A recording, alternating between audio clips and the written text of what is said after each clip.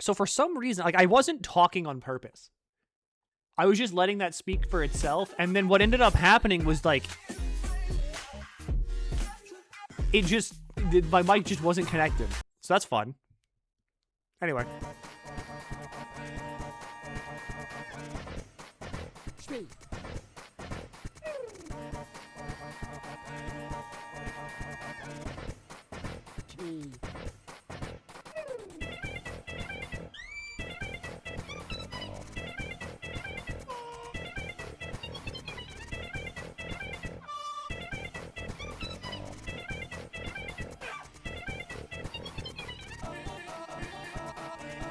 Deltarune and a Fortnite, so, you know, we do need to have this here.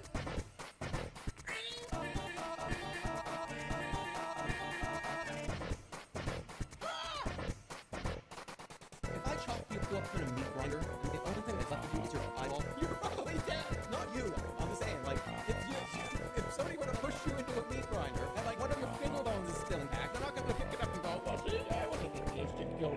If I chop you up in a meat grinder, the only thing that's left of you is your eyeball. You're probably dead. Not you. I'm just saying, like, if somebody were to push you into a meat grinder and like one of your finger bones is still intact, they're not gonna pick it up and go, well, see, I'm gonna shoot you. That's a bride in the stock room. E.G.O. Whatever. Hi. There's 30 seconds left on the fucking advertisements. So, hi. Why'd you all give me so much money? Too many people clicked a button.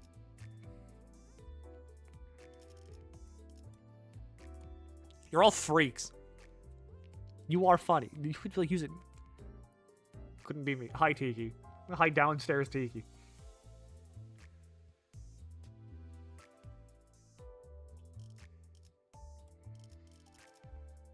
Is that German? Yes. How's it been? It's been quite literally like a fucking week. Not even downstairs. Hi from the other room, Tiki.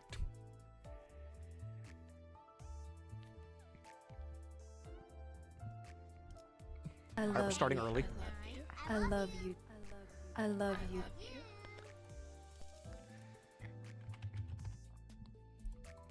Hello, though. It has been quite literally one entire week. I am a freak. You wrote smut. That's good. Live your best freak life. My legs are sore from waging war. How many points should I do? All of them? All the time? You should always go all in. If you don't go all in, you're literally a coward.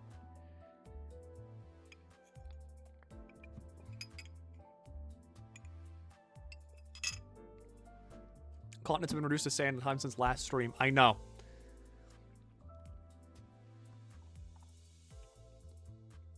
The thing is that ever since Tiki came over here, that rat bastard, we've been very busy all the time. It's been a lot of buying things for the new apartment. It's been a lot of going shopping for groceries. It's been a lot of throwing away old things that we no longer need. It's been a lot of moving things that we need to move down to the bottom apartment. I don't like that. I don't like the fact that you can do the strangling emote now, because I know for a fact you could just fucking come in here and beat the shit out of me.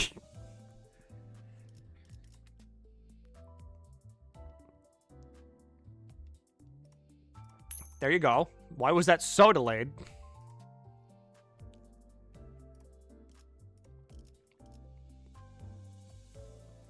But hi, hello, greetings, guten tag, ni hao, konnichiwa.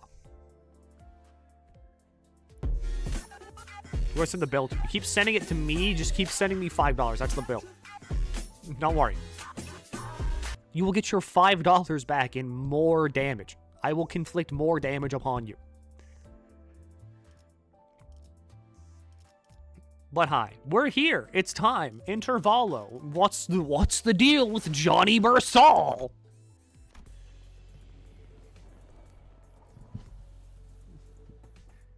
It's time for a Mnestic Experience. Mnestic Experience? I'm pretty sure it's Mnestic.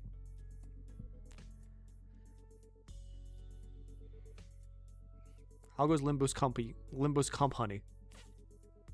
We're gonna figure out what his deal is. Probably. Maybe. A little bit. But also, Bamboo Headed Kim's back.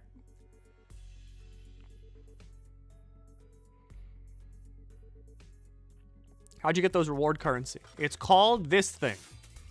Speaking of which.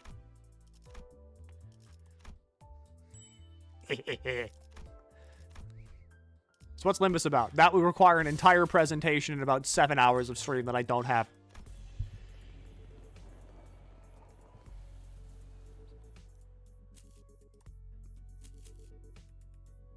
Can I... There we go. The bus. Are we all ready? Did you do the Intervallo pack? I hope not. I did. I've seen the final boss already. I think that's the final boss. I don't know.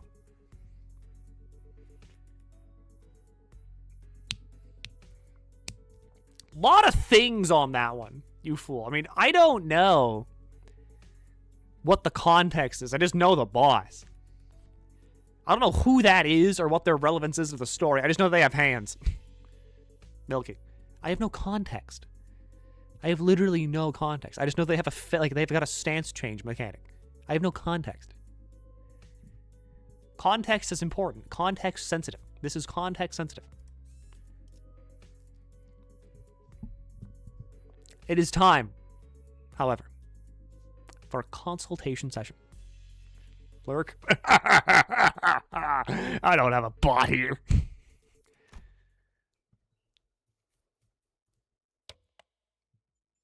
No, wait. For this one, we should go about it like...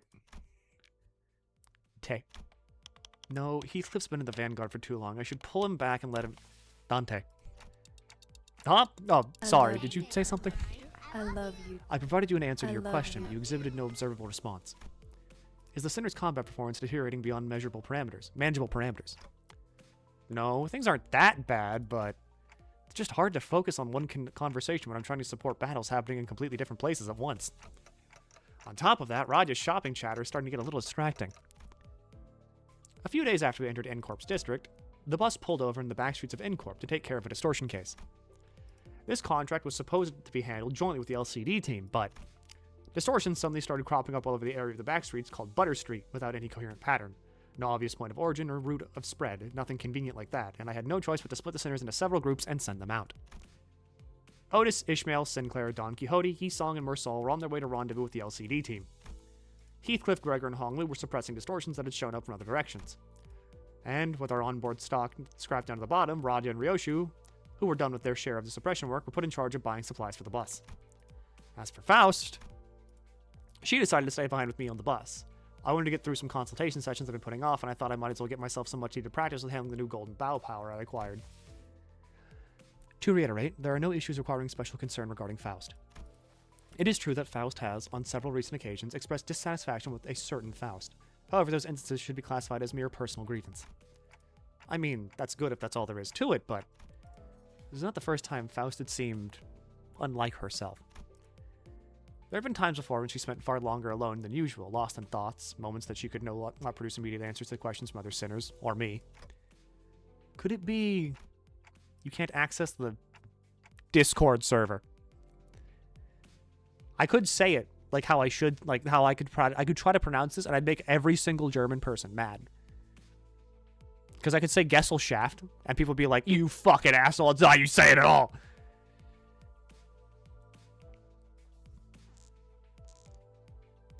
May I ask for your basis for that inference? Because you're acting a lot like you did back on the warp train. It appears there remain occasions on which you're still capable of surprising Faust, Dante.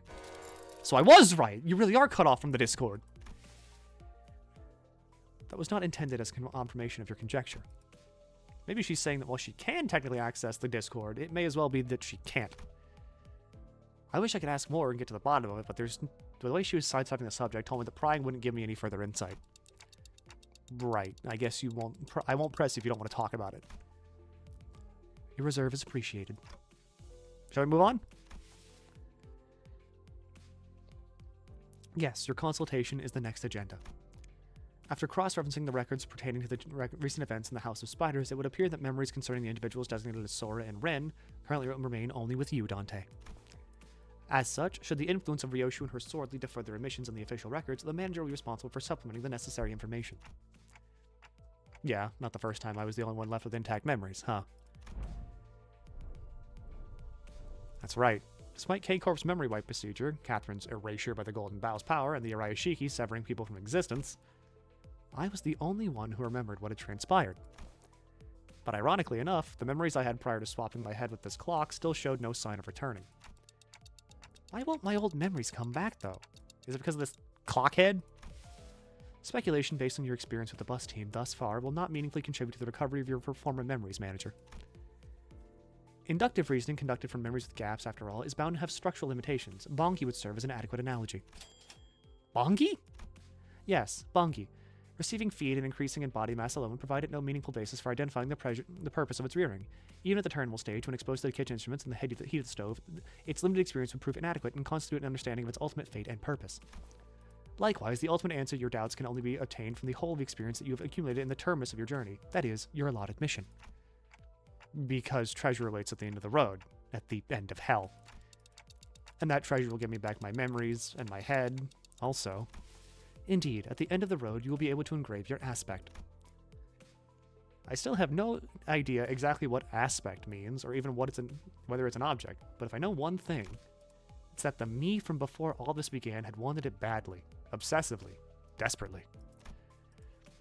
It's more like instinctive knowledge, but with my memories gone, that feeling, however strong it is, does not change the fact that it's just another word with no discernible mental image. And you're not going to tell me what it is exactly, are you? The aspect. What it means, or why I wanted it so much. If it remains a piece of information that must be disclosed to you, then no. I am unable to tell you. Pay it no mind. You're still following your star acceptably. Please concentrate on the journey. More importantly, have you grown accustomed to that incomplete power? Current observations suggest you have yet to arrive at the level. Well, I've gotten pretty used to focusing on one place at a time, but keeping track of several places at once is still a bit rough. Otis's team is doing well with combat, even without my direct supervision, and Radya's team is shopping and not engaged in battle at the moment. Taking my mind off them would prove much easier. But that wouldn't give me the much-needed practice, so I'm doing my best to keep an eye on every center status. Sufficient familiarity should result in substantial tactical value. You should be able to cast a wider net when information gathering and employ previously unavailable tactical patterns. Right, and I'd also be able to tell when it's a bad time to call someone in, too. Even as I continue talking with Faust, I make sure not to stop observing the places where each group is and what they're doing. Yep, pulling Heathcliff to the rear was the right call. I don't see any injuries. His team's still doing pretty well, even without my directions. As for Radya, wait, did she just stuff all the pastries and bread she bought into her pockets? How'd she manage that with a huge baguette? In Otis's group, let's see. Looks like they joined up with the LCD team without any issues. LCD. And that guy over there must be... Hang on. Faust, there's a dude I've seen before, but he seems a bit, different from what I remember. Could you specify the issue? I'm monitoring the situation right now. We should probably join up with them, too. Let's end the consultation here. This is rather precipitous, Dante. If the incident is of serious nature, perhaps a request for support from the LCC. No, it's not an incident. Well, I wouldn't say it's not serious. Hey, Milky, you're alive. Yep, I fucking am. Yep. Yeah, it's been a fucking week. It's been a week. We get busy again on Sunday, because I think that's whenever we're going to start painting. And then after that, there's like Monday, Tuesday, and then Wednesday. And then like Wednesday, I'm back in the States. How you doing? My fucking legs hurt, dude. My legs have been like in pain. My feet hurt. I didn't know my feet could hurt from just walking. That Nintendo Direct, huh? That fucking Nintendo Direct, huh? That goddamn Nintendo Direct. Is moving time soon? Moving time is like now. Technically. Paper cup. I'm not moving to Germany yet. We are moving things into the middle apartment where we're like living. So we've gone out and like bought a lot of stuff. The kitchen is now very well stocked. It just kind of looks like shit because that's going to need like entire renovations. We need to paint the living room. And then once we paint the living room, then we're going to get furniture for the living room. Then we can get the living room done. Because we're going to be taking it one room at a time and renovating them. Preparation period. Preparation period's good to put it, because like Shen just like before the reason I was late to stream is because Shen just got back from going to like a garden store and like buying gardening supplies for like out back.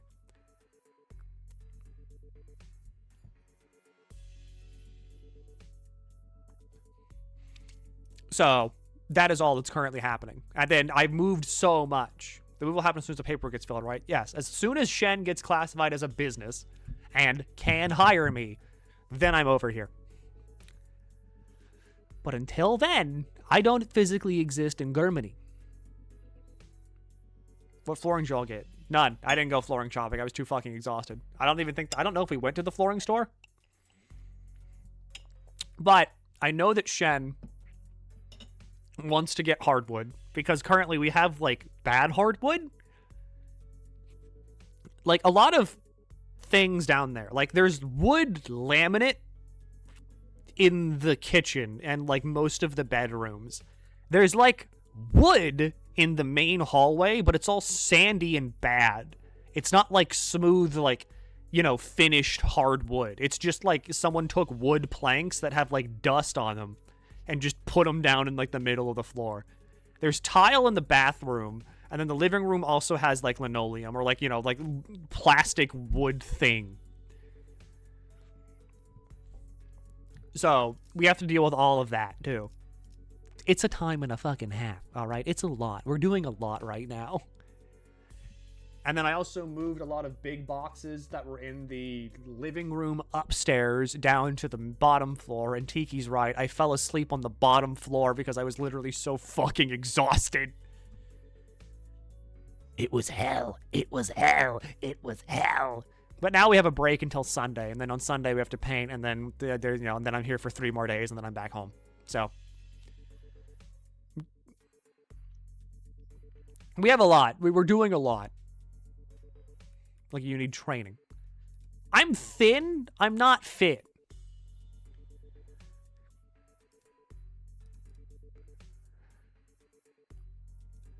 Which is my issue. And Tiki will die if they stop moving.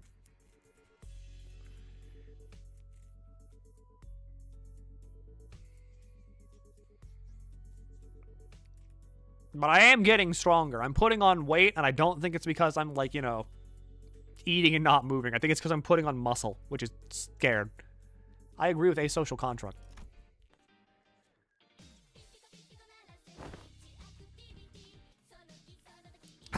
This is going from bad to worse, really. Dante seems to be tied up helping the other groups.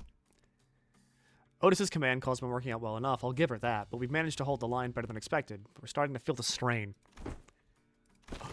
Why are you waving your hand? Harm and hand signals? What signals? What's swinging the arm sideways even supposed to mean? You don't know? It's scatter, damn it, so scatter! That was close. We almost got flattened. Damn it, even rookies with nothing but more rudimentary of military training would recognize a hand signal that basic. Well, we're not all trained soldiers here, are we? Verily, the flourish of a single hand doth indeed make boast of a chivalric elegance. Yet when thou suddenly wavest thine arm around, clenching and unclenching thy hand that mystical fashion, only to suddenly turn tail, forsooth I am left bereft of understanding what thou meanest to say. To think that of all the personnel in the team, only the Swabi has the discipline to interpret a basic field signal. I only picked up during my sailing days, and realistically speaking, did you really expect ordinary people like the others to understand professional military signals? This is unacceptable. After all the operations of all of you have been deployed on under my lead, you're still ignorant when it comes to nonverbal signals. I don't even think Dante would know what those signals mean. Yep, I might as well be splitting hairs, literally. Let us appease our agitated hearts and follow Miss Otis's instructions. We should disperse and withdraw. Hi, Ezra. Megatron landed! Hey, pretty cool, huh? Let's face it, I want to make one heck of an entrance. Are you supposed to be cleaning up the distortions upstairs? Oh, finito a million years ago. You guys were taking forever, so I figured I'd take a peek and lend a hand. You're welcome. Split by your thundering descent, the floor's form and shape are now crushed beyond mending, sunken deep enough to be likened to that immense incipus of a wellspring. Don't you worry your head about it. That's what the after team's here to take care of. Anyway, that should be all of them, right? The force of your landing neutralized the last of the distortions outside the building. Great! Can you check on the distortion peeps' faces and clothes? Their faces are all segmented. Makes my skin crawl. Not a pleasant sight. As for their attire. This one appeared to be a sweeper, and that one yonder bears the attire of an ordinary fixer. And this distortion I landed on, probably just a local resident, judging by the clothes. Did you happen to see anything nearby with a big pop and flash? Nay, not once. Okie dokie. You know what? Then let's all head upstairs. This suppression request is kind of a pain. We'll need to put together a nice, neat plan before we start poking it too hard. A plan, sayest thou? How was this not a mere Dawn. Was this not a mere matter of slaying distortions where they stand? Huh? Wait, did nobody brief you? This has often been the structure of our assignments. We are given instructions, we perform them, and only afterwards do we begin to perceive the nature and contour of the task which we have committed to our hands. Really? Well, I guess every department has their own way of doing things. No big deal. I'll explain everything once we're upstairs. Oh, by the way, you didn't get to meet the whole team, did you, last time? Or only our new girl. This time, that dude, I mean, Mr. Bamboo-Headed Kim's also here, so... Huh? He's okay now? Sure he is. You'd be surprised once you see just how okay he is now. But last time you said he was still under treatment. To be precise, I believe Miss Ongdu stated that his mind is yet to regain its former tranquility. That? You'll get it once you see him. I feel like we'll just end up having the same conversation twice if I say anything about it now.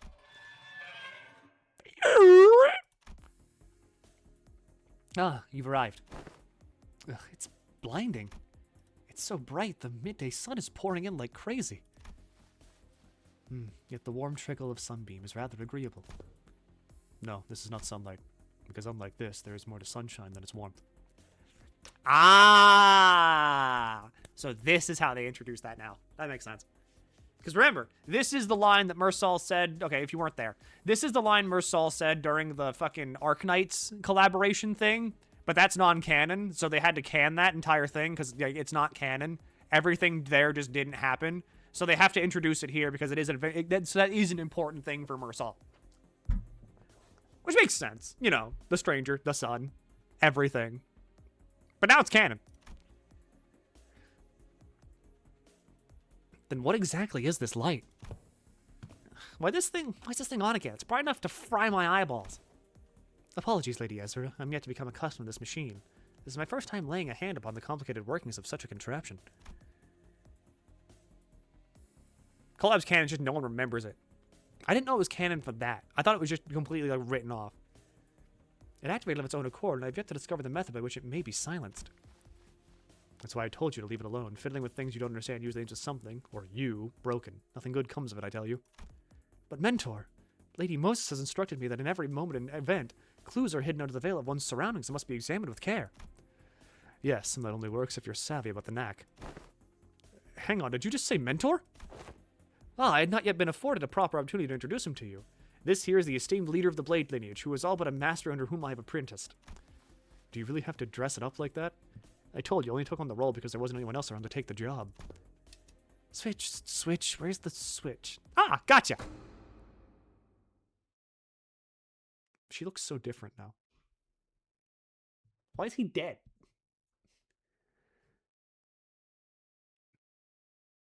Why does she look like that?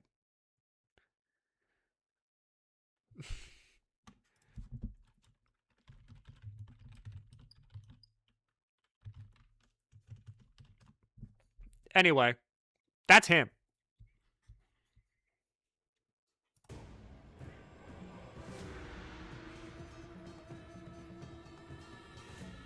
That's him. That's him. He's him.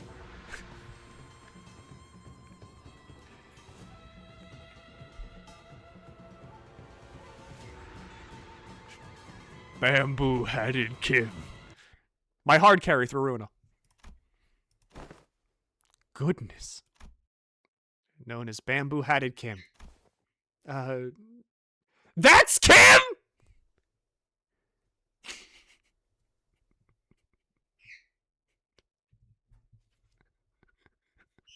Who's the other person? Yeah, that's me. Guess I should say pleased to meet you, folks. Who the fuck is... That's a mannequin. That's just holding his fucking stuff up.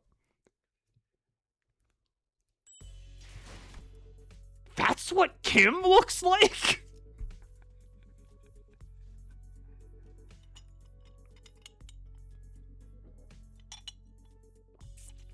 My fucking god. I gotta admit, though, he does look nice.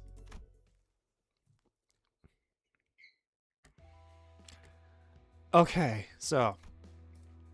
More often than not, first impressions are prone to change.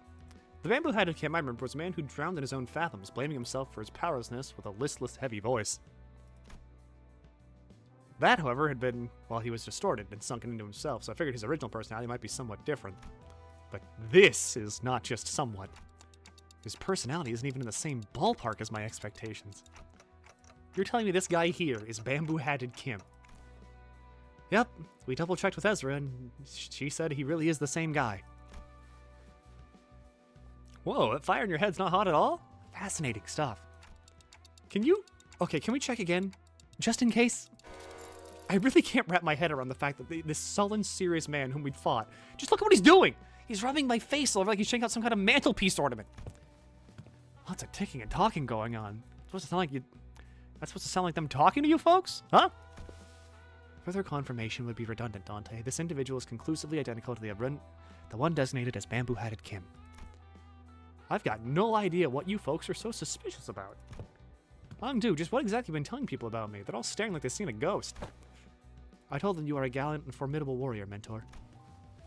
But they don't look like they've heard the most flattering things about me. There, don't you hear it? The faint undercurrent of disappointment in the ticking. I also told them that you are a man of few words, but with much affection for the followers under your command. Hongdu. Yes, Mentor? That's a complete and utter lie. Man of few words is definitely not something you can say about a guy who's as talkative as me, don't you think?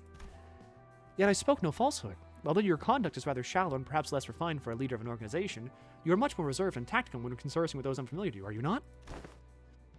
No matter who one may be, when one is bound to inspire either approval or disapproval from those around him. So I refrain from mentoring any truth that might invite the latter. To even hint at anything that might tarnish the reputation of my master would not be unlike spitting on his name, and mine by extension. I simply had no reason to put on airs in front of my own folks. In any case, oh, so you can't see anything if I block this part, hmm? Do tell, how many fingers am I holding up? Those are not my eyes, you know. Your own folks, huh? When you already have acknowledged and accepted that you now belong to Limbus Company. Why dost thou not pay a visit to LCE? Verily, when one's mind is plagued by the absence of tranquility, venturing forth into the open air and touchable field... touch grass! A touchable field of grass cleareth the storm of the heart. An asset of the company is expected to act like that in the company's interest, yet for whatever reason, I don't see you fighting the field of battle during Operation Spider-Pyre. You will have to account for your absence in the mission. Otis addresses Kim as though she was concluding a formal investigation, every word flat and hard. It was obvious she was not about to let her guard down anytime soon. What mission? Oh, that one! Kim finally seemed inclined to assume a more serious disposition. He stopped peering into my face and turned toward Otis, although his hand was still on my head. Alright, clearly there's some disconnecting the expectations here. Listen here, you. I'm really not all that about hard, bothersome work. Get what I mean? The real disconnect was between his stoic expression and the words coming out of his mouth. What? So let's talk about the kind of fellow I am. Meet the resident layabout who's forced to do his job. With a frown, too, I might add. Only when he's got absolutely no other choice. I'm really not about some big shot Ong who's apparently been promoting me as, folks. And I'd very much like to stop getting roped into stuff that keeps putting my life on the line.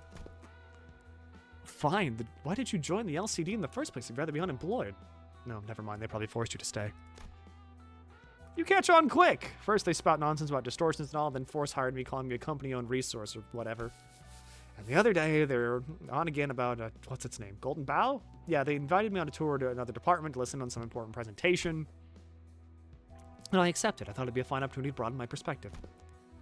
Hongdu, dear, there are times when your commitment to duty shines brighter than the sun. I find that attitude so dazzling I have to squint when I'm looking at you. Who knows? Maybe that's why I'm wearing this bamboo hat, to shade my eyes from your utter brilliance. Do you mean to say that you are in need of a shield to protect your eyes? Lady Ezra, might I submit a request for a pair of sunglasses for my mentor? Only if it's not too much of an imposition on the budget, that is. Nice face, dude. That That right there. That's what I'm telling you not to do. You can't just say yes to every silly thing he says and turn it into a supply request. Small expenses add up to a lot, you know? You gotta save everything you can in the piggy bank, but you still can. We're in the broke. He's going through agony in the background. He's going through agony back there. Is there truly no room for reconsideration? No means no. Then pray, make the purchase for me. I shall cover the cost myself. No kid. Wait, what? My poor mentor is in a state of great discomfort. Yet I possess neither the wisdom nor the knowledge to navigate the silver tongue of merchants in the maze of stalls to look at the very best item. So I must beg this favor of you. You're giving me a freaking headache, girl. I am aware that you and yours are no strangers to dealings. There is no one else I can trust to complete such a procurement with the swiftness of the wind. You know what? Never mind, I said. I'll get you what you want. You heard the gentle lady, mentor. Your suffering shall soon be alleviated. Right. My apologies for interrupting you mid-conversation. Pray continue. You had reached the part where they invited you to tour another department. No sooner than Ongdu's words left her lips than her eyes glinted with something I could really put my finger on. But it was a strange intensity that sent a chill down my spine. Yeah, so that day, I was just gonna relax here and watch some TV. Well, good on you for showing up to work today, I guess? Let's say there's a debt to be repaid. At least you understand that we are indeed indebted to the company. Yeah, I suppose I do. Kim's gaze lingered on Ongdu's prosthetic arms as he answered. Oh, Miss Ongdu, your arms! Only after following Kim's gaze did Sinclair seem to notice Ongdu's brand new prosthetic arms. Sinclair, this is the time to beat the allegations. You're not racist. You're not racist, right? You're not like this. Like, you're not racist, right?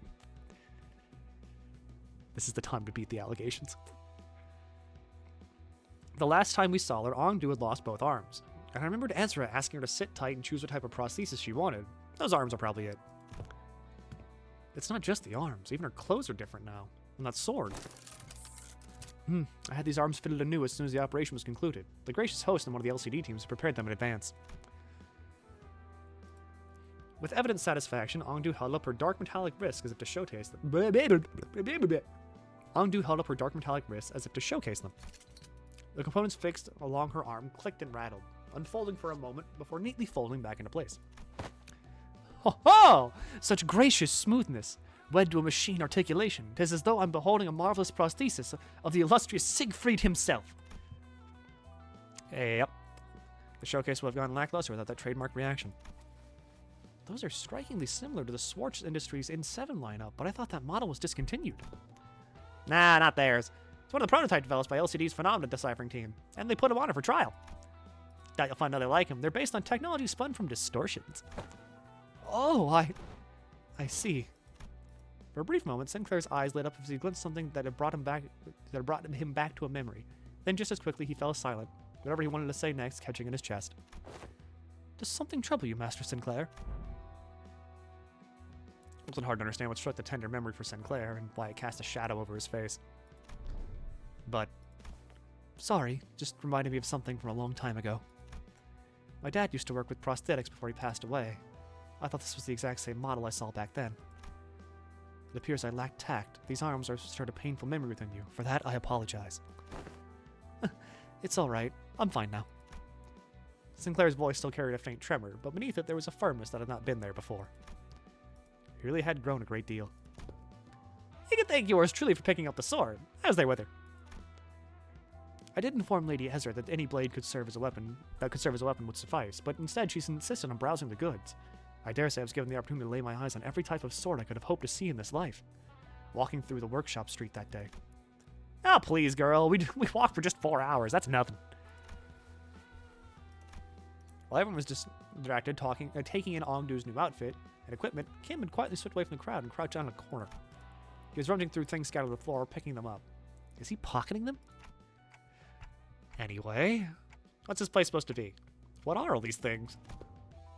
It's basically a wreck now, but there are strobes and that cloth back there over it. Maybe it used to be a photo studio? Huh, that would explain why there are so many photos stuck around the place. Probably? This thing definitely looks like a camera, at least. Sinclair picked up a small cylindrical object and turned it over his hand, studying it with curiosity. What do you suppose this is? A battery, maybe? Oh, there's some kind of strip inside. Let me just pull it out. No, that's... Otis shouted a sharp warning at Sinclair as if she'd realized something. But Mersal's hand shot out before she could even finish, clasping over Sinclair's wrist before the strip could be pulled out. What did I do? Exposure to sunlight damages these objects. I already pulled that little bit out, though. It can be rewound. Carefully rotate the ridge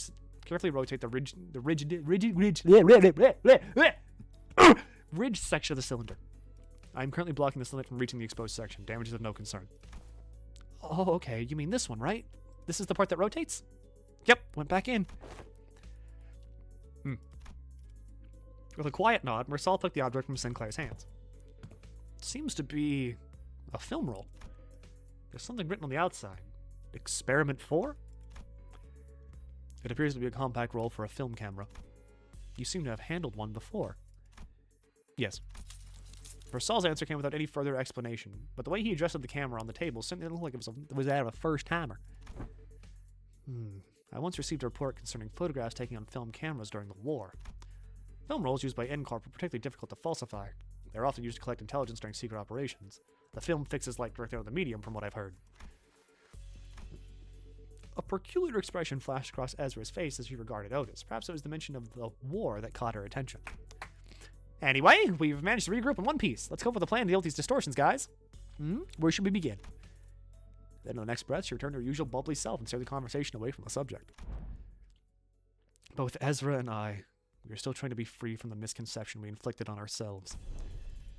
For all her unfailingly perky disposition, Ezra, too, may be carrying traumatic memories every bit as devastating as Gregor's. Does there yet aught remain deserving illumination? Yeah, wait, you're right. Haven't we cleaned up the distortion already? I couldn't feel any more traces of distortions nearby. It didn't seem like any of the other centers teams elsewhere were actively engaged in battle at the moment either. Dante is asking whether distortion suppression has not, in fact, already been concluded. Oh, not yet. These people were fought just now. That only got caught up in the distortion. They didn't actually distort themselves. We haven't even gotten close to the distortion's inflection point yet. Inflection point? Anywho, finding an inflection point without the team leader around is going to take some time. Maybe it won't be too bad with your help. Ezra swept her eyes around the room with a look of frustration, as though she'd just been handed a puzzle box without the puzzle pieces missing. Me read out loud. Me no word. Me caveman. Me see shadow on wall. Me believe life. By inflection point, you're referring to the point on a graph in which the directionality of its curvature changes. Calling to mind the present context, it may less be a mathematical term and more of a specialized polyseme. Polyseme? Polysemy? Polysemy? I hate you. Love you. Referring to the point at which distortion occurs, the motive intent, or indeed the point at which inflection of the mind occurs. Why did you give a sub to Porky Pig? Wait, I know why. Fuck you!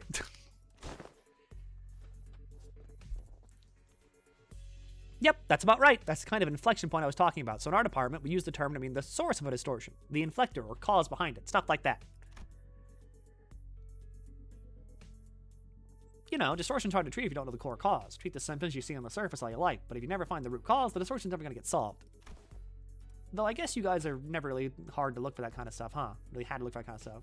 Your boss's clock opens a door in their fathoms or whatever, right? You mean Dungeon of the Fathoms? Yep, that's the one.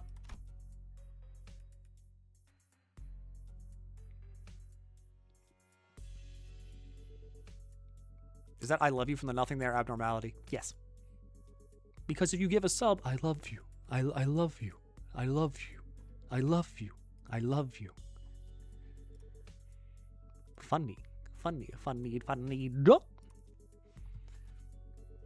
where we're standing, distortions are really high maintenance, time-consuming headaches. It's one thing to somehow manage to locate the inflection point, but curing it's another thing. But you guys can just march straight into someone's heart, knock the snot out of everything in there, and then ta-da! Patient ready for discharge. That's how it works, right? I'm not gonna lie. I was so jealous when I heard about it, I almost bit my sleeve off. Fair Surely I had thought your team would set about resolving distortions once the foe was vanquished, as we are wont to do. Was that not so? Of course not. Why didn't come to us with the distortion suppression? Why would anyone come to us with the distortion suppression request if it was that simple in the first place? But yeah, most of the time, peeps try to brute force approach, try to do it first, and when things go south, they send requests to the company or to our detective's office. That means the client this time must have been bingo. Apparently, the residents of Butter Street all chipped in to commission all kinds of agencies like the ZWI and the combat specialized fixer offices, but none of them could actually do the right thing, do things right. And the job got passed on to us. Meaning the distortion phenomenon, or this kind of I forgot how to say photograph is still occurring unchecked somewhere on these streets. Exactly. That's why we gotta find something, anything that might connect a clue. Ezra gazed down at people lying on the floor with complicated expression. Neat, ash gray suits and the logo on the collar of the uniform and briefcases.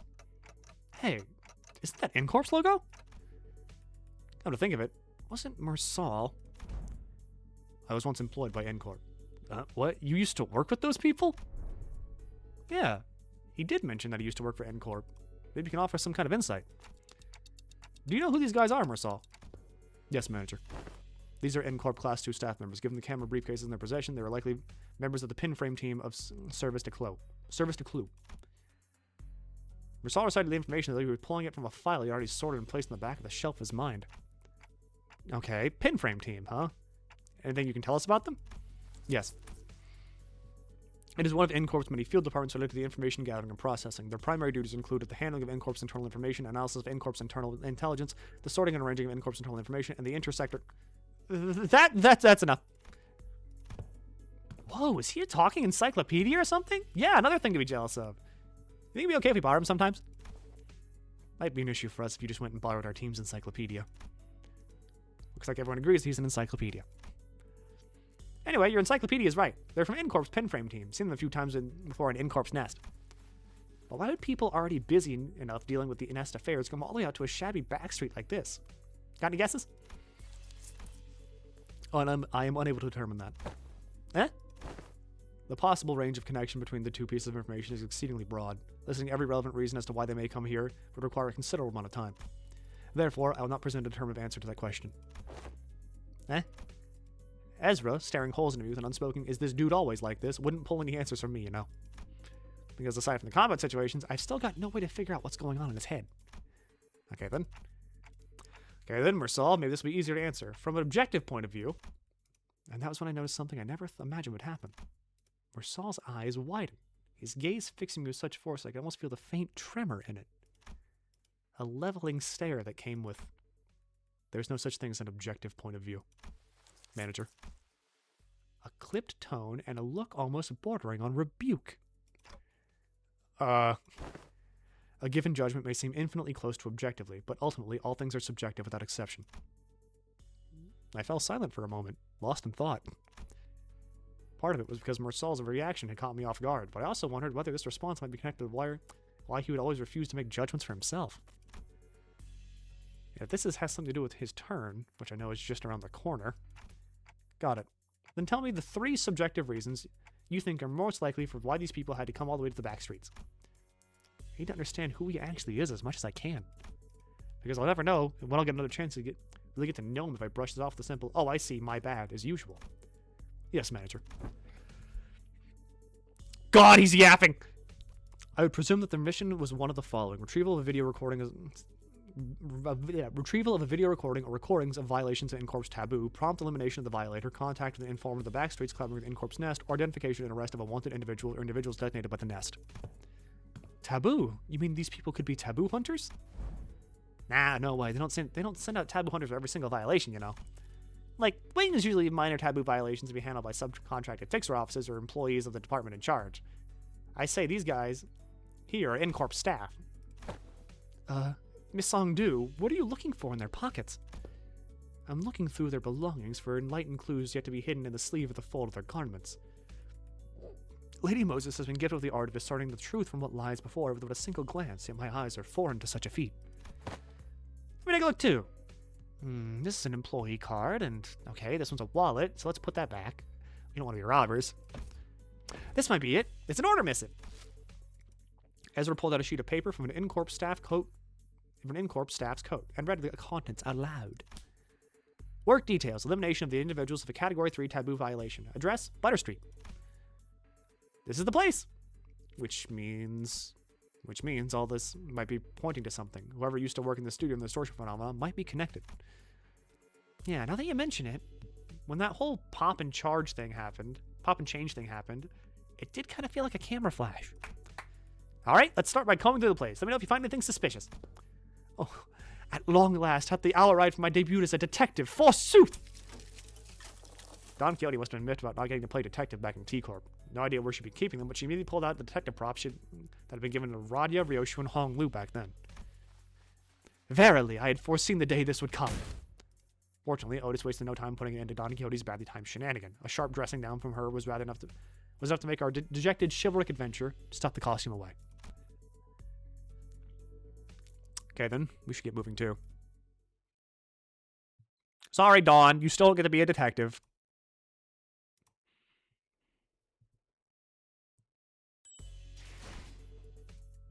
It's time to get in a fucking fight. Yeah, I've seen these people. Because, again, I picked the Mirror Dungeon pack. Here we fucking go again.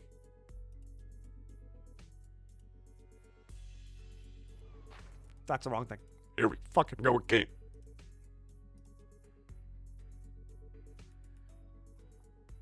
What do I have for you?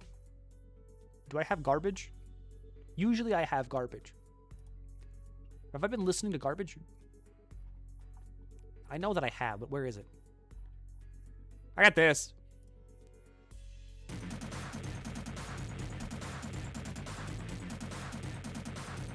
We should skin you alive.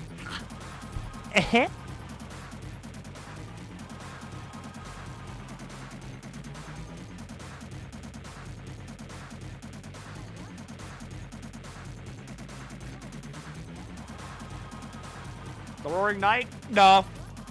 Different.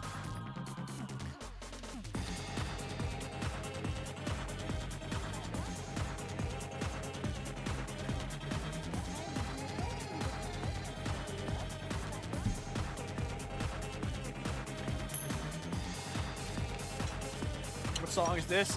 Black Knife, the UK version.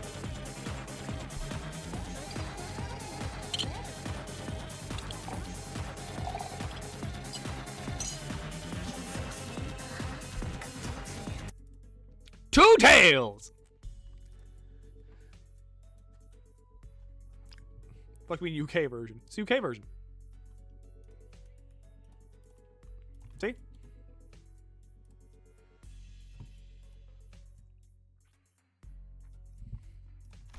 Alright. What the hell's going on?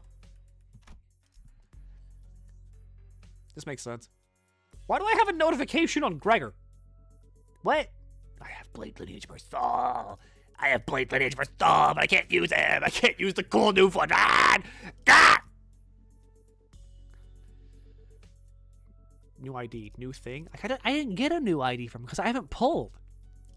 Pull for my E.G.Os. I'm going to dispense the E.G.Os. So this is the House of Spiders team, which means I don't need you. We should go poise.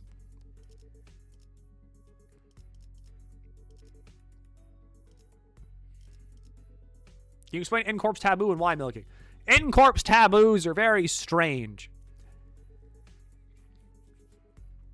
Because of the fact that, like, you can't take a photo and you can't do a thing. What is it? You can't take a photo or a video. That is a very big taboo in in-corp. You cannot take a photo or video of, like, literally anything. For reasons. Does anybody have new ish? Nobody has new ish mail. You can't record film. Photos are fine, no film. I thought it was both.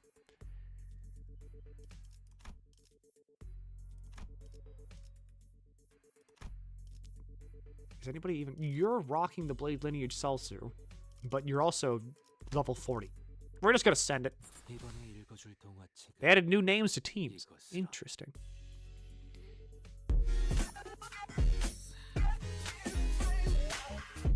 The reason's obvious or hand-wavy at the moment. For some reason, N-Corp does not let you record video.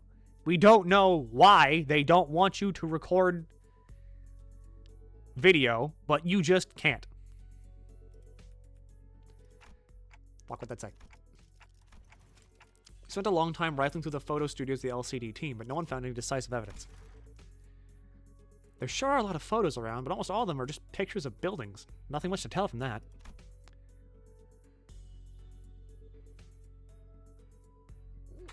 Looking back at the year back in Limbus. I'm playing Limbus because update. New update. Love update. Love whenever they update this video game. I'm still in the EU until Wednesday. Aside from the canister containing the film roll Sinclair picked up, there are no remaining items here that can count as a proper clue, Executive Manager. I've confirmed the rest are all empty plastic containers. Then it's probably best to check the contents of the film roll directly. Yes, Executive Manager. I will find a way to develop the film. Did you guys find any sort of photo development room or equipment nearby? Let's search a little more before we find out what's on the film roll. How long do we have until Mersal's Canto? I'm gonna say it's gonna, like, from how they're going. Okay, hi. Little pause real quick while Ongdu and Kim are on screen. From how it's looking and how it's shaping up, I'm going to say that, like, Walpurg is probably going to be, like, start of July. I can see Walpurg being, like, maybe the start of July, if not, like, end of June. I'm going to go with start of July, though. All of July, they'll be, like, you know, that'll probably have, Walpurg will probably go, the event will probably go the entirety of July. And then maybe, like, mid-August, then it's going to be like, okay, you have 2 standard fare IDs or something, and then Canto 10. My experience is going to be thumb to debate people into spending their lunacy before Walpurg. You are correct! I can send your friend request on Limbus if you want to try the new E.G.O for issue if you want. I don't care. I accept everybody's friend request on Limbus. I don't give a shit. We have a railway Bokgak maybe during this event. I think it's going to be during this event. Because they're going to use the thumb to bait people into rolling. That way people don't have Walpurg funds. Anyway. Mentor, what do you make of this object?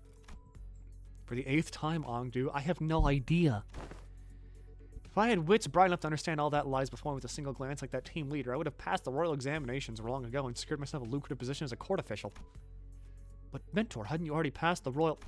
Once swung, a sword does not retrace its arc, Ongdu, so it is with life. There is no undoing what has already been cut.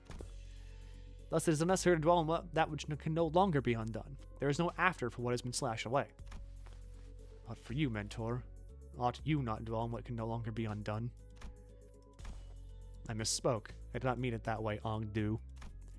I really meant to say that I do not wish to recall my past. I am aware. You have told me this much long ago. Whenever you were placed in position to retrace the past. Got Rain Song Heath Cardo. I tried Streamer. You should not roll! I'm gonna kill you! Mostly at the eateries where you filled your belly on unpaid tabs, and each time you brought down the stone wall before our house by your own unerring hand. Erring? Those are exactly the kind of things you should never forget. Ow! Look, my belly! I feel a stabbing pain in my belly.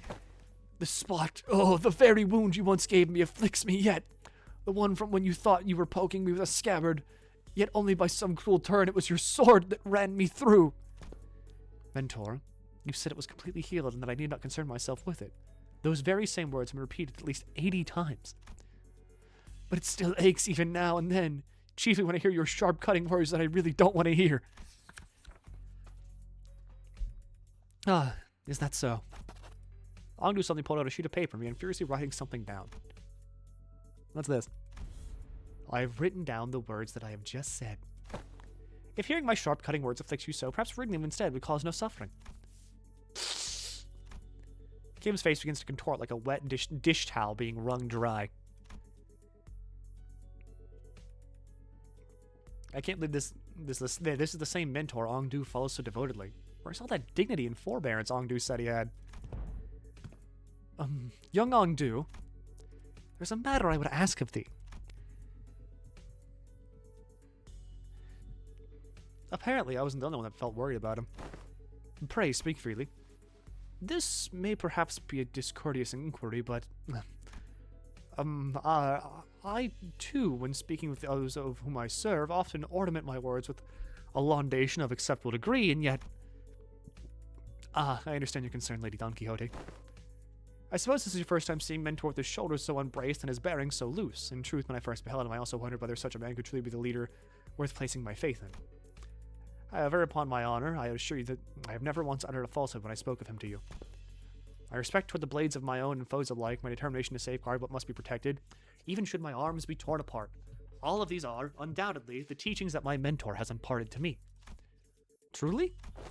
Why, if fortune should give the opportunity, you may witness Mentor's true self yourself someday. That is to say, if we let ourselves be carried by the currents of the river to arrive at such a chance. Longdu gave her prosthetic arm a casual sweep, smiling sincerely as though she truly believed every word she said. Then, leaning closer to Don Quixote, she whispered, Besides, unless I speak with this feigned stern ignorance, there'll be no end to his digging in the heels. I would ask for your trust, for all is aimed at his benefit. Forsooth! Thou too hast been burdened with the trials of serving your superior. So that's what it was. I get it now. Just as I was witnessing the budding of this peculiar bond of commiseration and camaraderie between our chivalric friends, the door leading outside was flung open with a loud slam. We were at the target location. It appears that the advance party has already been defeated. Wait, who are these people? Didn't they say there was only a single violator? Ah, crap. Looks like it's too late to talk our way out of this, whatever excuses we come up with. Oh boy, this is not going to go well. Same thing happened last time when we saw Incorp employees. I thought we had the wrong intel, and all of a sudden flash blinded my vision white, as though I had stared straight into a burst of searing light, so intense and bright it made my head swim. Yep, there was the same pop, and by vision blinded, the only thing I could make out was Ezra's soft murmur, until even that came to a stop as her breathing hushed. Oh. It didn't take long for me to realize what was happening. Seeing it again doesn't exactly warm the heart, wouldn't you say, Ongdu? Though S-Corp may indeed be passing through hard times, this alley was not so quite wretched in form, was it, Mentor? Is that right? Looks much the same to me. Ah, this place. Did we just get teleported to S-Corp? No, Dante. Though it generates a considerable sense of verisimilitude, this is... I think I know what this is. This is a presence. I haven't been able to detect it just now, but somehow it was now surrounding us, saturating every corner of this space where we stood. The dreary stone walls, trees bent and coiled in grotesque forms, the sheen of light, even the air we breathe, all of them point toward a single phenomenon. This is the depths of the fathoms. Fathoms are entirely out of distortion. There are completely different distortions where the Incorp employees were just a moment ago, Executive Manager. This is exactly it. This is what I was trying to explain. I love this. I love the photorealistic mouths and shit. That's cool. It's gross, but it's cool. Where Ezra pointed, the people in smart, neat suits had vanished, and in their place, figures clad in blood-stained dopo robes are approaching us, dragging their uneasy steps. Right, let's fight first and talk later. Ready, Ongdu? My blade is poised to strike, Lady Ezra. And... wait, where's the bamboo-hatted dude? I'm afraid he has already taken his leave. He said he had no desire to cross blades with the... Chunokuns, I think. Chunokuns. I think. Sounds right enough. Of S-Corp twice. Come on, man, not again! He's a repeat offender, that's for certain. Executive Manager. Wherever Kim's gone off to, this definitely isn't the time for you asking trivial questions. Right, let's do what Ezra says and get ready for battle. On your orders, Executive Manager. Men, prepare for battle! Alright, let's throw down by hitting win rate.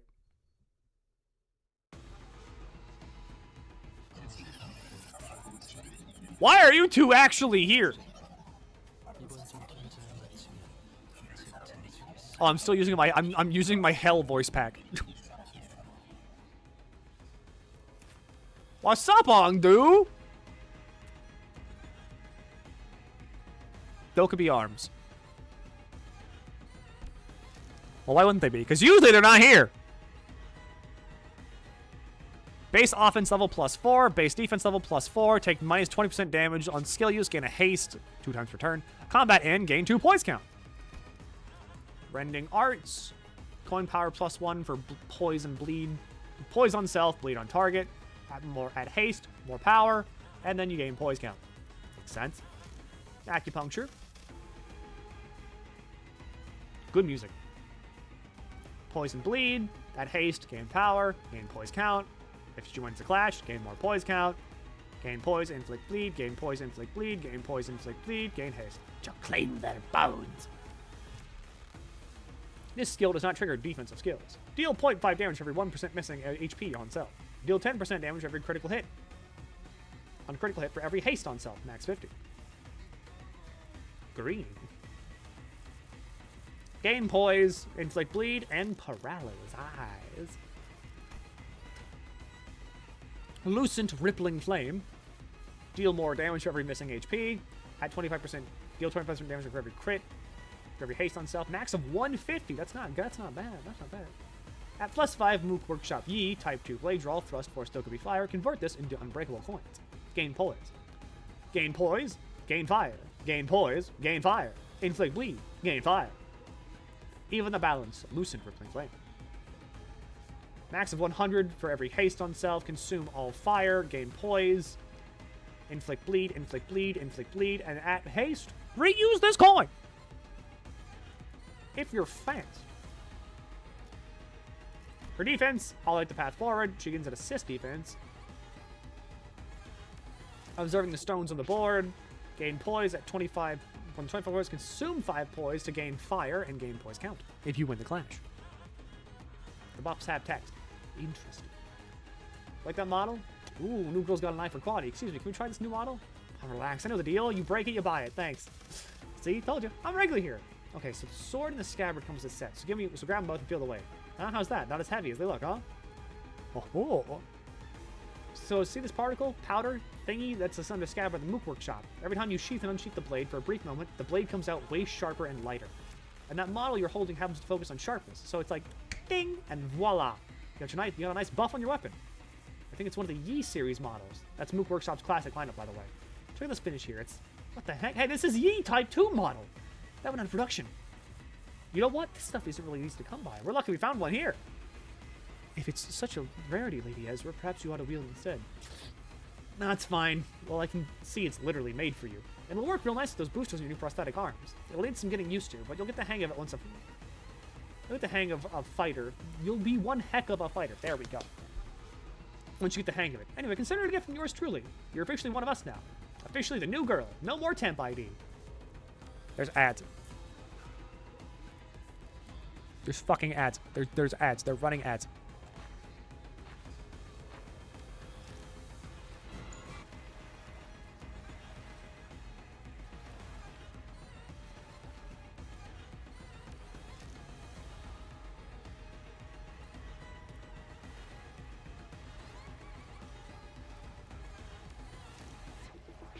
This quickly. I mean, I kind of fucked up. I didn't do ads at the top of the hour. Sorry. I fucked up. My bad, gang. Ad time.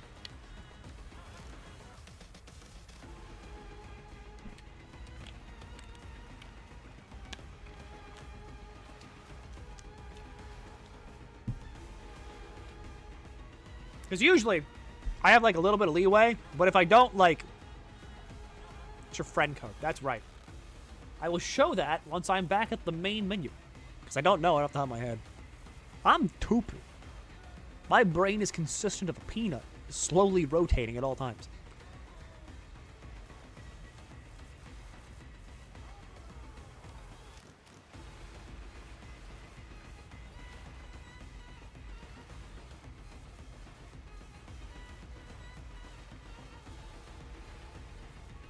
But it's like, thinking about it, I don't think we have anything left to do, really. We got a little bit of painting to do in, like, the main apartment. But honestly, I'm not sure how much of that I'm actually going to be able to get done. Because, you know, I leave on Wednesday. I hate ads. I love them.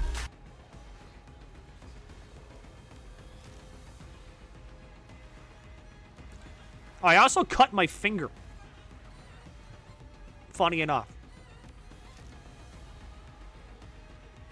Means one more milk stream next week. How? Okay, paper cut or cut. Mirror shard cut. On, like, mirror. So I guess glass? Whatever a mirror is. Why?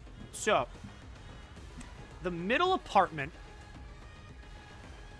has... They had like a giant clock on the wall. And the clock was like, the clock numbers and like intermediary parts were just kind of like, did it fall? No. Okay, so hang on. I have to like illustrate this. Freedom. Okay, good. I can do this. Hi. I have to do this real quick.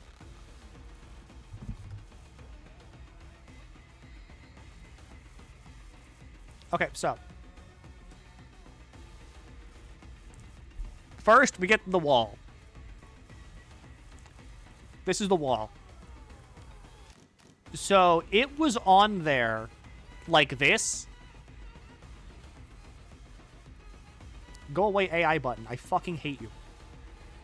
It was on there like, okay, 12, dot, dot, 1, dot, dot, like 2, dot, dot, 3, dot, dot, 4, you know, that thing. It was on there like this. With like a thing in the middle. This was like space in between everything. And then the hands were like this. These were like fixed to the wall with like adhesive. And we didn't want it on the wall. But they were kind of like really stuck to the wall. So, to pull them off, like I just started, like I used my hands, basically. And in using my hands to pull off the three like shattered whenever I was pulling it off. So like this broke whenever I was pulling it off, and in it breaking, whenever I was pulling it off, my hand went like directly over the like shard of the 3, and it cut like part of my thumb, but like I have like a really, not like a big gash, but like it's a noticeable cut in my pinky. Why not metal? I don't know. Everything they did with that middle apartment was not good. So I use alcohol spray to remove. I mean, Tiki was much smarter than I was, and they used like a paint scraper thing to get rid of it, which, you know, was infinitely better.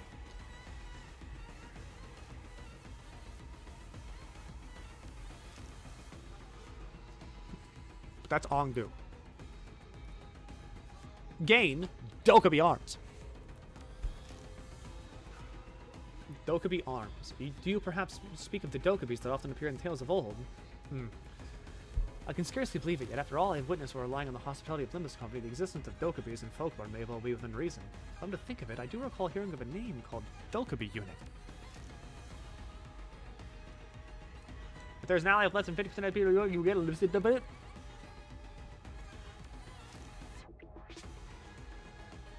Wearing gloves during construction repair work. I really should, but we didn't have any gloves, so this was just kind of like, you know, to get it off the wall, because we're gonna, you know, painting will be done. On the outside, it looks no different from the prosthesis you might find in other nests or backstreets, but apparently this particular prosthetic limb has been created using technology unique to Limbus Company. I wonder what that could be. Since the development of this prototype was led by the LCD department, I would assume it has something to do with the power of distortions. Well, it's not to say that I have any certainty regarding that matter. I was only in charge of transporting it, you see. It's simple speculation, really, but in any case, I doubt this is your average prosthetic limb meant for body enhancement. Demon Fire Spine Cleaver. Me when I have to name the sickest fucking move ever. Activate even the balance on the enemy once returned. On defensive skill clash, lose if this unit has +3 haste and this unit cannot be staggered from the... So if you lose your defensive skill, use to claim their bones.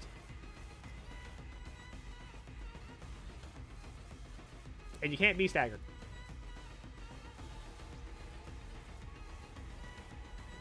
I don't think you finished reading Move Workshop. Remember that classic lineup day part? It's super durable. They're delicate parts that you should watch out for to break. Okay, you know what? Just let him break if it really comes to it. Just don't die on us. I shall take your words to heart to fart. Sword play of the homeland. When 3 or more other Blade Engineers are defeated, you get sword play of the homeland. Now, you. Dimension Bag, Alice Workshop. Everything in this workshop kicks off the acceleration with a bang. It's super punchy and satisfying.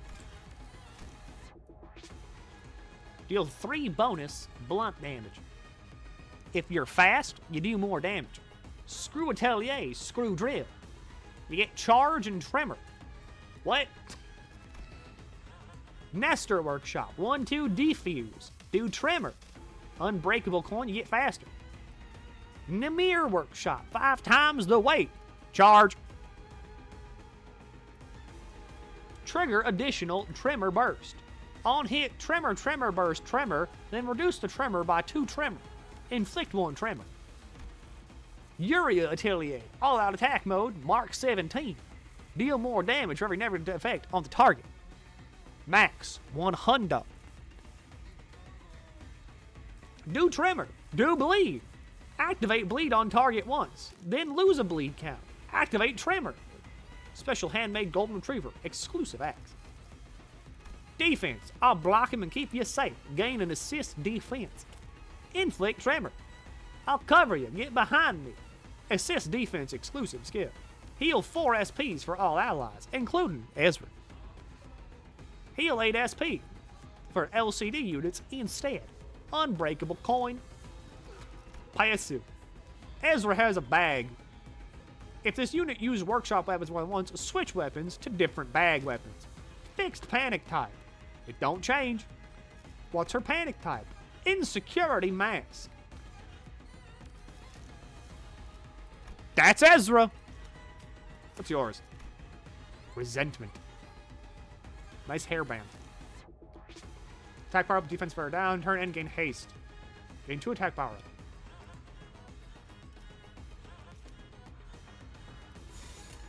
Okie dokie. Let's all have fun and do things. I've already read their stuff. I know what they do. Because I was like, haha, me read. Agents of the Royal Court, the Royal Censors generally operate alone, moving undercover to pursue those who dare break the taboos of the Sal Pipeo. Chunakuns, much like the fixer officers, form bands in their own ranks. Once an order of contract hunt down a brand is restored upon them, each brand hunts a mark that didn't prefer the band. Hunt for nobody knows no matter or dignity. To cover the eyes is not to blind. These fabrics created by Q-Corp Singularity are fashioned in many forms, such as blindfolds and headbands, commonly used throughout the East. It is not unusual to see fixers, employees, and corporate entities in the East covering their heads with faces of such products. The fabric serves the same function as sunglasses, visors, and other combat prosthetic eyes elsewhere in the city. They scan targets information in real time, augment the wearer's vision, and provide tactical analysis. At times, they can also serve as a means of communication with distant allies. And then there's a Vulcan wound. Jumbled memories! What, the Jersey accent is what I fell into. I can't help but notice, Marcel, you have a certain skill right now. You would fucking win all of these. Why do you hate? Now you're struggling! I hate you. You go there, you target that one. Let's all have fun fulfilling our prescript, shall we? Dawn and fucking whatever. Yi-Song, go there. If you're gonna be unopposed anyway, just, you know, just go hit your prescript target. Who are you targeting? Eh.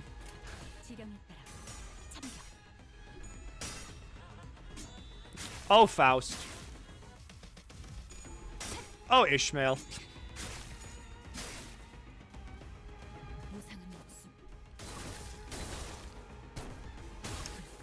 Let's try winning a clash. Bah!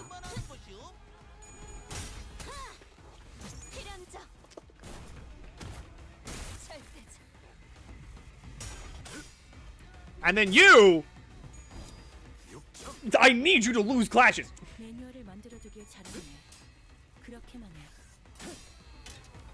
And then here's the poise demon. Yeah, that tracks.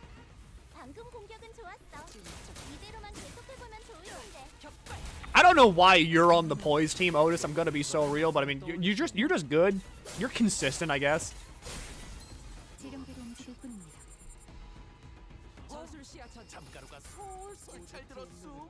All right, gang. Who's ready to do some pre-scripts, huh? Hit the button right as the strike lands, then BAM! Vibration goes nuts and magnifies the area of impact. It's alright once you get the hang of it.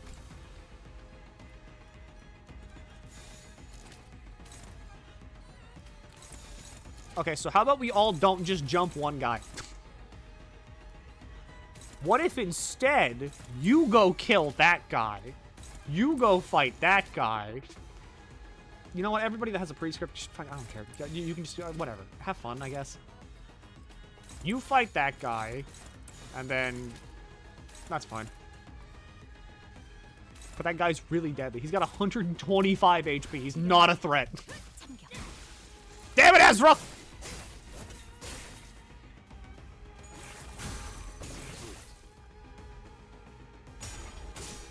Whatever, Mersal. Just have fun. What is your capstone gonna be, dude? Thank you, Poise Demon.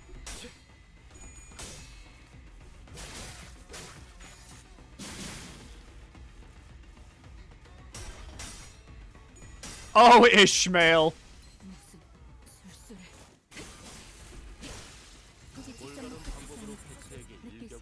One day life will be kind to you. This is not that day.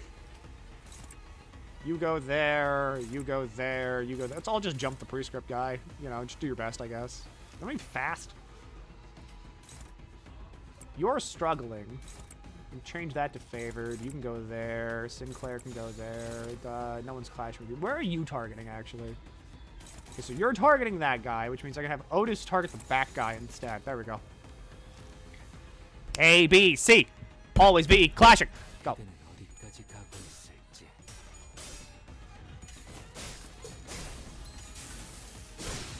Love to see Tremor built out more. I'm pretty sure it's gonna be Tremor. Or Bind, weirdly enough, because they're focusing on Bind right now. And Mersal's base E.G.O does do Bind.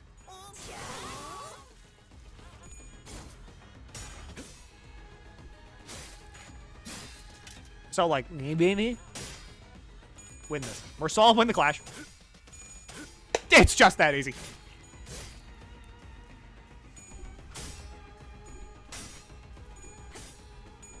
Thank you, Otis. Is that outside ID? Otis ID? I'm one away from missing the season. I really like her. She does a lot of damage. A lot of shocking damage, I would say. Like, she's good at what she wants to do, which is kill. You target that. We need someone to target the 4. You can do that. Ishmael, can you, like, win a clash for once in your life? You know, target that. Go. And go.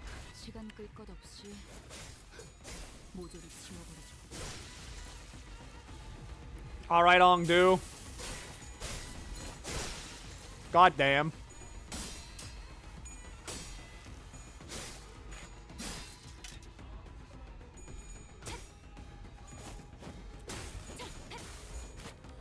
Finally, the Ishmael redemption arc.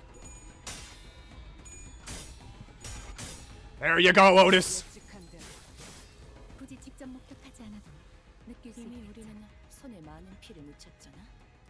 Okay, so we're going to target everybody. If you have an index pre-script, go fulfill it. Mersal, just kill that guy, I guess. Let's target that.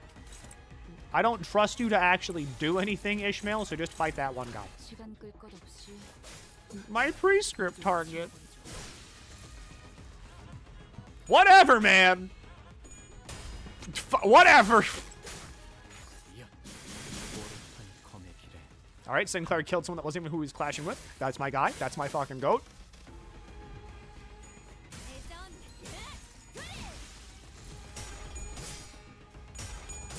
Get him, Mersal.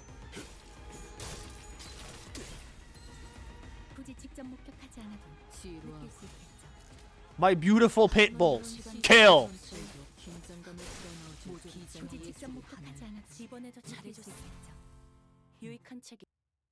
Was that a guitar? Was that a fucking guitar? What the fuck was that? Who just strummed an acoustic guitar? One of Ryoshu's announcer lines has her play a guitar. That explains it. Okay, that makes sense. That should be all of them. I've never heard that. Surveying the area with measured alert, Ongdu cast the blood from her sword with a few sharp flicks before sliding it back into its sheath. Huh, they're not charging back. Doesn't look like beating up the distorted ones reverts them immediately this time around.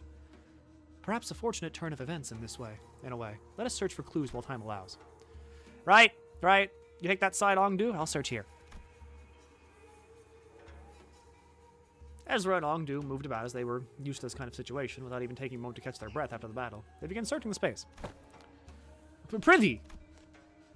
Don Quixote was the first one to voice her doubt in the surreal, unfamiliar situation we found ourselves in. It's not Don or Sancho, it's both.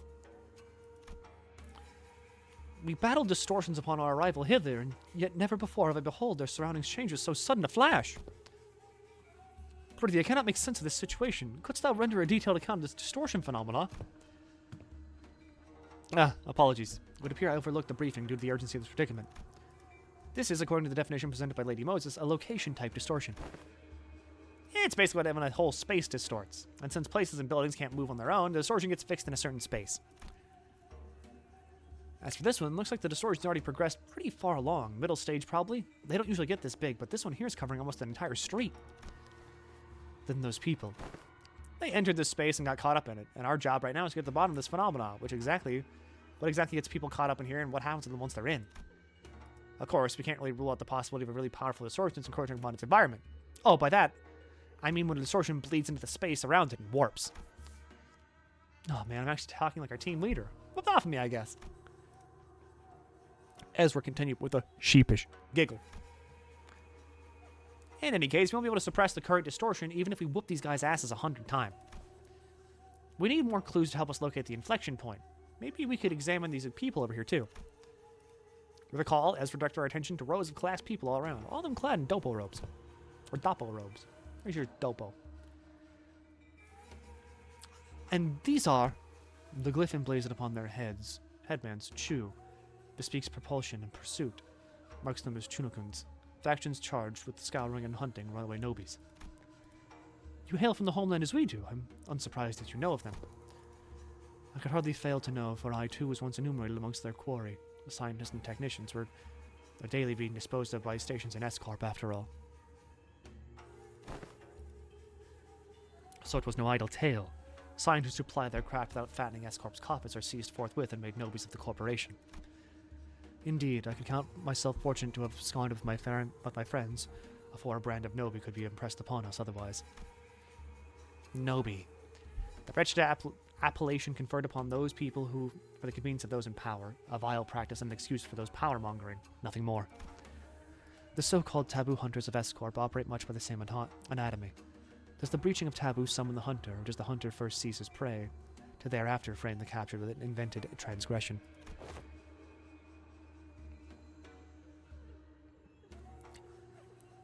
If the powerful desire to chase a man down, to take possession of his very being and keep him caged, then they need only decree that he should bear the lot of a Nobi, such as what S-Corp has become today.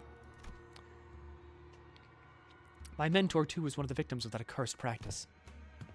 Then could these people have been sent out to capture your mentor, for Yi-Song? Or me, perhaps, or none of us? You mean to say that they may be conceptual forms of Chunokuns generated by the distortion? That is a plausible conjecture. We're getting nowhere with this clue hunting. With a heavy sigh, Otis pressed her fingers against her brow as if her head were starting to pound in frustration.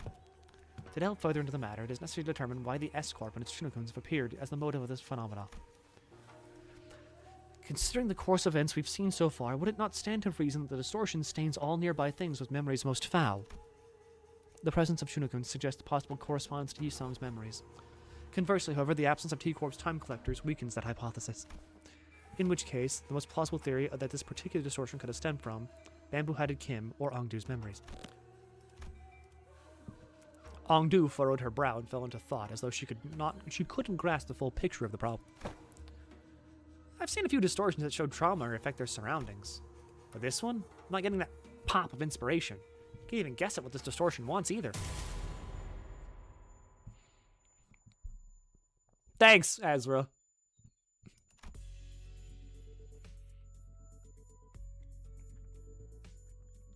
A white flash of life suddenly drowned my vision again, and Ezra clutched her head as she cried out with annoyance. Only Team Leader was here, cracking this would be a piece of cake. And we're back. I've been forwarding out the announcer I wanted. Well, at least you got the announcer. I will not be rolling, because Walpurg is soon. I will not be made a fool of. All for Walpurg. And we're back. So this is why you kept asking whether we'd seen anything bursting with a pop. The N-Corp employees must have it rough too, getting dragged into the distortion like this. I mean, what else were we supposed to do? It was self-defense. They were about to attack us. I have 200 rolls locked and loaded. That means you get one guaranteed thing. That's what we love to fucking see. I suppose finding the root cause and taking care of it would be the fastest way forward. Let's just do what we can for now. Okay, first we need to develop the film found here. We'll head to the nearest darkroom and... Nah, actually, let's drag that slippery hat-wearing Colt back here and get him talking with the Chunikins. That's probably our best bet. Every time we take a job, that sack just slips off without telling anyone! As one part of me watched Ezra stamp her feet in frustration, I was also carefully following Heathcliff's team to the other part of my vision. Oh, I think I can help with that. Have you located him? Huh? What? Boss Clock found something? Yep. Down where Bamboo Headed Kim is right now. Yeah? I have 41k lunacy and 40 tickets. I have a lot of shards and cases. I'm fine. The thing is, though, is that I'm always worried because we can never dispense current Walpurg IDs, which is why I'm always like, I need to save up as much as I fucking can. I have 8 tickets though. I need to get more tickets.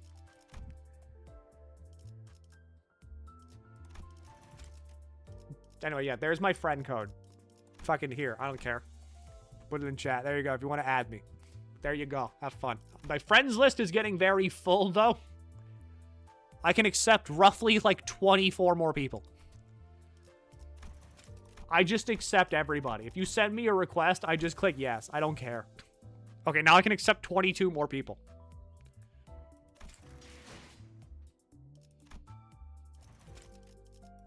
Wow. House of Spiders. Wow. Fuck. Wow. Wow. Wow. House of Spiders.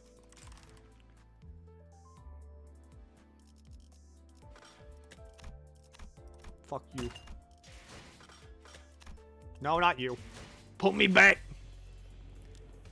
Have you not finished the railway? Nah, I'm on the rock, paper, scissors fight.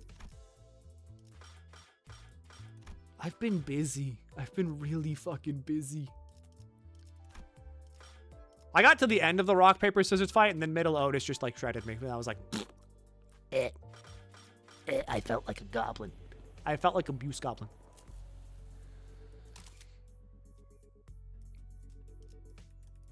Anyway, film.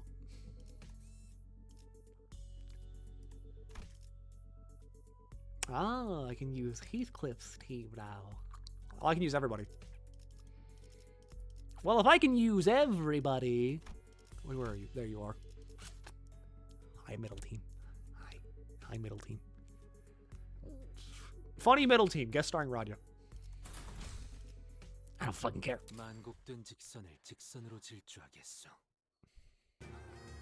Meanwhile, Heathcliff's team. Bloody hell, what's up with these kids? They're showing up out of nowhere. Oh yeah, the event currency. Whatever. It's 20%. Actually, wait, hang on. Oh yeah, I can't leave once I'm in this. Actually, no, I should. That's why I should be running poise, because I need to be running poise. That way I can grab more event currency. So I just skip this. Blah, blah, blah. Whatever. High incomplete Malkuth sapling ability that will never bite us on the ass ever.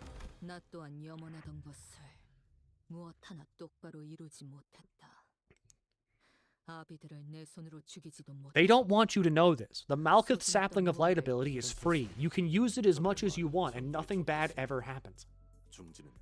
Literally, just keep using it. There's no downside to using the Malkuth Sapling of Light ability. I have thousands of Malkuths.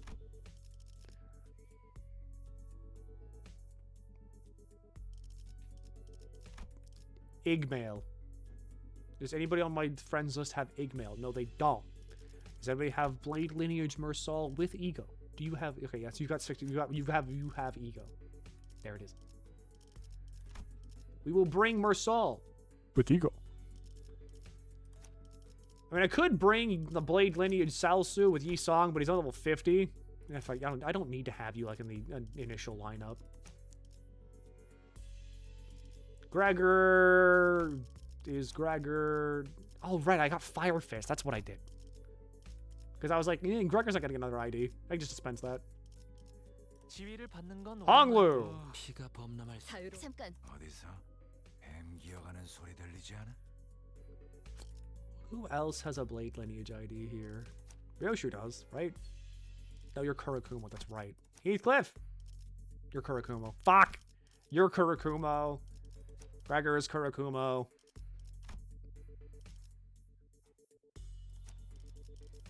Hongler? No. I know Faust has one. I do have the one for Faust, but she's level 1. Okay, so here's what I do. 지령을 받았습니다. Event currency. That's 120 off. Oh yeah, the Nefarious. There we go. The Double Star Dawn. And we'll bring in Ryoshu. 이것만 삼키고. So that is Sinclair, E.G.O, Mersal, Otis, Otis is Otis, Honglu, and Heathcliff, and then Ryoshu. Whatever. 뱀 중에서도 내가 제일이지. All right. This is your final gamble time. I believe, because I'm pretty sure I set this to 3 per stream. So good luck. Make it count.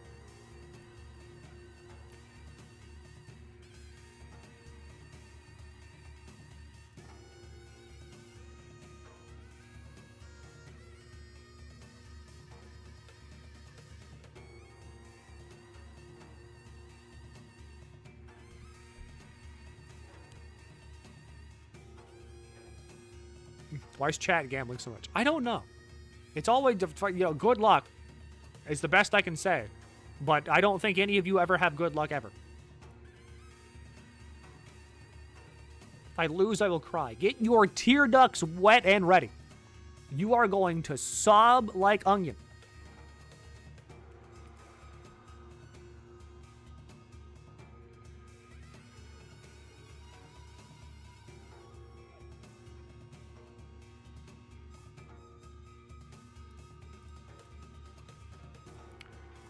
Good luck. Why is this so delayed?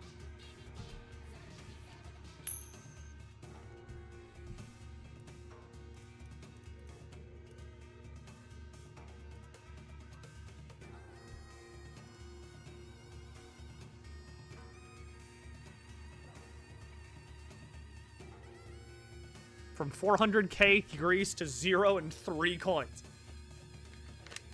As it should be.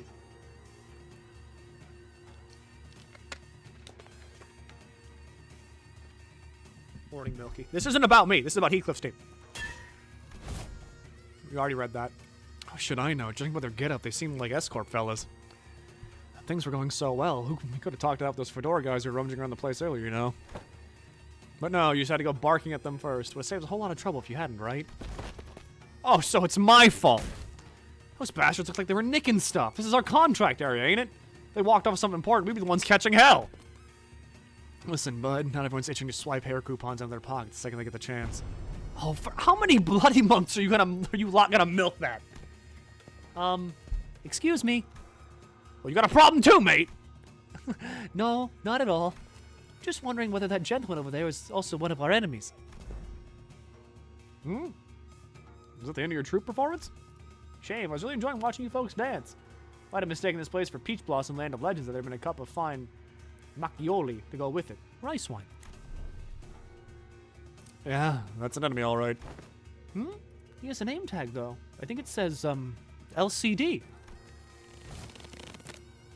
LCD whoever, right? Or whatever. Who gives a toss? Am I supposed to put up with every bastard trying to dig at me?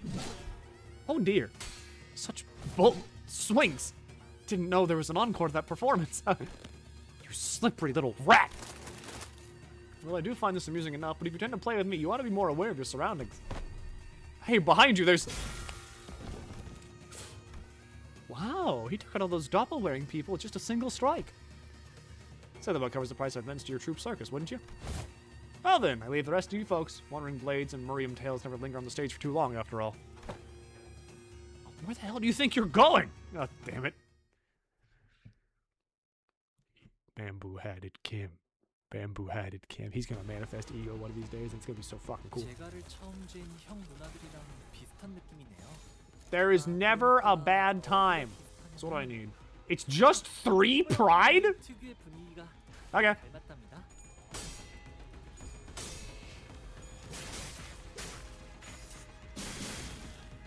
3 pride for the first use. First time cost less.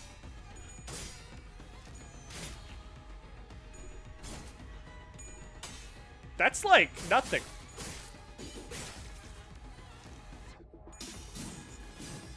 Why are we using Malkuth? Because we can do whatever we want with this ability. We unlocked it.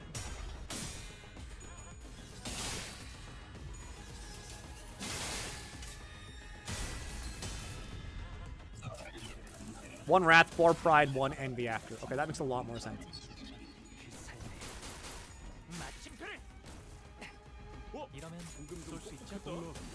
Thanks, Heathcliff.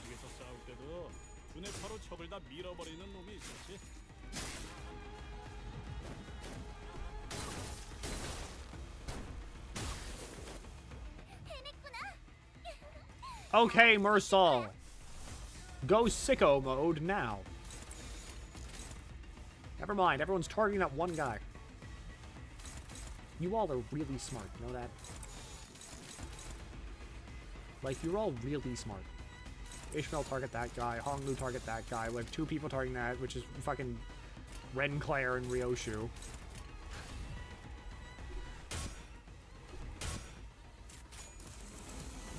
Bang.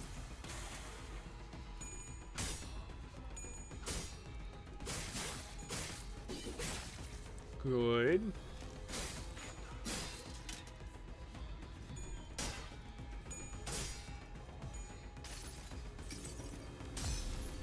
The E.G.O.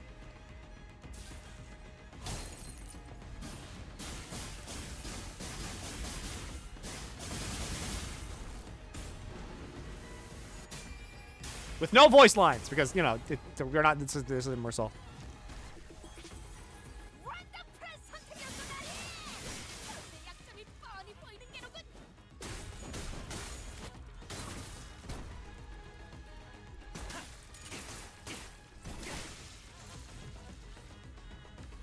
다들 재료 손질이 빨라지지 않았어? 좋은 재료 덕에 신이 난 것 아니겠어? It's 2 points every stack instead. Base skills. Turn in, you lose a stack of Drink the Fallen. Resentment on hit. Heal HP by 10% damage dealt using the skill. Can heal up to 50% of the unit's max HP per skill. Resentful Scabbard. When an ally including this unit takes HP damage, gain going resentment equal to the damage taken. In Memoriam passive, now ignores conditionals and activates at max potential. When activating Pride Resonance, apply Swordplay of the Homeland, the True Essence, on all Blade Lineage allies of this unit. When using Yield My Flesh until Skirn in, that's a thing. This unit HP does not drop below 10, lose poise on self divided by 2 clash power, rounded down. On using to claim their bones, gain 4 poise. Base attack skills gain final power plus number of Blade Lineage allies in the field divided by 3, max 2, rounded down. If this unit is a Blade Lineage Selsu, Blade base skills gain final power plus 1 and deal plus 120 divided by the number of coins damage. Turn in, everybody gets a haste. Alright, bud. Go nuts, I guess.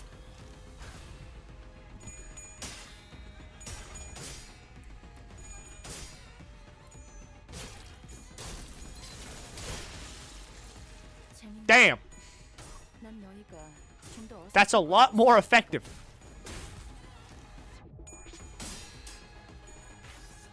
That did a lot more damage than acupuncture usually does.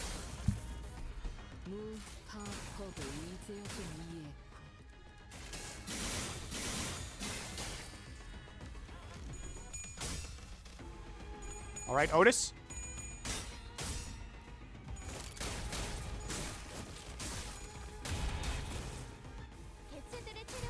A very humble 133.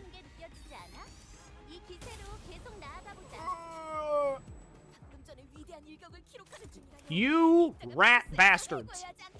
Stop taking photos of me. Memory transition. Lose 1 stack. This unit has 0 stacks to this effect when turn starts. Certain units and effects transform. When staggered, recover from stagger. Once the above effect activates, reset memory transition stack to base. That's just normal things. Steel plate slam. Gain haste. If this target has bleed and tremor, gain base power. Inflict pinning nail. Turn start. Gain 1 offense level down for every 2 bind. Gain bleed equal to stack. On tremor burst, gain bleed count equal to stack. Gain bind equal to stack next turn, max 6, and then lose a stack. Tremor burst. Your bleed and tremor. Focus. Recompense. Nailhead strike.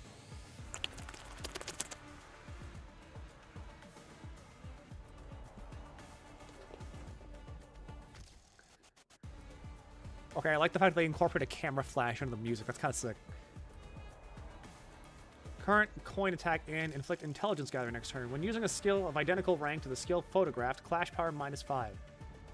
Expires at turn end. Weird. The unit's speed is faster than the targets. Convert all coins into unbreakables. And you inflict paralyze. If you inflicted intelligence gathering, heal 10 SP. On trigger and tremor burst on enemy, raise target stagger threshold by pinning nail stack. I mean, I don't really care. Mersal, fucking kill them.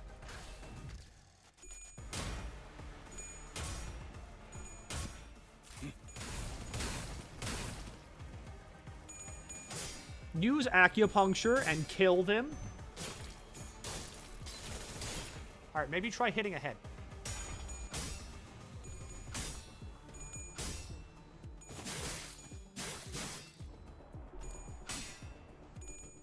That's okay, Honglu. You're doing great, okay? Hey, you're doing great, buddy.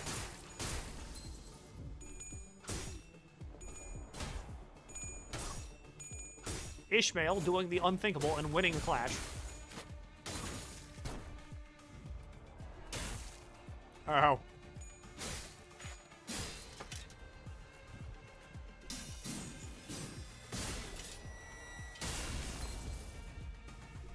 I heard a stagger noise in there.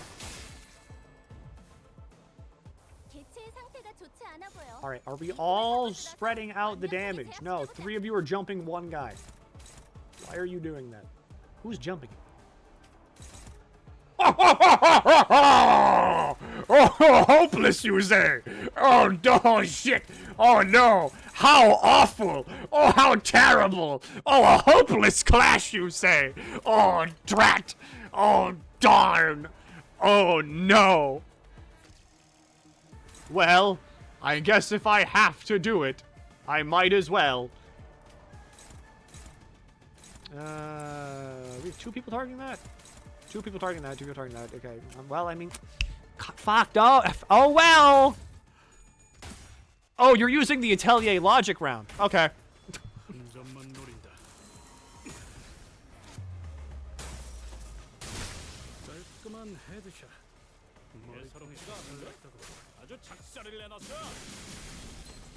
Wait, did he just get staggered? Did the guy who was clashing just get staggered? He did! Oh, fuck me! Come on, man!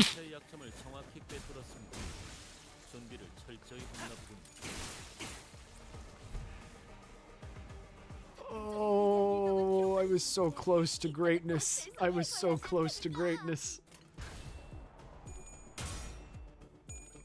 Of course, fucking Sinclair's unfocused volley just had to kill, like, it had to stagger the 1 guy.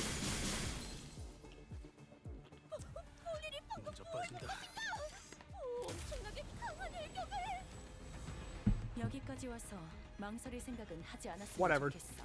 Whatever, just jump this guy. 사람을 죽이고 싶지 않았다니. 너희들 세피라든 처음부터 거리를 하라. Heathcliff, shoot this guy. 다음 목표로 방금 멋졌어. 이번에도 잘해줬어. 너희들의 사랑의 힘이 유익한 책이.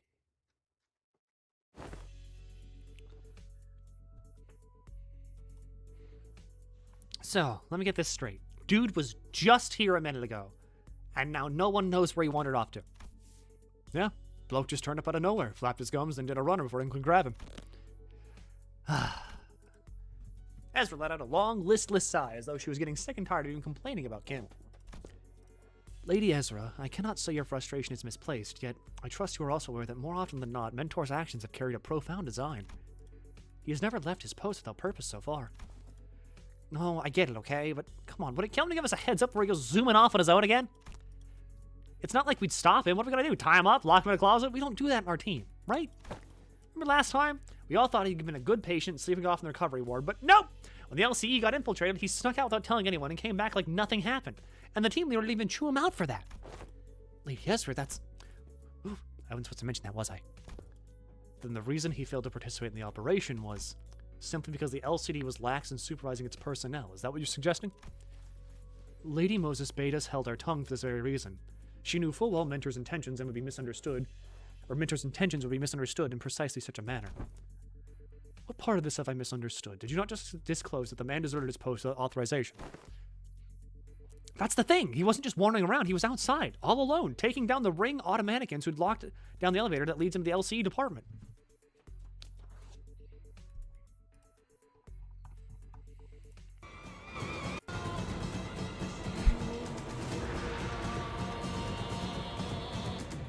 That's my guy! That's my fucking guy!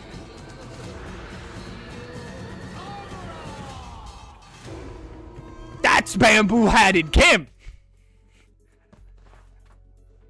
He can be as fucking... I don't care. He can be as silly as he wants to be without that hat on. That dude is out there ripping people to shreds. You have that shit on standby? Why wouldn't I? That's bamboo-hatted Kim.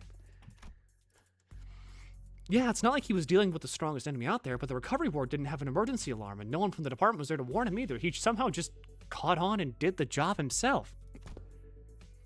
Huh. Heard it's all thanks to him the facilities team managed to get the comms back up and contact the LCE chief dude way faster. And that helped the LCA to actually deploy. They would have been delayed for another hour or two if he hadn't stepped in, apparently. And he went fighting even though he wasn't fully recovered, so he came back looking like he had been processed through a meat grinder. So yeah, he did end up staying in bed like a good patient. In a lot of pain. Then the soldier is not entirely deserving of reproach. Nope, he's a less talking, more doing type, I guess. Anyway, we were all stuck inside the building back during the incident, so fine, I suppose there was no helping it. Today, though, never mind. It's always like this with him. He always slips away and pops back in saying, it's done. My point is, what happens if one day, one of those solo missions doesn't go his way and he just drops dead in the street somewhere? How are we supposed to help him then? Actually, how does he even know when he's supposed to be done in the first place? No one gave him any instructions. The bloke's gotta be relying on his gut feeling, isn't it? Gut feeling? Look, I only saw the bloke for a bit, but I can't say I've got him all figured out. He's an annoying bastard, but he didn't strike me as some clueless sod who doesn't know where he's stepping. Heathcliff scratched his chin, and then he kept talking as though he was stating an obvious fact. Today's proof enough. He's not one of us, so Clockhead couldn't have reached out from far and sent him to us for backup. There's no way he just happened to run into us when we were about to get a battle, isn't it? Then... well, could be the bloke's got some stupidly sharp head on him and piece things together. Could be that. But I've got these moments when I get a flash of that gut feeling. However you want to call it. My boss man, Matthew, said he could hear that kind of shite, too. Said, I can hear them gears turning. Or I think I hear rats scurrying about. He'd do things you couldn't make heads or tails of. Listen, there was this one time when we were expecting a life and death fight. Matthew says he can hear them gears turning, walks into a random pub, starts throwing back drinks like he'd lost his bloody mind. Uh-huh, that does sound like someone who's lost his bloody mind.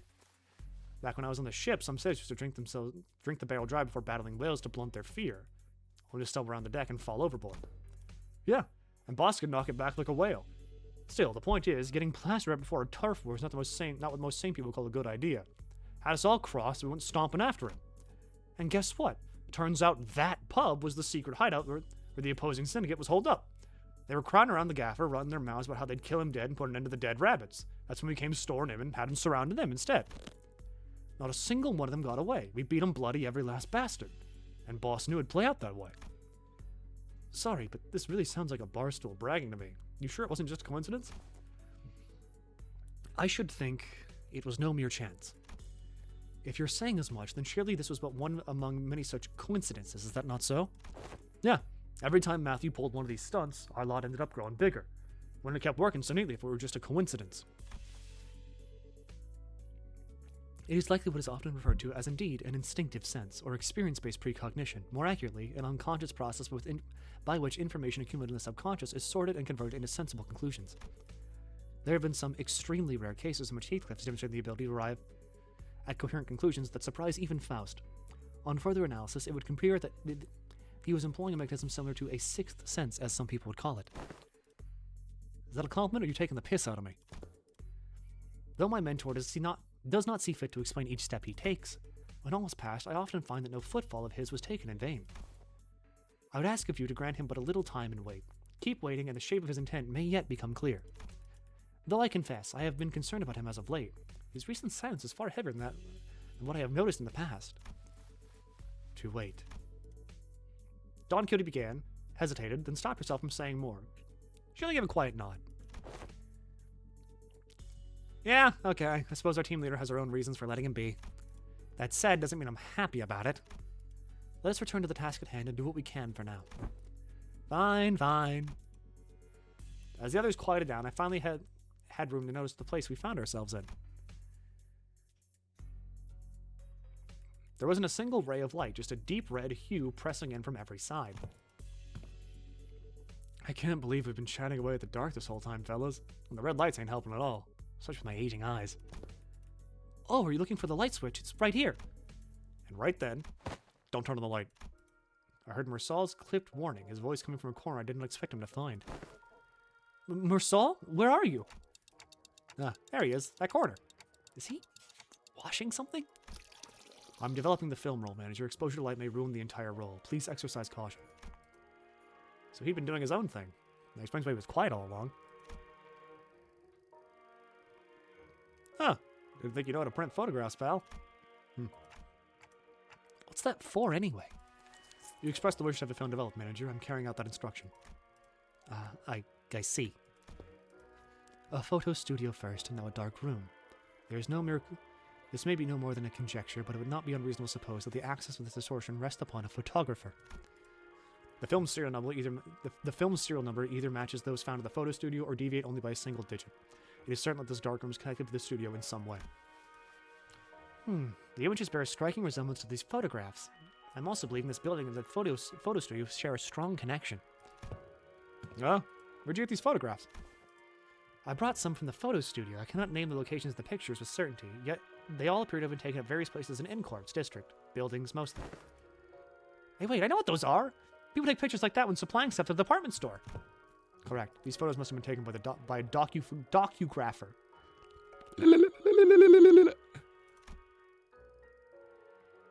Mersaul chimed in, holding up an odd cylindrical container in his hand this time. He gave the container a shake every now and again with measured rhythm. Whatever he was doing seemed to be part of the process of developing the film. Film rolls are hardly affordable to the average residents of Incorp. In most cases, taking photographs is done as part of professional duties. There are approximately 21 occupations in District 14 that utilize photography. However, only a single profession involves routinely photographing specific buildings. Adhering to fixed standards can only be observed in these pictures. And these docugraphers you mentioned, are the people entrusted with that job? Yes. They photograph the information to be poured into canned experience. A docugrapher? How could such a person of decently lucrative profession fall into this distortion? There we go. Decent job, maybe, but how do we know if they're even a decent person? As a reply to the clear-cut answer, after only a brief pause. What makes you say that? The photo studio we were at didn't have any dark rooms, right? No, it didn't. My team leader said there are other ways of processing film rolls, but at Incorp, you have to go to a darkroom to develop and print them. Correct. Film rolls are usually immersed in a developer solution to be processed. Which is why photo studios have these darkrooms equipped with red safe lights right next to them. But this place, it's pretty far from that photo studio. Well, now you mention it. Check out the windows. They're only covered by newspapers, all messy-like. If you consider how sensitive film rolls are to light, then it's really super suspicious that this darkroom doesn't have any proper blackout panels. And you know film can cost a fortune in some places in the city, right? Who in their right mind would print photos in a room patched up with yesterday's newspaper? Oh. This probably isn't even a legit darkroom. Someone just hauled in the bare minimum tools needed to develop film and threw them together in a hurry. Someone who didn't want to be seen printing photos. And people don't usually avoid scrutiny unless they're doing something not so decent. If that's the case, then I can see why they might have distorted. Right? Manager. Marsal came to my side quickly. Quietly. Where's that quietly? Still giving the strange cylinder the occasional shake. I have a request regarding your instruction to develop this film roll. What is it? Please ensure that the light in this room is not turned on until development is complete. Aren't we already doing that? Yes. However, engaging in battle opens the door to uncontrollable variables. This is why I've judged it necessary to make a separate request. Battle? There's no need for concern. I'm capable of participating in combat while maintaining the development process. Wait, can you slow down? A battle, you say? Surely it must be cause for you to believe so. At the photo studio, reinforcements arrived exactly 11 minutes and 34 seconds after N-Corp's pinframe team staff were defeated. Deductions based on the events thus far make it clear that the photo studio and this darkroom share some kind of connection. Furthermore, Senator Heathcliff and Senator Honglu and Senator Gregor have battled N-Corp's pinframe team in this very location. I hear footsteps rushing up the staircase, approaching closer and closer. I have a feeling I know what Marsal's getting at, but I ask anyway. Meaning? The initial rinse is finished. The process is now halfway to completion of the second agitation. This indicates that 11 minutes and 30 seconds have elapsed since the start of development. A battle is imminent. Please withdraw to a safe position, Manager. Marsal, you should have warned us way earlier! Understood, Manager. I will follow that instruction going forward. Thanks, bud! 의뢰비랑 보호수당에서 사용한 탄환값을 빼면 Potos. 오늘은 제사비로 손해를 What a silly guy. I have to use the bathroom, and we're near ad time anyway, so you're going to look at whatever they decide to show you, and I'm going to use the bathroom. I will be directly back soon.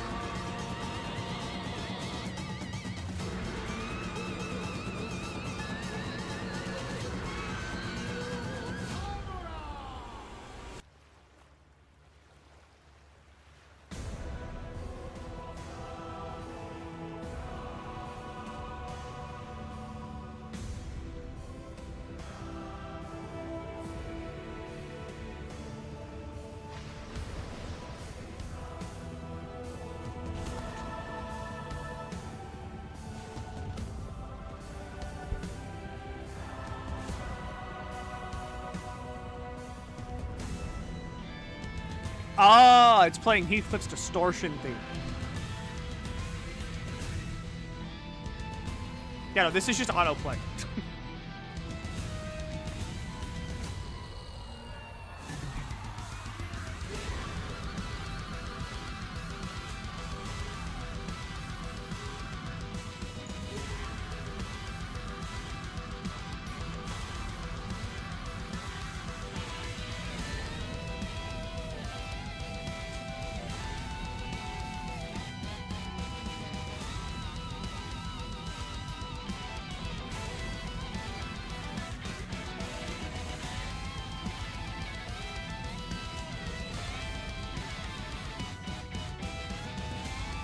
All right, ads done. Photos developed.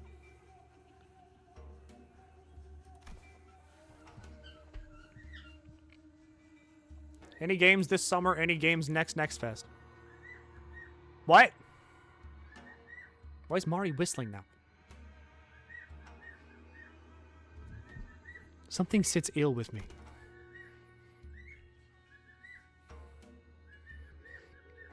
Amid the sprawl of S-Corp's backstreets distorted, with a flash, Ong-Du had her gaze fixed somewhere high overhead. And at the end of her gaze, are those photographs? A long line stretched over open air, photographs hanging from it like laundry clipped to a clothesline. Looking forward to any net games this summer, any demos next Steam Next Fest, which is next week. For summer, all I can really hope for is that Dynasty Warriors Origins finally goes on sale for something that's not like $400. Because every time like Dynasty Warriors Origins goes on sale, it's always like, well, now you can buy it for $49. And I'm like, what if you gave it to me for fucking 10, dude?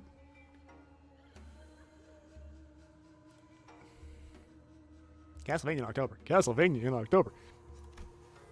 I mistook it for a Kumjul at first and gave it little attention. Yet upon closer look, I saw those photos hanging from the line. Perhaps they'd been strung with the darkroom and remained thus when the distortion took hold. Bizarre. Observation of unaffected elements in the space occupied by a location-type distortion is most unregular. Indeed, and the items we bore from the studio had already changed into images of various sites of S-Corp, yet these alone remain as they were.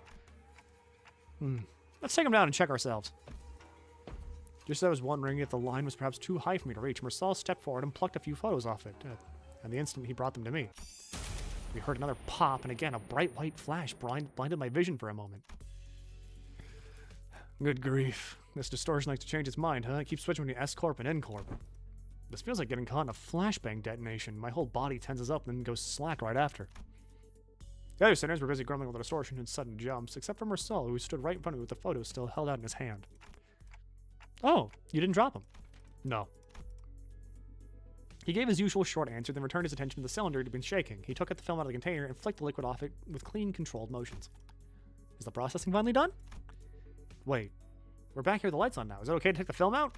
Yes. Exposure to the light will not damage the film once development is complete, and the image is fixed. There's no cause for concern. That's a relief.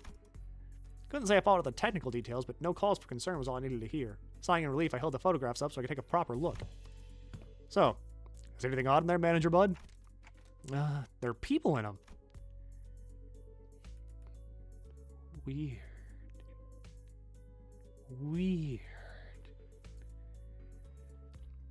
The people in the photographs all look different from one another. If I had to pick one similarity between them, though, they all looked cold and indifferent. Yeah, that's the city, all right. Ordinary folks you'd see anywhere. These aren't like the photos we picked up at the studio earlier. Are these the kind of photographs that used to make canned experiences?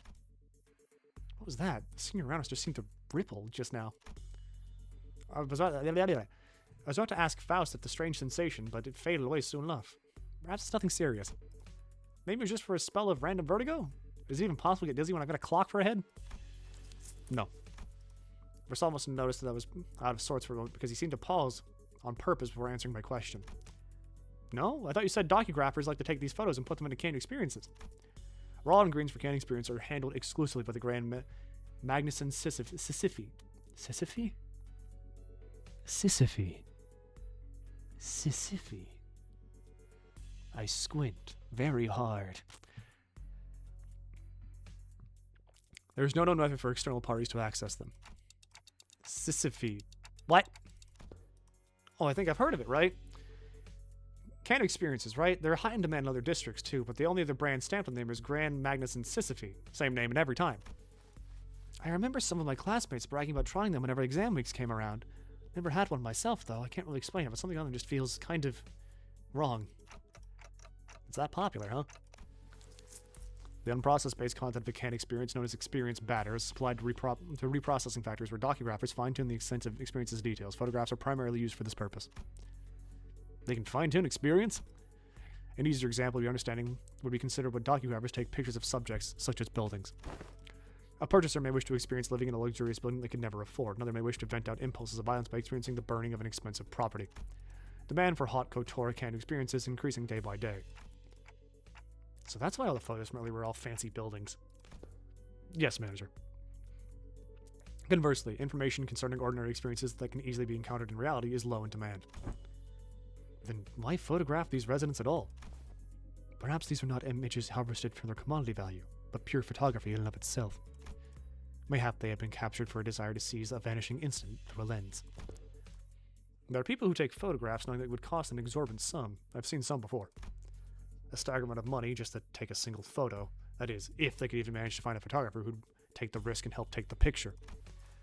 I'm not so crass as to put a piece on sentiment nostalgia, but spending this much on film rolls, what could have made this investment worth it? I'd say maybe this isn't just a matter of sentiments, or memories even. Leafing through the photographs, I quietly expressed my thoughts. Executive manager? I'm not exactly an authority on distortions, but I know they manifest through desires or emotions that become warped in bizarre ways. But everything on the distortion has shown so far points back to S-Corp, that is, the S-Corp from the past that only Kim and Ong-Do would have seen remembered. These photos, though, they're completely untouched by the distortion. Doesn't that feel off? There must be a strong fixation at play here, strong enough to slip past even to distortion. And if that obsession is something that refuses to let those memories be influenced, I think our next step would be to look for the people in these photos. These photographs are the only undistorted, unaltered clues we have. Dante says it would be advisable to look at the people shown in these photographs. Ooh, good idea! Team leader did say we should accept input from the LCB with open arms. Hey, Ong-Do, can you get me an office catalog? We need to commission an office affiliated with the Seven Association. Look for one that can take the request right away. Can someone tell Ezra we're fine? I think I know where to find these people. Dante says one of the people shown in the photographs has already been found. What? When? How? Well, guess I'm just having a lucky day. Pulled the radio from my waist and switched it on without answering Ezra's question. DWRC. I think she said, do we regroup clock? That was one especially hard to understand. That one was especially hard to understand, Ryoshu. Yeah. Rodya's with you too, right? Can you put her on? Okay. Rodya, you there? What? Dante wants to talk? One sec. I kind of went over with the bread and pastries. My hands are completely full over here. Pastries? What kind? Just one of everything. Neat. Can you grab extra brioche and baguettes for me too? Love the ones from the street. They're so good. Hold on. I gotta readjust the pile if I want to. Just throw them on TF. They're packaged. Brioche, you can't treat food like that, okay? Bread has... bakers have feelings too, you know? How do you think the baker would feel if he knew someone was treating their precious babies like trash? This scabbard is rattling again for no reason. Anyway, Dante, give me a sec if you need me to help fight, okay? Just need to cram these into my pockets real quick. No, it's not a fight. Huh? Then what's this about? Take a closer look at the words written on the wicker basket. I took a closer look at the words written on the wicker basket in the first photograph Marsala brought me. Where's that bakery at? Where's that bakery you're at? Bread. Do we just shove the bread into like the sheath? Does that count? Can you eat that? Would that work? Bread queen. Bread queen. I know who you're looking for. The owner of the bakery was a woman holding the same wicker basket as the one in the photograph. She took one glance at the picture I held up for her and gave a quick nod. This man, he works in Cannery 17, right next. He's a regular. Used to drop by every morning to buy sandwiches and share with his coworkers. I haven't seen him around lately, though. And those co-workers, I assume they're wearing the same uniform? Asking the question on my behalf, Otis showed the baker another photograph. Probably. He was always wearing one, too. I guess it's the cannery uniform. This confirms our lead, Executive Manager. A few inquiries at the cannery should bring us the information we need. Yeah, you're right, but it's just that she doesn't seem very concerned at all. She's one of the people in the photographs that weren't affected by the distortion, right? Thought she'd be a close acquaintance. Allow me to verify, Executive Manager. Do you know the name of this regular you spoke of? His name? Am I supposed to know that?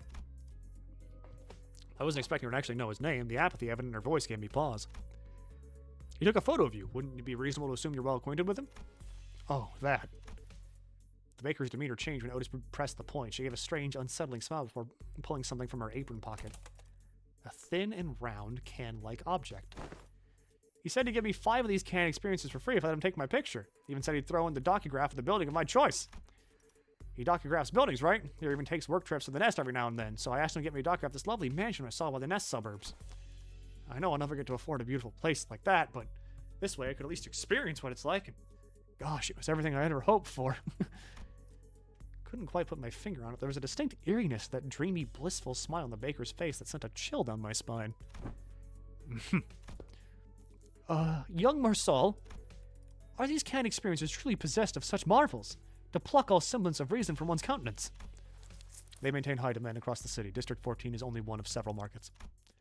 Dost thou mean that those who indulge in canned experiences may experience venturing on an expedition to the Great Lake and then bungee jump off the summit of that skyscraper yonder as they remain seated where they are? They may, however.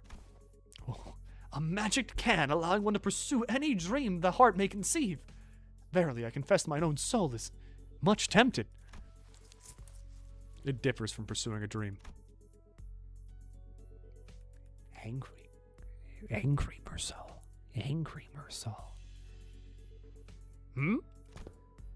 Mass-produced canned experiences are made from the base experience pattern mixed with various modified information. The resulting end product enables intense simulation, though altered memory. Therefore, it is unlike the dream expressed by Don Quixote.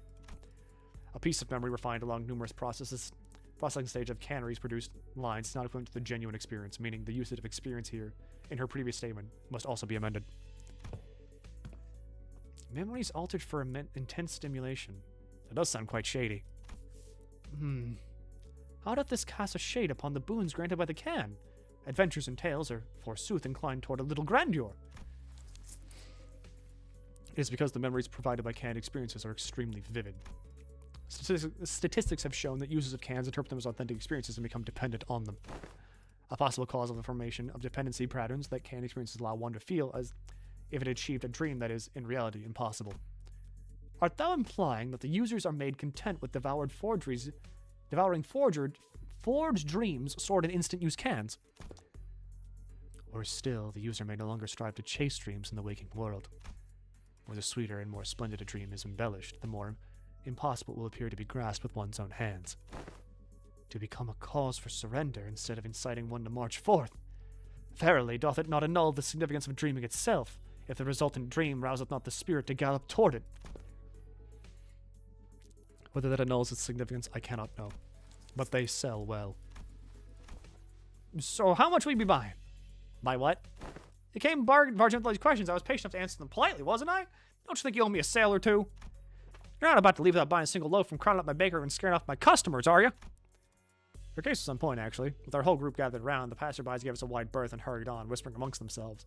No one's about to come in and buy bread like that. Come on, lady. I practically cleared your shelf already, didn't I?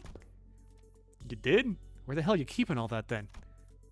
You even gotta ask? Of course, I already had some. I had some already, and the rest is safely tucked in my coat pocket, so we can all share later. So you already ate some. Let's buy a little more. It's true we scared off the other customers. Understood. Given that the expenses made to facilitate this operation, the lack of prior budgeting should not pose a problem. Ooh, nice! Sesame rich bun for me, please. It was Kim. He really did have a knack for making an entrance at the least expected moments. Hey, mister, where have you been this whole time? Wait. Be cross with me all you like, but just give me a moment. Ezra paused, waiting in puzzled anticipation, only for Kim to take a bite of the sesame-rich bun from the baker's hands. All right, I'm ready. Freaking waste of bread! Ah! Ezra's angry fist drove straight into Kim's solar plexus, falling to the ground like a crumpled sack of potatoes as he rolled away. At this rate, the owner might start charging us for the whole bakery next, roof and all. Best get away from here. Manager. Marcel approached me as he walked down the street with Ezra and Kim still squabbling behind us. He was holding a roll of something brown and tightly coiled. I have completed development of the film, per your instruction. Oh, so this is the film that canister you were shaking. Do I just unroll it? Hold it up against the sun or other sources of light, as it is a reversal film. The images should be visible as they were photographed. I had no idea what reversal film meant, but I did as he said and unrolled the film. Okay, I can see it. Oh, that's pretty cool. Oh, is it showing? Can I see too? Move over a bit. Let me have a look too. Hard to make out the details because the images were too small, but I could tell the strip was almost packed with identical pictures. Is this the same person in every shot? In the same pose in all of them? Oh, you're right. No, wait a sec. See the arm here? The further along the strip you go, the lower it gets. Yeah, and the head looks like it's turning to the right. Huh? We're all squinting up the tiny frames in the film, and Sinclair... It's on the... I have to tab out! The horror. And Sinclair suddenly flinched and went stiff, like he'd seen something he shouldn't have. A second later, all the color drained out of his face. Sinclair? What's the matter? This reminds me of something I learned in school. You draw a picture in the corner of a stack of notes or a thick book in the exact same spot on every page. You start with the arms down, then you make one small change on each page, nudging the arms up higher and higher, until they're raised all the way up. And when you flip the pages fast enough, the drawings stop looking like separate images. The figure starts moving. That class was called Introduction to Motion Pictures. I remember the teacher saying that video footage where we watched is all made the same way. Are you saying that it's a continuous sequence of still images? The arrangement of the frames suggests that this film strip is highly likely to constitute footage, a violation of N-Corp's taboo. The horror. We're holding a movie. I opened up Final Fantasy XI on accident. The horror. Taboo! I don't know you guys. New people! Alright, so I need to bring a Marcel. Are you playing 11? I was. I'm not currently, but I was. Why are you level 59? Ah! Ah! 마침내. What class are you? Geomancer. Oh, crap! As soon as I registered Marcel's words, my hand reflexively threw the film to the ground. Are we gonna be okay? We might have just broken a taboo. My mind began to race, rapidly traveling back through our journey, especially at the time when Don Quixote had smashed through the window at K-Corp and caused the wing to wipe out our team multiple times over. I feel faint. At least we had Virgilius with us then, and it ended up not being that big of a deal at the end of the day since I could revive the sinners, but some nest taboos can get in serious trouble just for carrying anything that has to do with them, can't they? I hurriedly turned toward the sinners, many of whom looked every bit as troubled as I felt. Still, a few of them expressed a casual lack of concern, citing all the crazy things we've gone through so far. Mr. Faust, what'll happen is that the manager gets killed. Okay. So this is it, huh? Stop freaking out, guys. They're not dying. We'll be fine. N-Corp's not gonna kill you on the spot just for possessing a film roll. Really? Well, it might be a problem if the film roll does contain genuine recorded footage, but it's not like you guys had a hand in filming it, right? When N-Corp dudes get here to pick it up, just comply with their commands, thank them for their service, and nicely hand it over to the authorities. Everything should be A-okay. There's a possibility that everything will not be okay. Eh? Because I have developed the contents of the film roll in that dark room. Oh. The court will take the lack of intentionality in consideration. However, it's very likely that my actions will be deemed among aiding the primary violator of the taboo. Really? But team leaders said that N-Corp had their own regulatory standards regarding image quality, which used to determine the severity of the taboo violation. If the footage image quality or frame rate is within regulations, N-Corp won't be sicking their fixers on our butts right away, and that could buy us time or give our company some leverage to make a deal, however small that might be. Because what they're really sniffing around for is how close to reality the video is, or how close of an experience it provides to real life. So even if we're really, really unlucky and they actually come after us, it's going to be fine as long as the footage is low fidelity. Probably. So, what does frame rate within regulations entail? It means that the interval between each frame shouldn't be, like, super brief. Think about photo slideshows. They only show you one image every few seconds, so it doesn't feel real or vivid, right? You technically call them motion pictures, but there's no vividness that's required to violate the taboo. Then, let us analyze this film roll and see how vivid it really is. Marsal, I trust that you are knowledgeable in subjects concerning N-Corp, yes? Cooperate. Could this film roll be considered a violation of the taboo? Always picked up the film roll from the ground and showed it to Marsal. That cannot be determined. Unless each frame is thoroughly analyzed and compared with adjacent. Without waiting for Marsal to finish, Otis unrolled the film and began raised it to the sky. The rest of you, get over here. We must analyze these frames. The film cancer was able to experiment, so I assume the culprit created this as a test run of sorts. Experiment to see how close they get to violating a taboo and testing limits of the law. It may even be a mere collection of similar photographs that are pretending to be recorded footage. The sinners all gather around Otis and look up toward the unrolled film in unison. Here, the flower pot moves between frames, doesn't it? This docugrapher couldn't possibly have moved the pot while also holding down the shutter button. I don't see any difference. See here, the expression risen on the subject's visage appears rather stiff. Maybe they're just a gloomy sort. Perhaps, yet observed closer, the stiffness arises not from gloom, but from strain to maintain it. Oh, if that's the case, maybe the subject's really trying to fake an actual footage by moving very, very slowly. That's a pretty convincing theory, but I'm not sure if it's enough to conclude that we're in the clear just yet. That's when Bamboo-Hatted Kim, who had been sprawled on the ground ever since Ezra punched him, stepped into the conversation. Let's see. Look at the shadow cast on the windowsill. See how it noticeably shifts between each frame?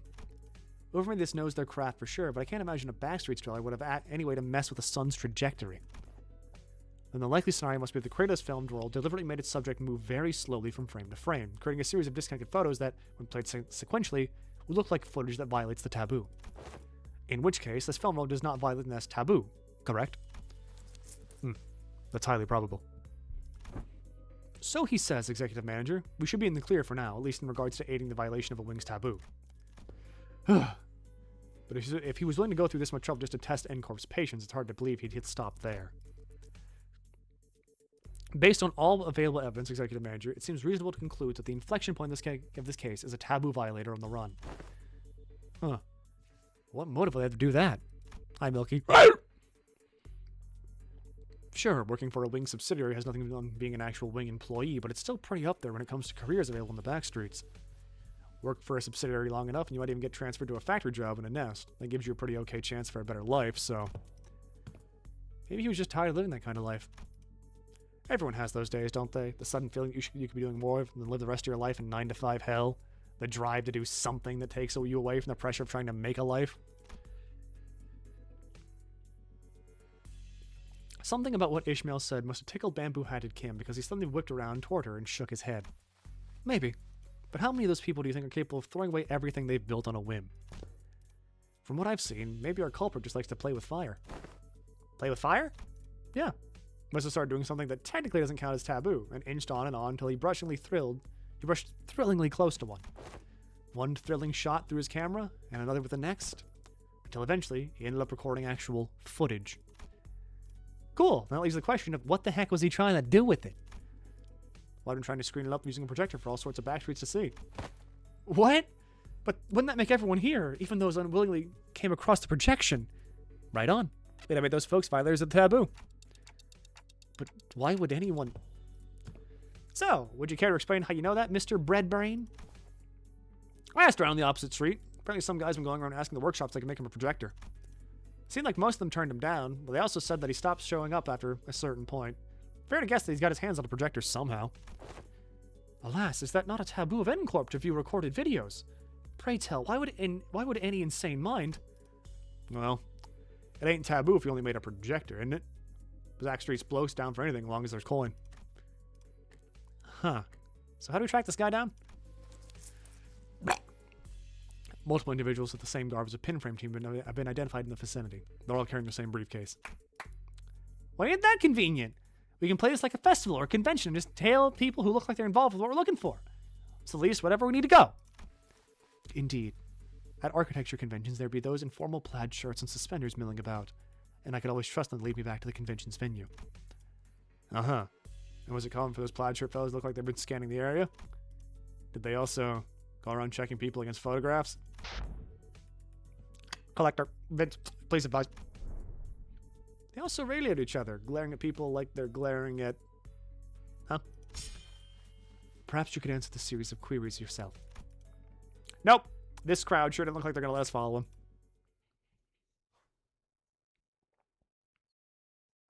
Fight time. What's up, freaks? Okay, so you're all just still the same person, right? Okay, I know. Okay, you're the same person. That's what I'm saying, sweepers! Okay, we're starting this off. Okay, whatever. No, I just hit win rate. I don't care. It's a slot fight. Go nuts! Fuck that guy. 개체들의 체력이 많이 깎여 나갔어. 괴로워하는 게 느껴지지 않아? 이 기세로 계속 나아가보자. Go, my poise demon. Let's go, Ishmael! We love losing clashes. Fuck you, get sad. 이 순간이 다 되어내리라. They do have the same gauntlets as Mersal, don't they? Very interesting. That's what I'm fucking saying, sweepers. Finally, someone's really saying it. Whatever. He is from N-Corp, and these are the only other N-Corp people we've seen. But Mersal could have been a taboo hunter, kind of, or whatever the fuck these guys are. Reticient.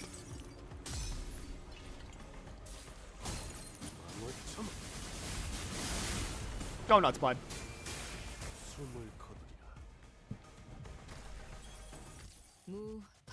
Aside from the Inquisition, they were freaks in their own right, and they're just kind of like a subgroup of like N-Corp. They're not like I don't think they really worked for N-Corp proper, although maybe they did. I don't know.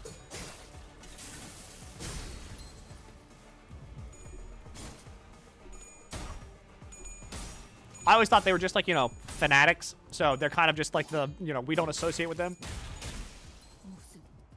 They took my fucking picture.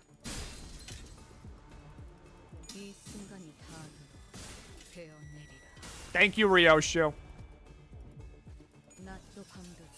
Thank you, Ryoshu.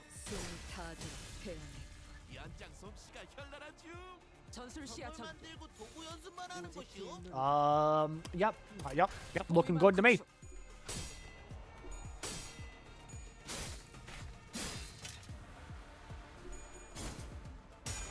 There we go, Otis.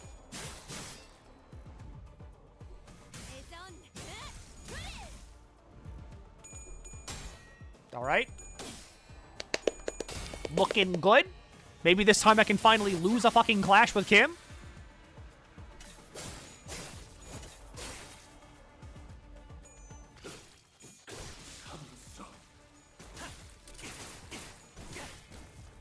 다들 첫 여정을 시작했을 때보다 정말 강해지셨네요. 매일 보아하는데도 Man, I'm never getting the fucking bamboo. I'm never getting my stupid fucking yield my flesh skill. Like, they're gonna post those pictures on Only Nails. Hot N-Corp taboos near you. Violate a taboo? More likely than you think. Click here to watch a movie.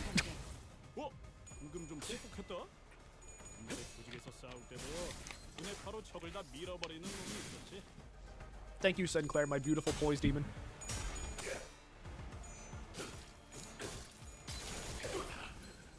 Fucking over everybody that I hate by inviting them all to my barbecue and making them watch fucking Boss Baby before the like taboo hunters rip us all to shreds. Shittiest like murder suicide ever.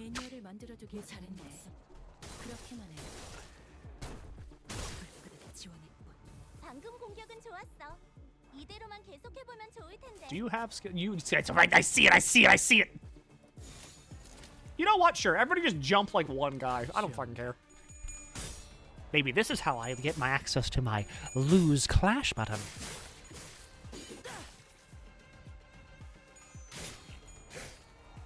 So rip the parts and buy claws of brain ants in Night City, make tons of money. Honestly, I could see myself buying like fucking Bina yells at you 10 hours like experience. That'd be worth it, I think. 도시에서는 누구도 자유롭지 못해. Yes. Yes. Yes. Yes. Yes, you go first. Oh, he goes first. I'm not losing this one. I'm not fucking losing this one. Damn, I lost. Oh, darn it. Oh, shit. Claim their bones.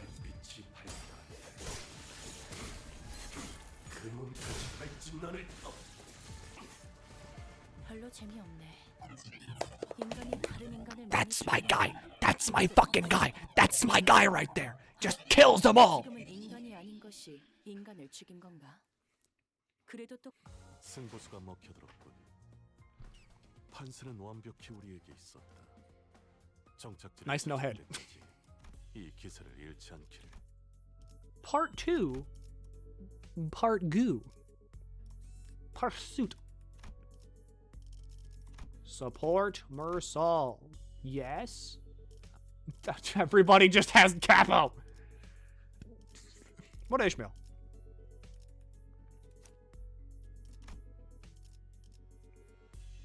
Two, 4, 6, 8. That's 100. Okay, that's 120. 뛰어가겠네. I have to clean my glasses. I touched them on accident with my stupid fucking chud hands. I touched them with my ugly goblin gamer hands.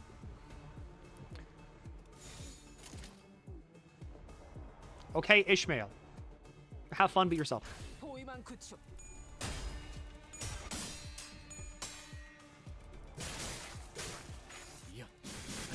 Project Moom's revamped the Pride team for Pride Month. See, they knew.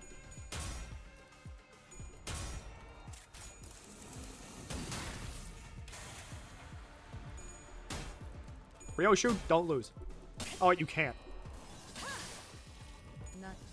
Happy Pride, everybody, alright? Hey, go out there, get yourself a Pride E.G.O, huh? Hey, make sure, happy Pride. That's right, it's me, Milky the Squid. Make sure to get out there, alright? Yield your flesh, claim some bones. It's Pride.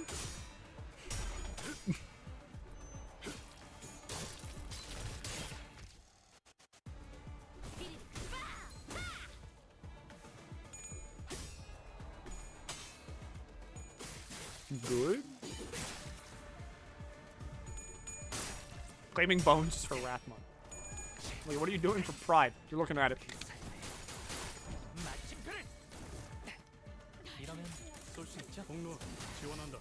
I'm gonna stream. And that's it.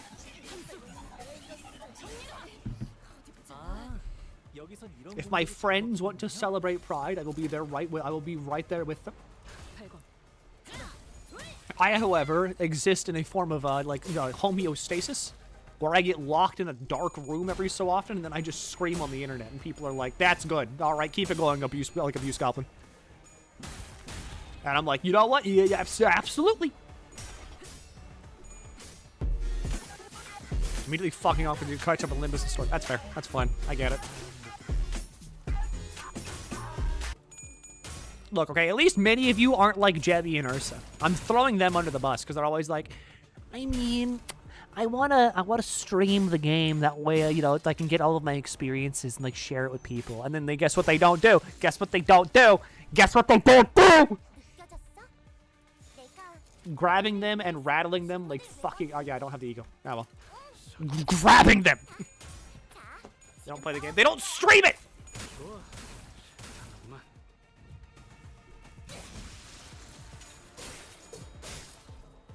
But yeah, next week, Max stream. We shall be going through all of Kanto 4 in roughly 3 days, maybe, depending on how long she wants to stretch it. And then Deltarune after that. Question, should I stream Deltarune again from the beginning, or do we just go into, like, Chapter 5? Because I know that, like, usually I fucking, like, With Deltarune, it's very hard because you kind of have to, like... I wonder if people know or, like, remember the story. So, like, I could do another thing where it's like, hello, here's everything. Maybe we can do it again. You want to. It's fun. I don't mind it. It's always funny doing all the secret bosses and people are like, Milky, how the fuck did you do that? It's like, I just don't get hit.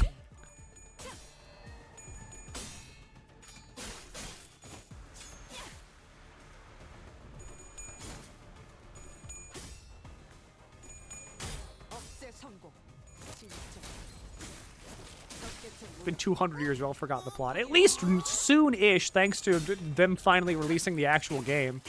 I can actually go and play Final Fantasy VII soon. Which will be nice. Because, fun fact, I have not seen anything on Final Fantasy VII. At least the remake. I've played the original 7. And from what I can tell in the remake... Okay, will you stream the 7 remix games? Yeah, sure, why not? I got no reason not to.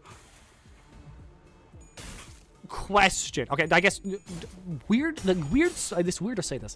Spoilers for Final Fantasy VII, both the original and the new one. I'm gonna put it up on screen. All right.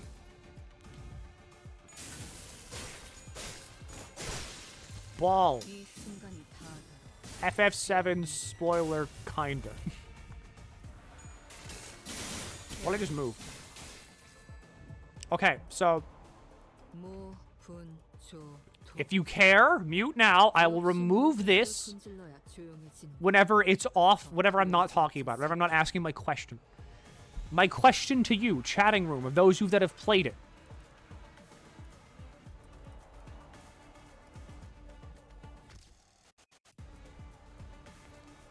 Fuck. It's me, hello, hi. They kill Aerith again, right? Because she wasn't in, like, the Part 3 trailers. And I'm betting, like, they just do it again. Yes. Yeah, okay, that makes sense. Like, that's like the thing. It's weird that I have to preface this now in, like, 2026. Whenever this is, like, the spoiler of all time. And, like, everyone kind of figured this out back in, like, 1997 or something. But, like, okay, that's all I want to know. That's all I want to know. It makes sense because they did just like full sale spoil that in the trailer. Favored, hey.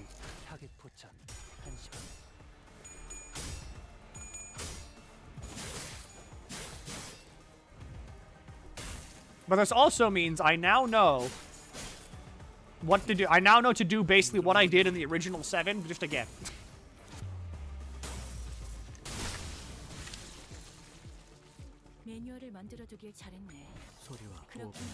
The humble 400 damage. The humble 171 damage. Lose the clash. Mersault! Is it ignore Aerith? It was ignore Aerith. Going into the game and knowing that, I was like, got it. I'm not going to invest anything in you.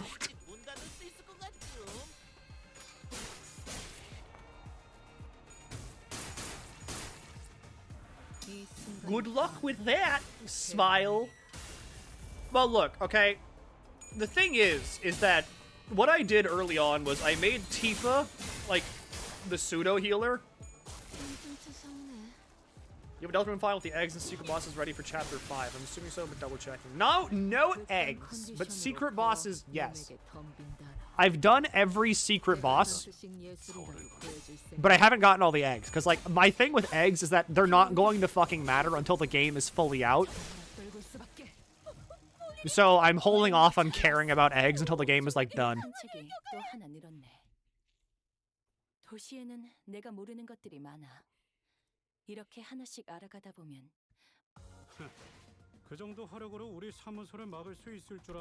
That's fair, Heathcliff. Pursuit. Now I get Marisol, right? Marisol. Hey, Marisol? Buddy pal? Okay, fuck. Alright. Yeah, alright. Okay. Yeah, alright. I don't even get Ishmael.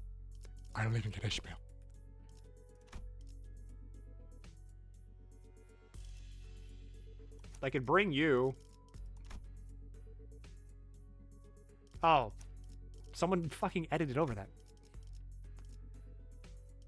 That was the best I can do. Can't you leave the support menu and come back? Is that different?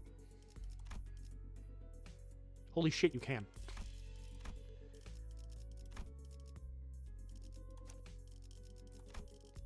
Big ween. Huge ween for people. 숨어들기 나쁘지 않군 거네. Hardly a challenge. What a WOT. Well, at least they're not much of a fighter one-on-one.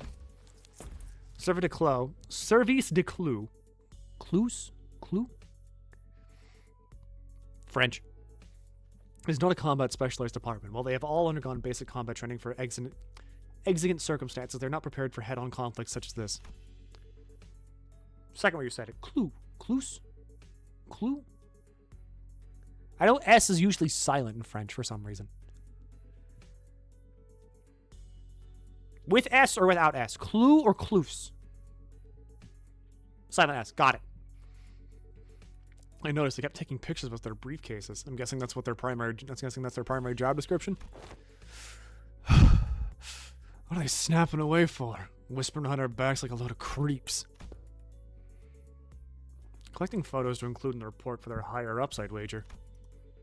I can kind of see how they think we're involved in this somehow. Every time they followed a lead, they ended up encountering us. So it's hardly surprising rationale. Marsal stood a footstep away from the rest of the sinners and watched in silence as they tried to come up with an explanation. What's he thinking? What is it he wishes to say? Or is he simply contemplating, observing without any preconceived notions in his mind? His silence shouldn't have been any different from his usual reticence. Reticence? Reticence. But as though by some chance or whim... Hey, Marsal! I was struck by this sense of brief yet distant strangeness. Say that again. I was compelled to speak with him. Yes, manager. Don't hesitate to let me know if there's something you want to say, but aren't sure if you're supposed to say it. Yes, manager. I will do as you ordered, should one such circumstance occur. As always, his reply was deflatingly concise and direct, as though he had some rule of his own that told him this was a specific response for situations like these. Okay, but I'm talking about right now, actually. Do you have anything you want to say right now? No, I do not.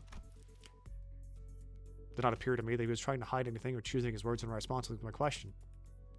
His reply was simply that, an answer, nothing more.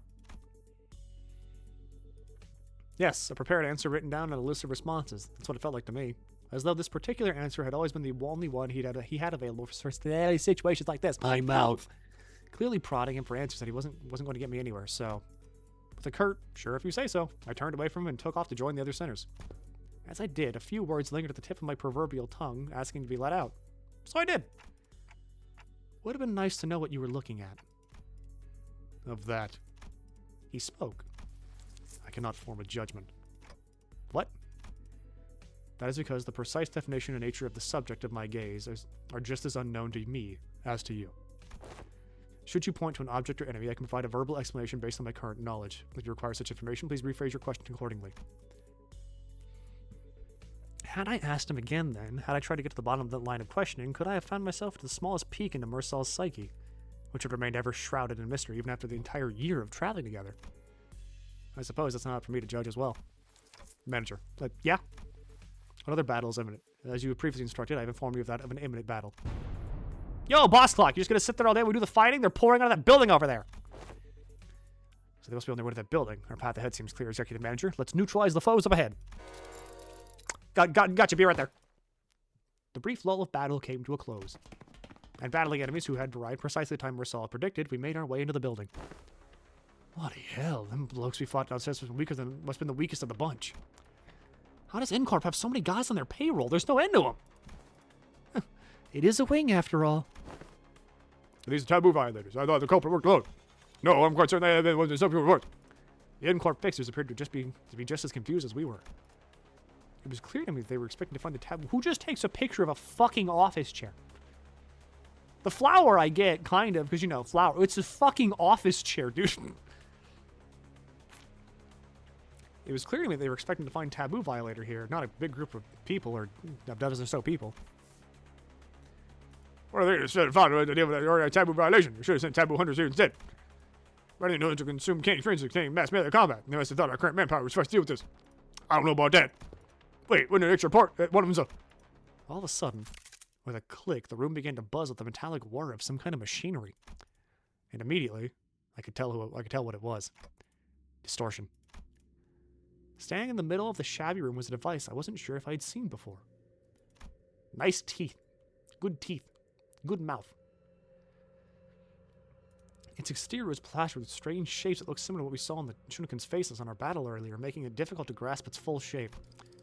The round object affixed to it began to rotate slowly, with the dull, worn-out groan of a thing past its prime. Men! Shield your eyes! The moment it began to emit a faint ray of light, Otis thundered in a commanding voice. He quickly turned away as well, making sure not to catch even a glimpse of it. The device could be playing a recorded video, Executive Manager. Even a brief look could constitute as a taboo violation. Shit! I saw that! I'm so finished. Just as panic ended creeping into the voices of several unlucky individuals. Oh man, folks, this is starting to get a little embarrassing. A sleepy voice breaks through the darkness past my metaphorically speaking shut eyes. Mentor? Eyes open, Ongdu. What's wrong with everyone? Got dust in your eyes? The hell's wrong with you? Don't you let anyone get watch even a split second that recorded video in Incorp gets... Of course I know, but I watched it anyway. Open your eyes, esteemed fellows. This motion picture isn't recorded. Hang on, he's right. The video is not a recording. Possibly emboldened by Kim's comment, or perhaps believing that seeing the video could be excused as an incidental exposure, incurred while subduing violators, the Incorp. What? Could be excused as incidental exposure incurred while subduing violators, the Incorp. That's a weird sentence. Oh, that's why. It's not fucking done. That's just the thing to be like, this is truncated, this is fucking abbreviation. Whatever! The Incorp employees also open their eyes and begin to mutter amongst themselves. Is that thing talking to us? I finally allowed myself a good look at the machine, which was firing a conical beam of light against the side of a wall. And this was its message, delivered via white words on a black background. So you've tracked me down this far. After what I went through to take refuge here, they still ended up finding this place. All of you blindly consuming fake experience after fake experience without even care for the real thing. Case number TC3224. You are under suspicion of a Category 3 violation. Reveal yourself now and forfeit your illegal recording. Should you comply, we will...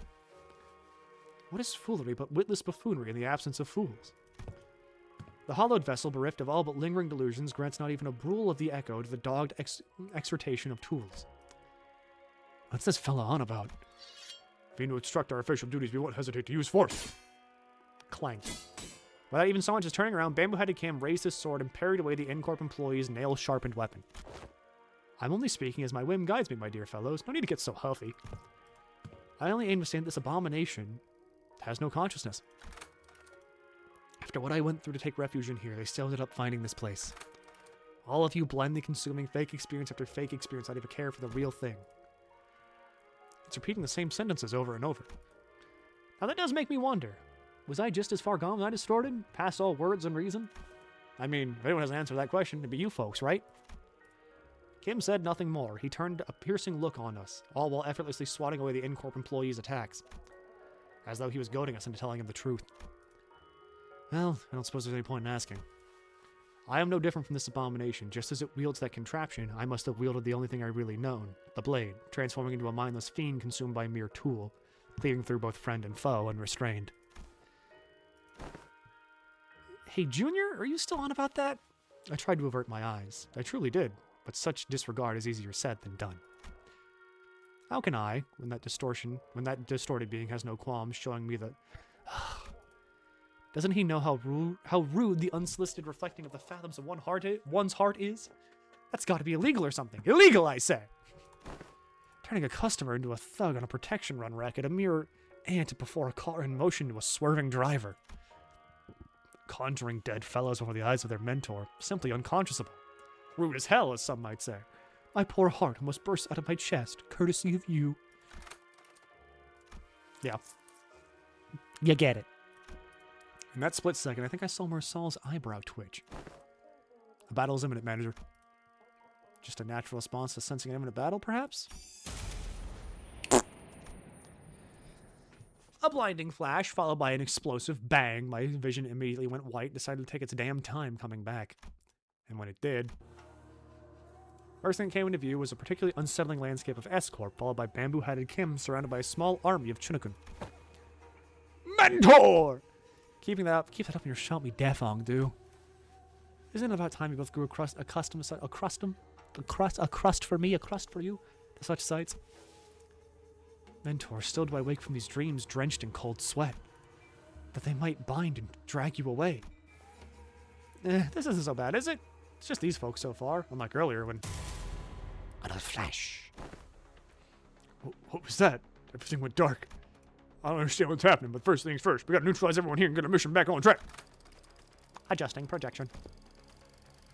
I've been straying far and wandering all day for this exact reason.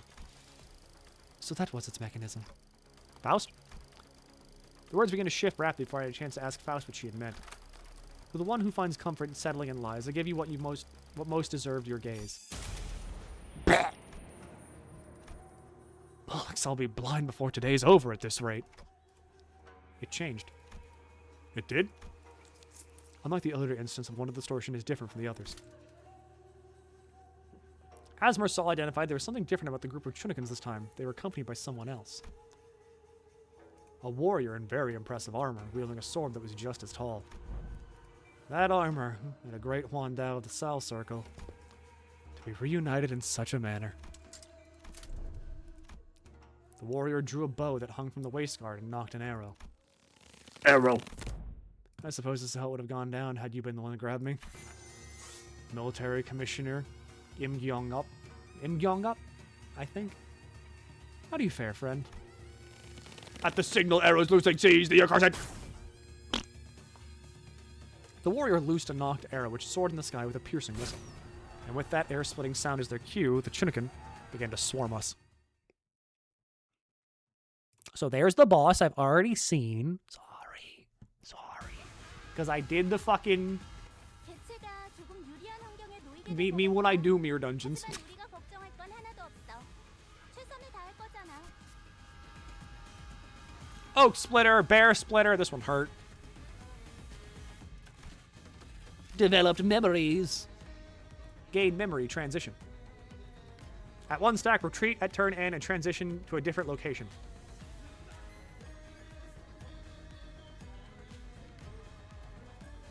When returning to the battlefield based on the current battle form of the homeland, gain or lose swordplay of the homeland. Sal. Bear Hunt. The mountains of S-Corp District 19s are home to all manner of beasts. Among them, the bear in particular boasts strength and force akin to boulders falling from a cliff in a landslide, giving ground to a creature's charge is ill-advised. One must aim to hew it down with the first slash of the blade. Tiger Hunt. Tigers are cunning and ferocious. One cannot hope to cut through a tiger's flesh with a single stroke. Only a relentless flurry of chain slashes can overcome the creature until it's felt its last.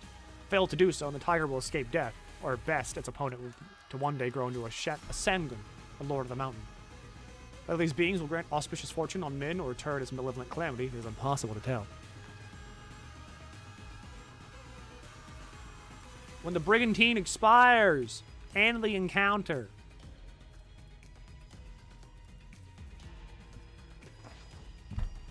The Eastern War Stride armors are not much to be equipped as they are piloted. S-Corp's Jiang Brigandine is one such armor. Much like R-Corp's powered armor suit and full plate armor used by the Knights of the West, the Jiang Brigandine greatly augments the user's offensive defensive combat capabilities, yet these advantages do not mean the armors of such potency are readily supplied for combat personnel.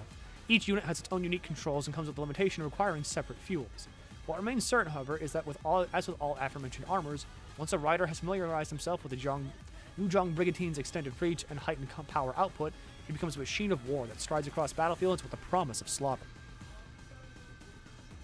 Swordplay of the homeland.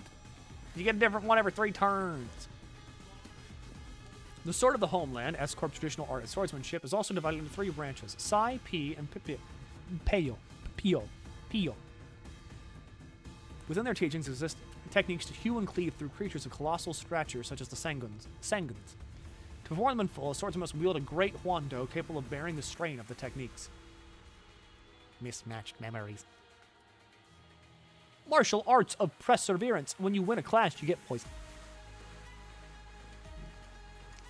If this you target has you sits bleed, inflict bleed. There are those who preserve in training for lack of talent, and there are those who are blessed with talent only to let it rust. All men say the title of Apex Blade can be seized only by the gifted. It matters not. Until the day comes for this blade of mine to rise high enough to meet the clouds, I shall persevere, honing in my prowess. When you lose a clash, get a fucking memory, stupid. Still no Kim, though. He's still not helping us, because he hates me. Alright, we win rate, and then we manually adjust.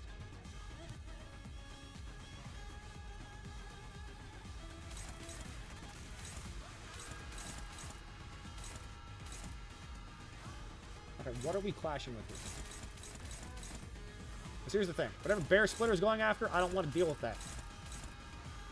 Sinclair.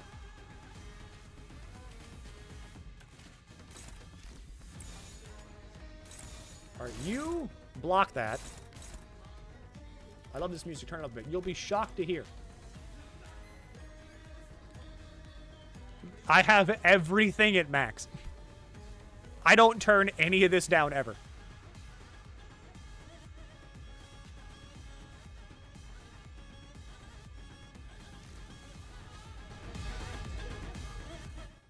Does that count? That does count.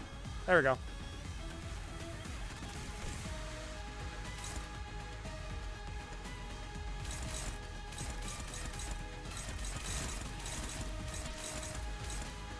So you are targeting Otis. I mean, we're not getting out of this without having to take one one-sided, so whatever. Thank you, E.G.O.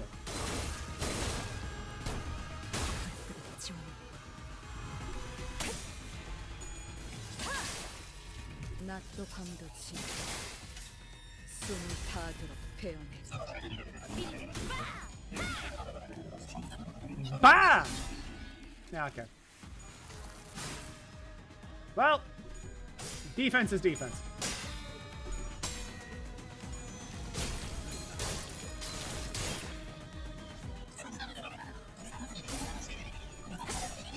Thank you, Otis.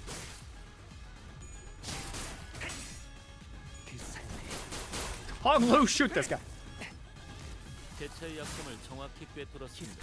지금 손질을 철저히 했나 본 쏟다.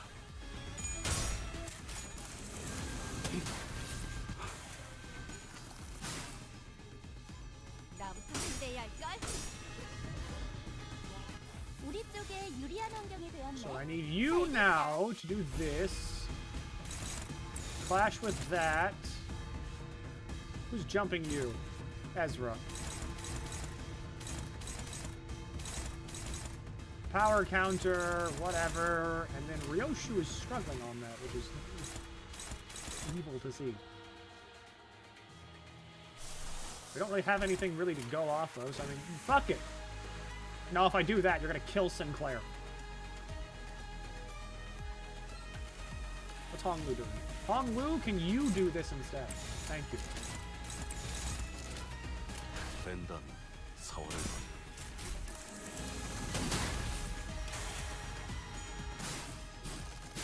Counter form. Ezra takes care of that. Otis makes them sad. Oh, it did say favored. There you go, Ishmael. Keep it up, keep it up.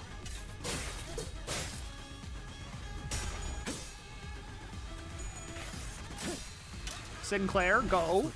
Slaughter.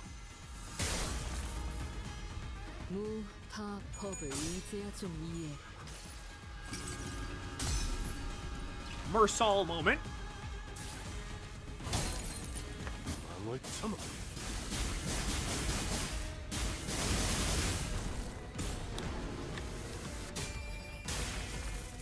숨을 거두리라.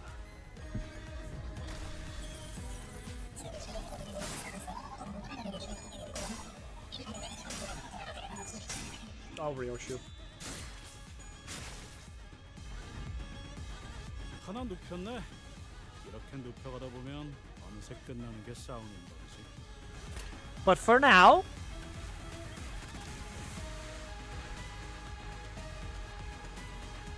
last one. If I didn't do it manually, it was gonna do it automatically in like 30 seconds. It was gonna make me mad. I was gonna get real mad.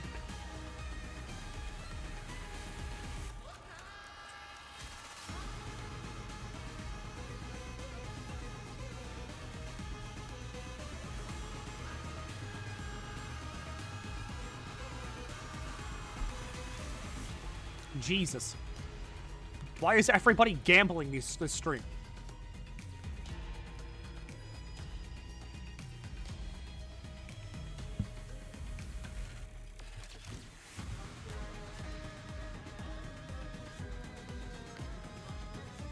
We had a Saint last stream, didn't we? Yeah. I thought there was 11. It's 3 per person. I know what I should do, though. You're right.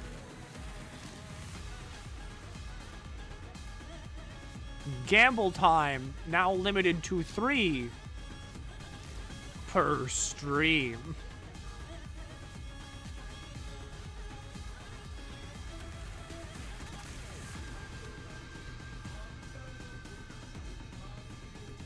This is the third one. It's 3 per person. It's not 3 per stream. I thought I had it set to 3 per stream. I had it set to 3 per person.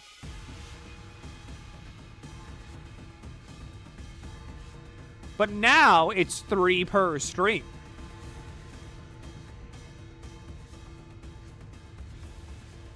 I have to start heavily shooting you all for trying to make infinite money.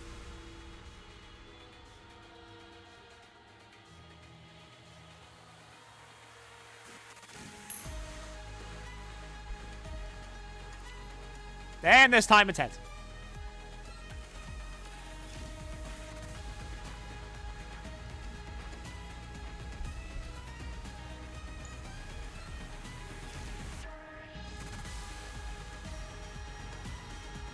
Thank God I bet everything. That's the correct way to do it.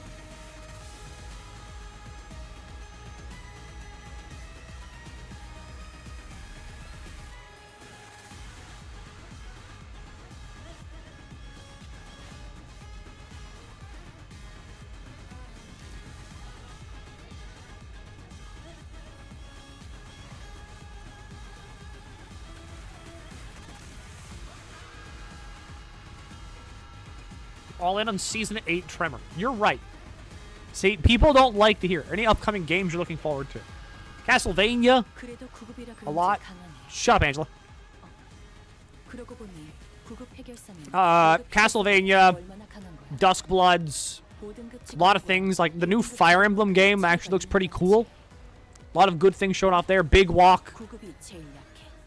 I think I need to, like, get off my ass and finally play, a Xenoblade game that isn't X. DD2 DLC. I'm not. I don't want to acknowledge that. I don't want to talk about the DD2 DLC. I'm side-eyeing that. I'm side-eyeing that very heavily until I know who's making it.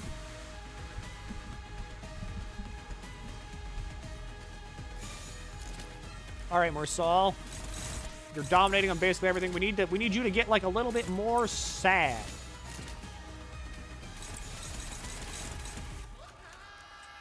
Okay, wait, why is no one clashing with the bear? Please clash with the bear. I don't want to deal with that. There we go. What's DD2? Dragon's Dogma 2! Also known as Dragon's Dogma. I could talk forever about Dragon's Dogma and how it's the weirdest series ever and how, like, I was basically lied to by the guy that made it. I could do an entire, like, expose on Dragon's Dogma 2.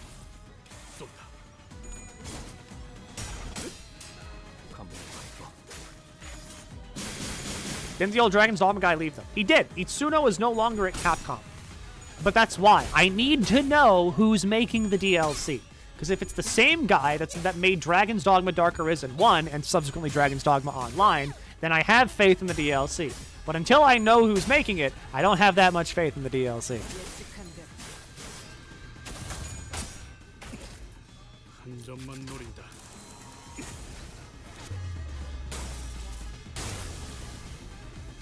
Shoot. 제 행위. 그렇다면 산.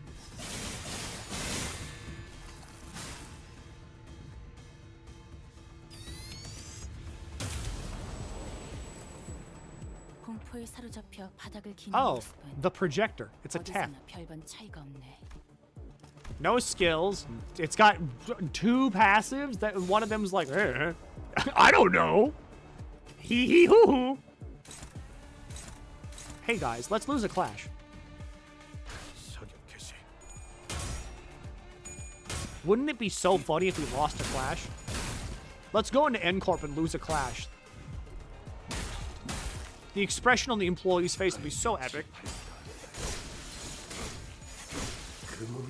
Bones claimed!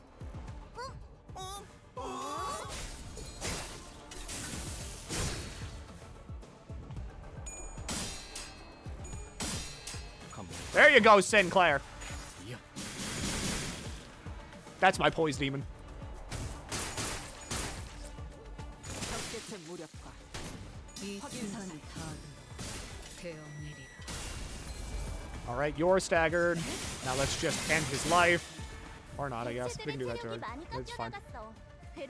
Okay, here's the thing. No! No! That's not how that works!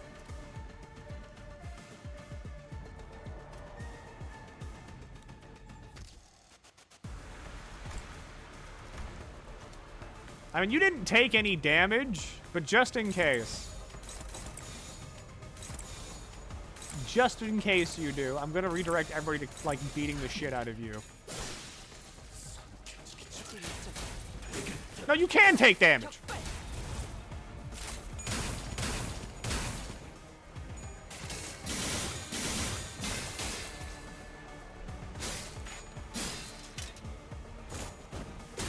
There we go. Just keep hitting. 먼저 빠져. 저분은 Bye, 어디 Heathcliff. 아프신 걸까요? Hi, everybody else. 아까랑 다르게 기운이 없어 보여요. So Mersal has 1 turn left of being angry. 구축.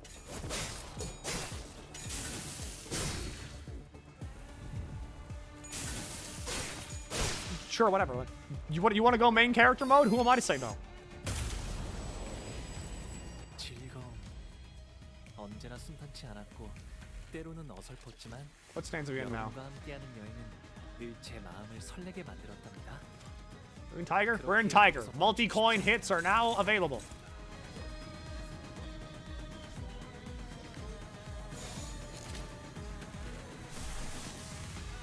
Do it again. Actually, wait, hang on. What does that cost? 1 Wrath, 4 Pride, 1 Envy.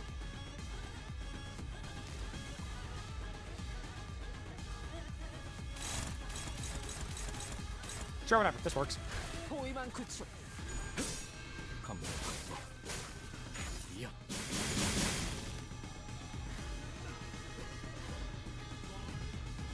그냥 5배!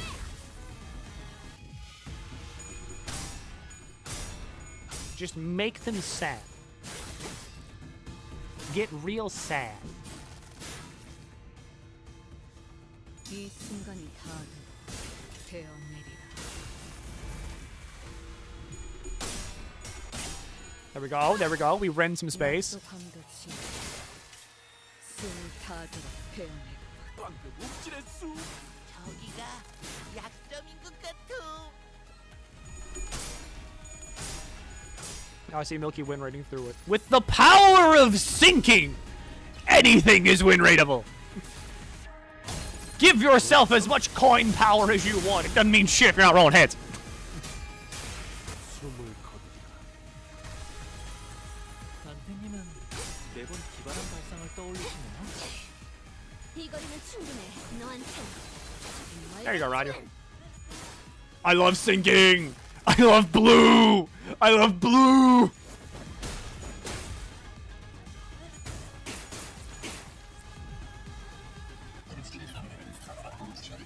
Alrighty, there's swordplay of the homeland. Fucking fly in the air. That's good. You can lose that. And by that I mean, what if you went instead and, like, you know, won the clash instead? That'd be cool. Thanks. Big fan of you, Sinclair. Keep that up. Ursol's going sicko mode again. Let's just keep going. Urso, not Merso. Or so, that's not a person. Otis, make this person sad. Good. Minus 20.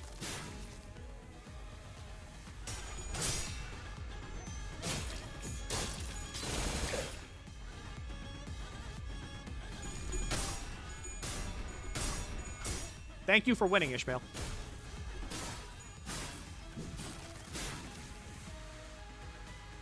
이 순간이 다들 되어내리라.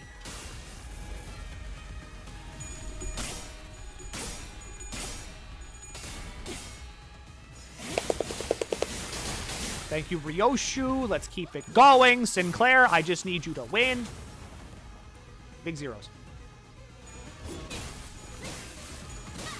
I mean, Ezra can also do like a limbillion damage. I'm okay with that. That's my guy! That's my baby bird right there! 내 손으로 잘라낼 수 있다면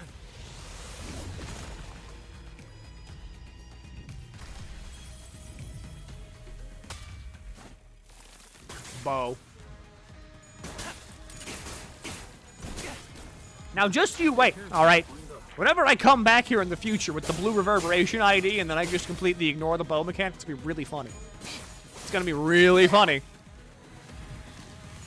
숨막히도록 Oh, Ryoshu's doing something. That's okay, have fun. 갈망했으니 헤아릴 수 없이 저주했으니 Is it a highlight or yellow? Or yellow. 제법이야. Developed memories. Power guard, sword play, sword of the homeland, and then bow of the homeland in the back. So here's the thing: what if you won the clash? We're gonna need a bit more. We're gonna need a bit more than 19. What if you won the clash? That's good. The screen color for Ezra. I mean, Ezra is just yellow in general. Hello, Milkman. 목을 콱 물어버리자고.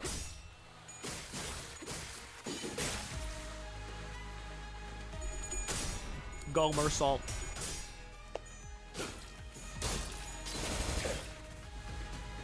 That's my guy. What was that? I said hi. You know, like people do.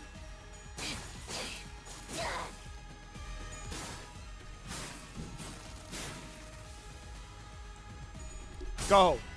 Poise boy.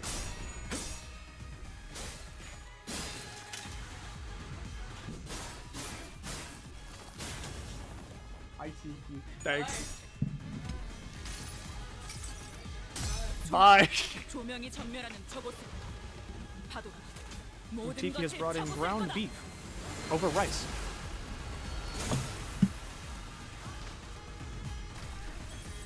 방금 했던 공격은 매우 효과적이었어. Bow of the homeland. 이 다음 순간이 공격은 더 잘할 수 있도록. 되어내리라. I missed sword of the homeland, but whatever. Ryoshu, do it again. 몰아치는 것을 On uptight ego spotted. I'm gonna be so real.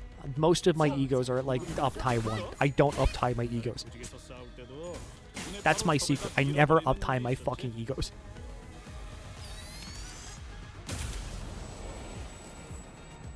즐거움 언제나 순탄치 않아. Marcel, how many turns do you have left? You have 2. Interesting. 여러분과 함께하는 포위만 구축. What else are you using the thread for? IDs! 그렇게 여기서 멈추고 싶지 Adding 2 for the passive? No! IDs! I uptie 4 all of my IDs. 앞으로의 전투는 이대로만 지켜드리겠습니다.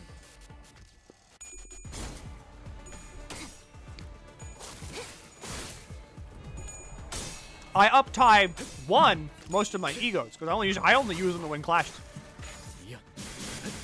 포기하지 마시게. 다들 첫 여정을 시작했을 때보다 정말 강해지셨네요. This broccoli's good. 매일 보아하는데도 I fucking hate broccoli.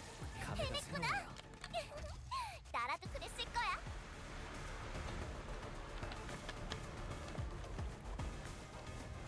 Not even the battle pass ego for Ryoshu Kanto ID with the thread spin 4 item. That one's easy. Yeah, that one I cheated on. Mersal, what if, and hear me out here, you lost the clash? Everybody else just kind of jumped that thing in the back. Unidentified fucking thing. Fuck, is that the one I was clashing with?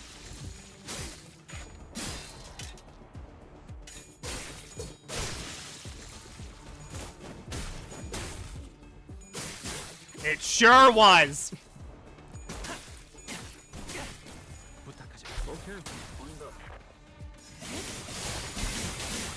No bones. No fucking bones. 빨리 옮기시오. Alright, whatever, do it again. Why are you all jumping this one guy? Everybody jump the thing in the back. The thing. So who else is starting this? It's one of like the guest member. Okay. Ong Du is doing that, so Ong Wu will be Ong winning.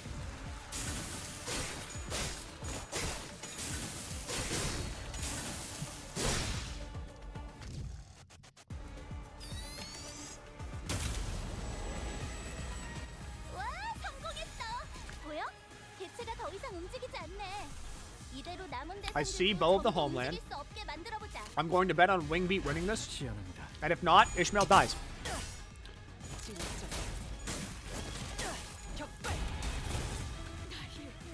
이 순간이 다 감동적이지 않을 수 Which I'm okay with. 해결사 용기에 이런 거지.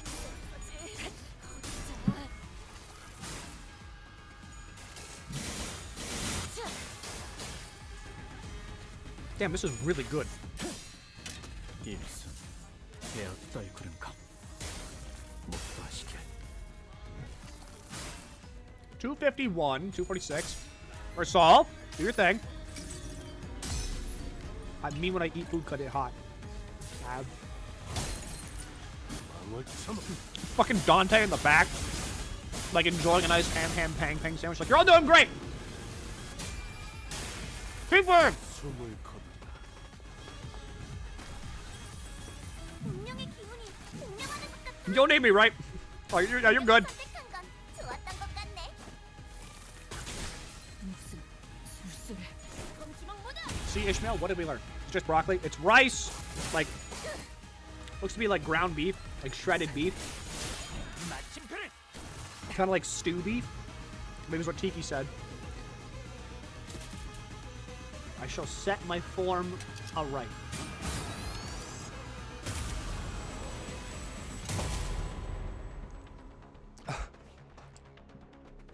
Just a little more. I think I'm going to smash that dang thing to smithereens, but... Yeah, well, it's really hard to focus on one thing with that huge warrior zapping in and out of reality as soon as we make ourselves an opening. Make our lives a whole lot easier if we can just get rid of one of them. The battle seemed to be taking a toll on the sinners, more so than usual.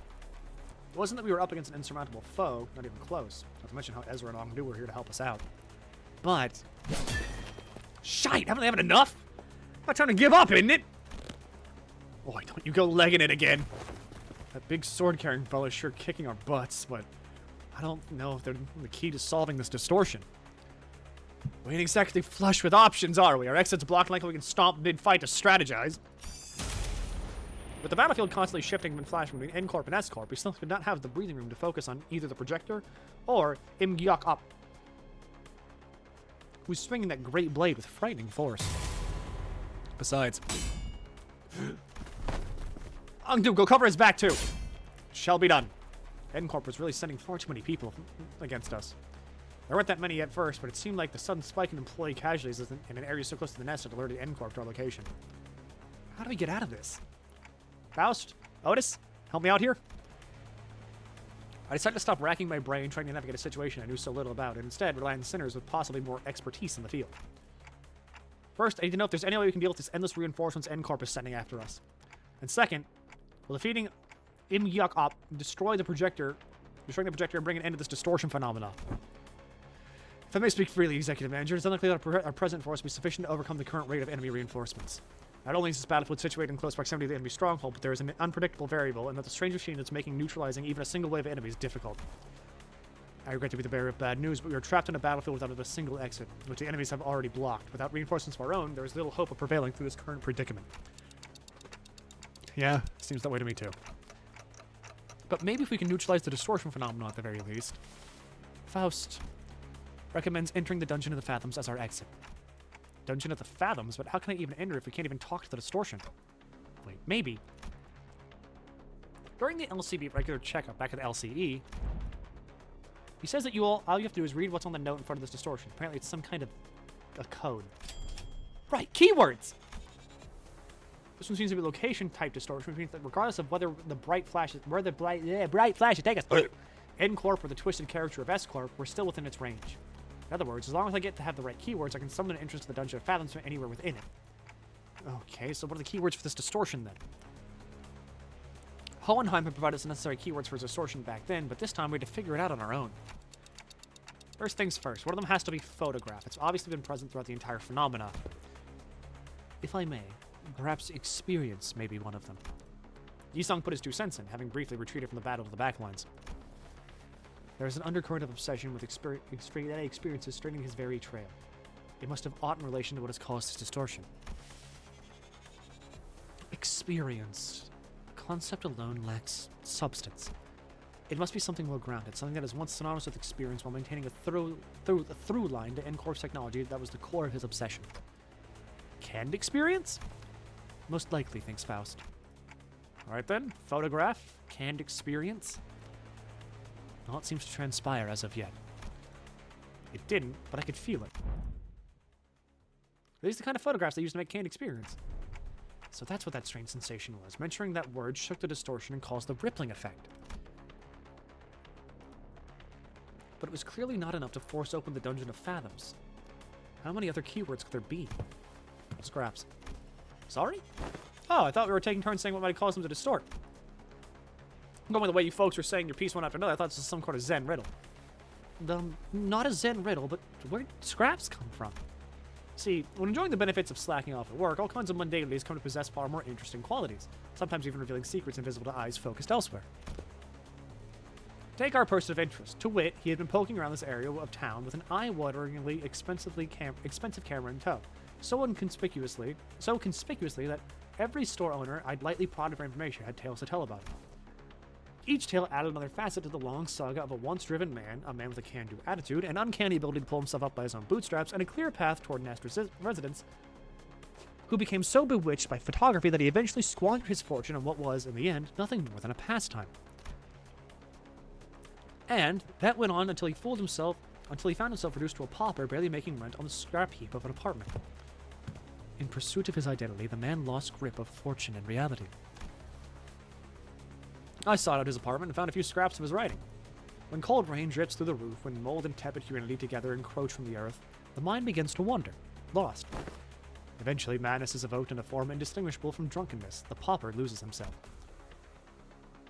A shadow darker than I had seen on Kim's face crept beneath his shade of his eyes. No, I'd seen that look once in the past. Though it'd be more accurate to say that I had heard it in his voice, that echoed in his fathoms, distorted by guilt and regret.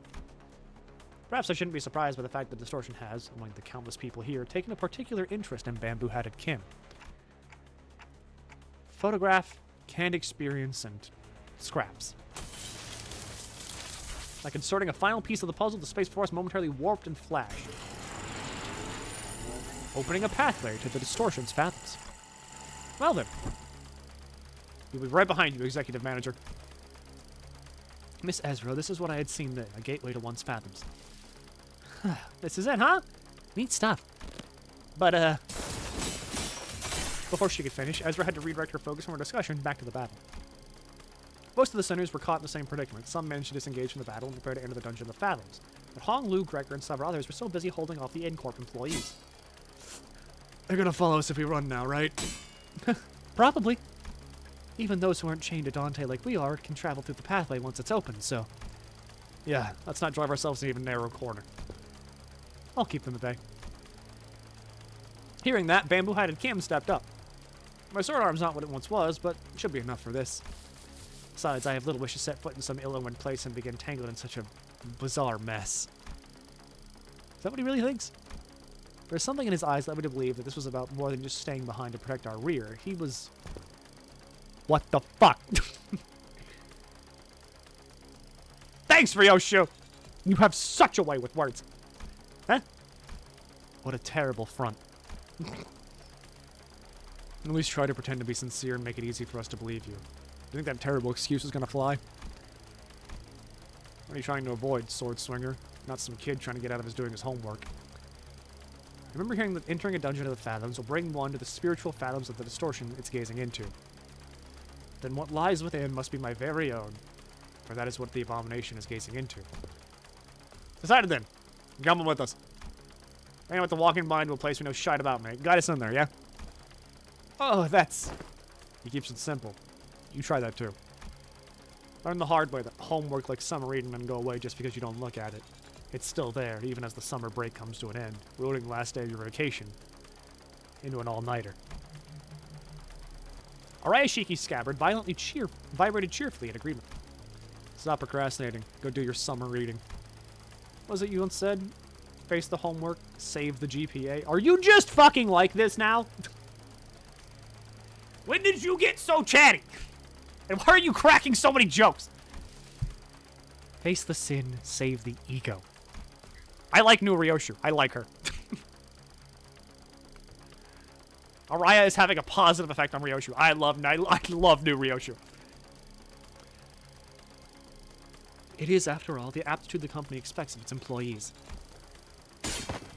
Go, Junior. You guys too, LCB. I can handle them on my own. You'll make a lone stand? Hey, who the heck do you think I am? Here, I'll show you why Team Leader Moses felt safe sending me out alone with you guys. This was basically a monster of the week situation for our team leader and me back in our duo days. I can handle it no problemo. I want to see you guys handle the inflection point, but I guess you can never really have it all. Ah, well, I guess I'll just have to trust our own two OSIR team newbies to handle that. Now that I think about it, I think I'm setting a pretty good example as your team senior, aren't I?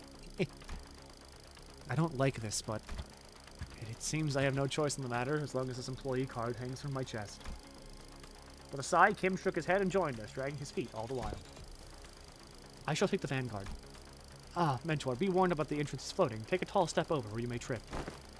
I can clearly see that, Ongdu. Bring me a ladder if you're really that worried, won't you? Have you need of one? A mere jest. You needn't worry. 이번에도 잘해줬어. 유익한 책이 또 하나 늘었네. Angela jump scare. 도시에는 내가 모르는 것들이 많아. 이렇게 하나씩 Delicious 알아가다 보면 food. 승부수가 먹혀들었군. 판세는 완벽히 우리에게 있었다. Fathoms. 정체지를 찾을 때까지 이 기세를 잃지 않기를. What? What? What? Faust? I've done a dungeon before? Thank you, but I think I'm good. Level 59. Ugh. Cache been cleared. No, this is not a new PC. I didn't clear the cache either. Why are you level 59? Ah!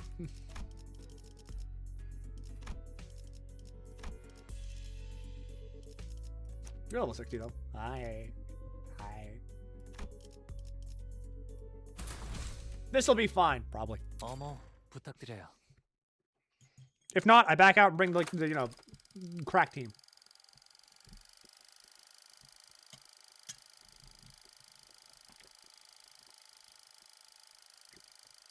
If that's how everyone's been living, then my life, my photographs too.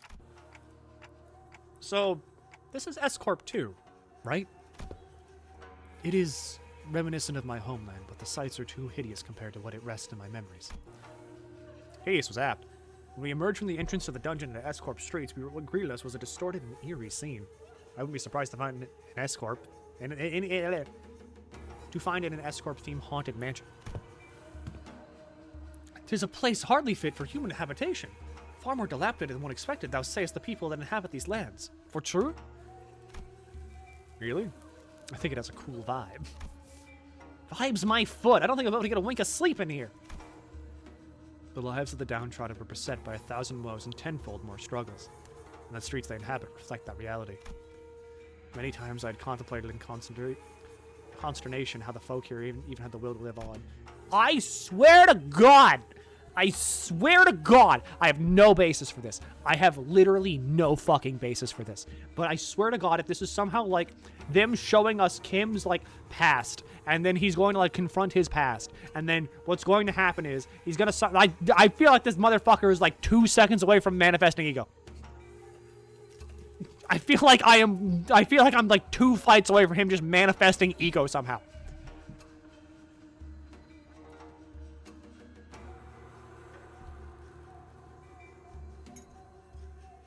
I can't prove it.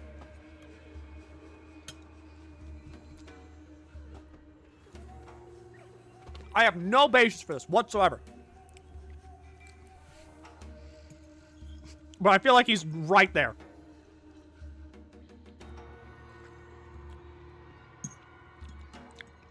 This is the bamboo hat up, like bamboo hatted Kim upscale.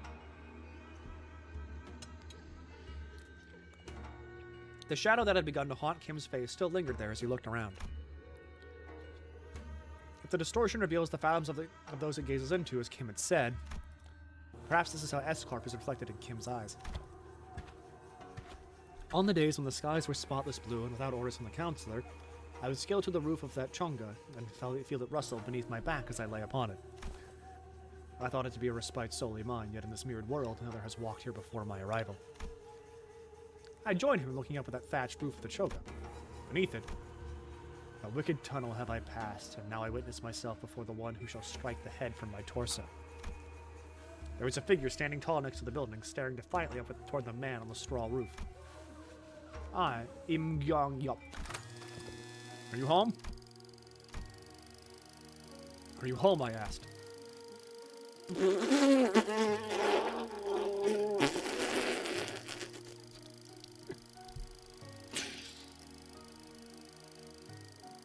Sure, man. Sure, man. Sure, if that was your uniform, that was your... Who am I to judge? Sure, man.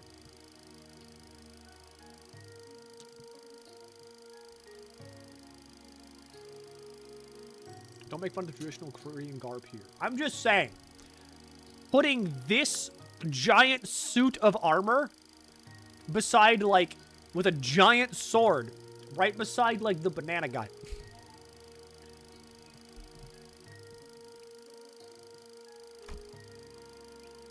Fuck, what do you say? A strange visitor I have. Why not call at the front gate if you've come seeking the master of the house? Be not like a dog barking up the wrong tree. It's unbecoming. A dog? Really now? I can see you up there lounging on the roof. I'm not going to speak to the door like I'm blind.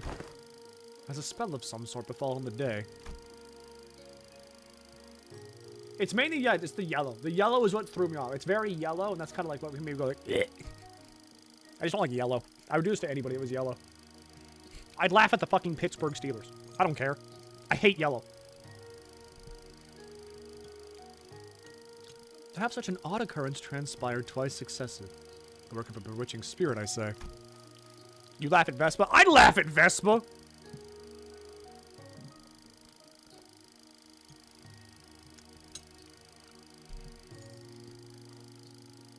I keep eating. I'm addicted to food.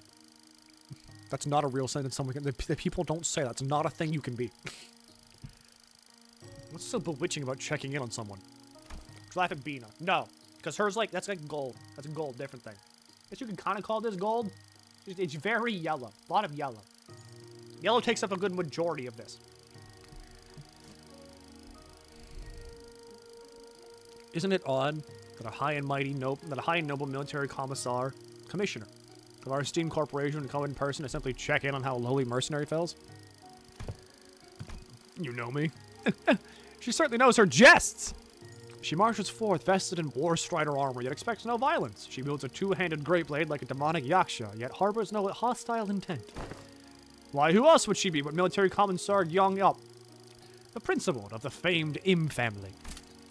You are certainly in the habit of speaking in hyperbole. Not so noble that I deserve to be complimented with the epithet so grand as the principal. Not a compliment, you see, Commissioner. This is a rhetorical technique known as backhanded compliment, in which I damn you with praise, for you are so bound by your precious principles that you would rather be unreasonable than betray them. Does an officer ranked second ordinate have no wit to engage in such banter? Why am I out of line, as they say? You two are friends, right? This is our first meeting, so no, not at that precise moment. I know, I'm just saying that if I were her, I would never let myself become friends with you after such a bad first impression. Can't imagine becoming friends with someone who keeps pushing my buttons. Maybe, but people do find friendships in such personalities that they have a taste for prickliness. You've got a friend in us, don't you? Oh, fine, you have a point. Guess I do have a habit of pushing people's buttons, too. But still, I hope you're not seriously comparing the way I talk to his sassy, gotcha-digging, pun-riddled... Well, the world we live in is a vast and diverse. Consider yourselves lucky that you're surrounded by so many quirky characters. It's because of the same luck that she took the joke rather well rather than respond by trying to cut off my head. You are out of line, yes, but I knew you would be, so I won't take issue with it, though I must admit the rumors of your sharp tongue do you no justice. The streets speak of a man they call Kim Lim. A man who once had intended to pursue the path of the brush, only to realize the sins of his forefathers had exiled him to the backstreets. And exiled himself to the backstreets. Yet with the sheer power of will, gritted teeth, and scarred heart did he find the path of sword another way into the nest, as the right state counselor's sworn guard at that. That's you, isn't it? All those superlatives, yet the reality is that I have merely found the path of man-butchery as a viable way of life. Direct any compliments you have toward the right state counselor, if you will. I am but a butchering blade that happens to fall into the right hands. Haha, not a compliment, just the word on the street. You're a quick learner. And spare me the fancy reading of my name. Watching you pretend that pompous posturing comes naturally is painful enough already. Keep it simple and spell it out as bamboo-hatted Kim, thank you. And does he continue to veer away from the line? I'd rather be a corpse cold and dead than stay in line. Have a shred of mercy on me, almighty one. If I'd come all this way here to punish you for every little misdeed and ill manners, I would have laid you out and split you in two. 3 ways words of riveting dialogue brought us this far. So feel safe to continue trapezing out of line, but in return, would you answer a few of my questions? I've been watching you from a distance for a while now, and... Really? Stalking someone's not very principled of you. You sure she didn't give you a good wallop after that? No. Truly a mystery, isn't it? Besides, she did give me free rein to continue trapezing out of line. I couldn't in good conscience turn down such offers of kindness. Not that I ever do. You sure have a way with words. Way of finding your way under the listener's skin, huh? Perhaps, yet are such japes not to be expected among fellowships of close mutual bond. They don't look like friends yet, though. So, care to tell us why she's been watching you? Ah, I was engaged in the age-old pastime of throwing rocks. Oh, you speak of the game Sukyon. Same with the festivals of Dano. I was just throwing rocks at the passersby. I love him! I fucking love him!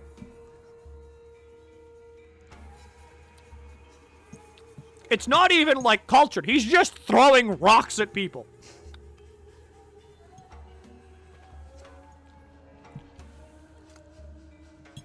He rules. Me when I have to throw rocks at people because I'm bored.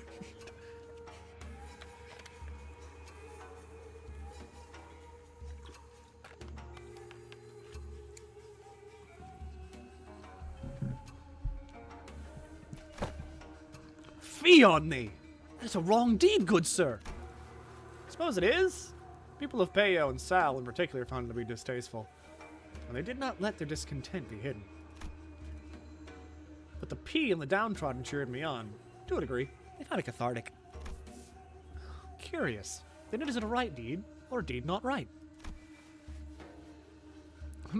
Peyo? Sal? What is it that thou art describing? It is a well-known truth that S Corp is also known by other names. Salpipio Agro Industries. A wing specializing in the general agriculture and livestock industry of the city. The vastness and depth of its responsibilities have necessitated such divisions of labor. Thus, District 19 is split into 3 court circles responsible for each different aspects of the industry. Sal, P, and Peyo. Each meaning flesh, blood, and bone, respectively. Yield my flesh to claim their bones. Blood's not there. Sal, responsible for the cultivation of rice and other grains. Peo, responsible for the meat and the livestock. And P, in charge of the technological aspects of both. As a scientist and researcher who once toiled at S-Corp, you must have felt the persecution of the P faced firsthand. It is believed that the Trinity was designed for balance, that they would once provide assistance when requesting to keep one another in check when needed. It was once a promising cultivation of a fair and sustainable S-Corp. Alas, the noble intentions of yesteryear now lie sullied, the Trinity now degraded to 3 quarreling bands of profiteers blinded by avarice, relying not on honor but betrayal and perfidy, to claim the top of the triangle. An adherent of the flesh claims the position of the chief state counselor and monopolizes rice as common folk star. An adherent of bone wants a right state counselor. Counselor? Yeah. Toadies to Sal and rises the seat of the left state counselor. Blech. When such shameless conspiracy permits not the common folk to even till the land as they please, anguished cries of suffering flood the street. Thus the common folk are reduced to livestock bleeding out, hanging from a hook, while bone and flesh collude like that of the emaciated dead. Who shall claim the severance of flesh and bone and force them both to yield? An oft-heard poem in walking the streets of S-Corp.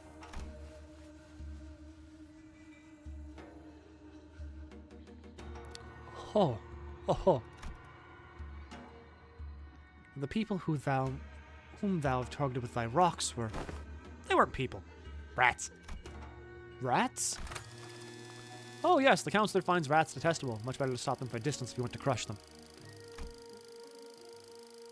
By any chance, do these rats have a habit of sneaking into the royal court to better pilfer what the common folk rightfully deserve? They certainly suffer from a severe case of kleptomania. So you purposely threw a rock at his feet to trip him to the ground, knowing that he was a kleptocrat. Well, I simply could not help but react as such in the presence of scurrying rats. Is it all you find funny? Speak if you do. I could use a good laugh right about now. Just hardly expressing my gratitude, that's all. Those whose corruption is revealed ought to be readily receive the scarlet ochra bonds, the gall to scamper their expensive prosthetics. My men were having some trouble apprehending them. Until now. Well, if that is your intent, you are invited to leave a token of gratitude somewhere in the vicinity. Perhaps I'll happen to pick it up. Wouldn't want to get thrown into the dungeons teeming with real vermin. Oh, I was going to do just that. So, when you'll stop being a sword and be a human again? What? When do you clock out? The way I see it, you're not the kind of person who ever let a drop of liquor get to his tongue while on duty for the right state counselor. Return to this choga when you're human again. I'll buy you a drink as thanks. Ah! She's a funny one, Mentor, this fellow you had often mentioned fondly was... Correct! Haven't I mentioned her a few times as a drinking fellow I'd left behind in S-Corp? I must say, I found that relationship most intriguing. That a military commissioner of the Sal faction would fraternize with a bodyguard of the right state counselor, who was of the P faction. Still, I knew not the fellow was none other than the military commissioner of S-Corp. Longdu's eyes had gone wide in shock, her voice rising unconsciously. It is news to me that you had ties to a second ordnance official, a military officer with command over high-ranking employees of the wing at that. Well, I was in service of the right state counselor, who's a first ordnance, you know. Well, that might be true, yet you would like to know why I, with such a powerful friend by my side, ended up in exile from S-Corp. Yes, your silence over such matters of great import is why I have come to introduce you to others as a resident. One, Mentor. We had made the Blade lineage our home for S-Corp, availed no home for us with the lineage, but you, Mentor. I'd rather show than tell. Let's proceed, shall we? Reticent. This enchanted place seems intent on unearthing all of my past, both savory and unsavory. All shall be revealed in due time. Kim looked around, a twinge of loneliness in his eyes before moving on. We followed without a word. Bamboo-hatted dork! When you're in the dungeon, the main goal of the dungeon is to win. There's the win. Now, I will run. Probably fucking like maybe 1 minute. Go do 1 minute. Now I'm gonna need an hour. I'm gonna use the bathroom. Be right back.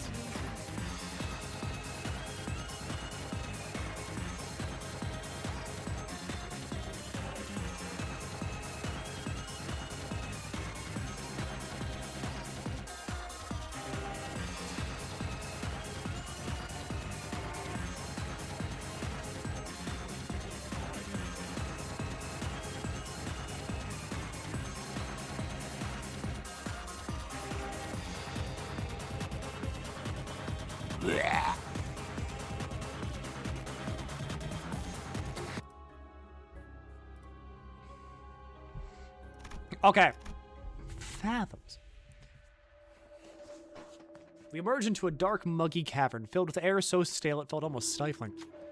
Up ahead, a thin ray of light shone through the darkness, seemingly guiding our path. Following the light led us to a four-way fork in the road. A constant, powerful gust howled through one of the paths. Another one was filled with metallic tang, the smell of blood. Then there was the path that was entirely silent. The last one echoed with the harsh noise of a sword striking against sword. Which path should we choose? Swords! Just how many people are fighting up there? We must proceed with caution, Executive Andrew. There may be a battle underway. The sinners all looked disconcerted at the strident noise of metal against metal, an unmistakable sound of battle. Fuck. A pedestal made of stacked stones appeared before us, though none of us knew how long it had been there. Atop it was a red accessory, the kind that would hang from the bottom of a hilt. Red tassel! Red tassel, my beloved! You is back up, you is back up, and then the rest. 준비한 대로만 하면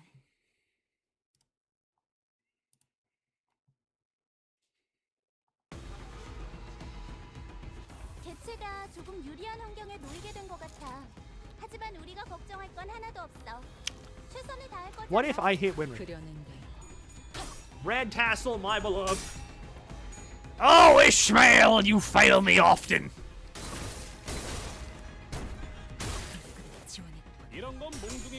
Do not subscribe to me. I haven't streamed in like a fucking week. Granted, I've been busy. It's not like I've been ignoring people, but at the same time, don't fucking subscribe to me. I don't make good content. I make slop. I make good, in quotation marks, slop. Good if you're a pig.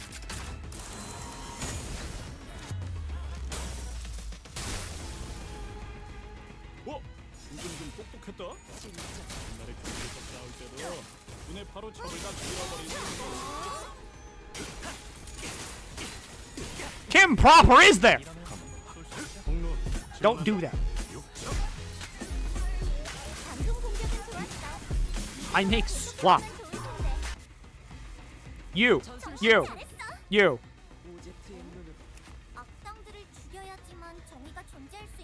This is the kind of guy that would make a... He would manifest a goddamn ego. I know it's in you. I know it's in you. You're level 81. You're a freak. You're a fucking freak. Where's your ego? Where's your fucking ego?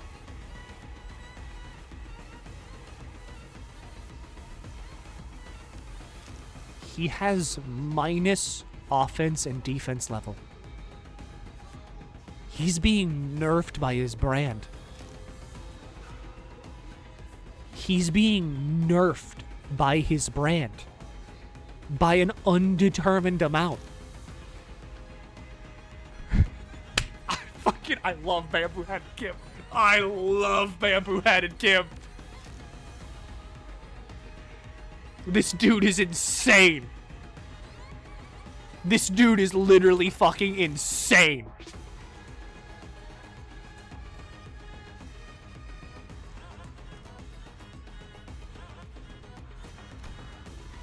Draw of the sword. At poise, gain power. Gain poise count.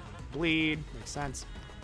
Acupuncture. Coin power +1. Gain poise count. Gain poise. Gain poise. Deal 20% damage on crit. Deal 40% damage on crit. Inflict bleed. Yield my flesh. Target's skill slot has the max high power. Highest max power. Until this skill ends, take -2% damage from attacks for every poise on self for a minimum of fucking 80%! Clash power -1 for every poise on self, minimum 30. Cannot be staggered from taking damage. Use claim their bones after being hit. Cannot use yield my flesh. I'm not even allowed to see that. At +10 poise, coin power +1. Deal 40% damage for every excess attack weight beyond the number of actual targets and focus encounters the parts. Consume all poise on self. Coin power +2 for the final coin, once per coin. Coin power +2 for the final coin. Coin power +2 for the final coin. On hit, inflict 10 bleed and 2 bleed count. Inflict 2 paralyze next turn. Deep-rooted regret. He heals. Kim, you're a freak. Like, positive, but like, Kim, you're a fucking freak.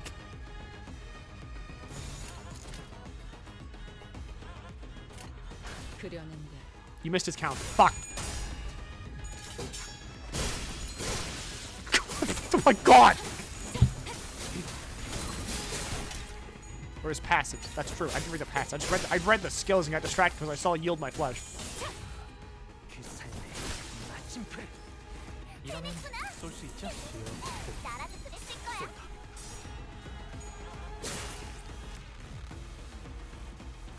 잠시 무릎 꿇는 것을 He's fucking glowing.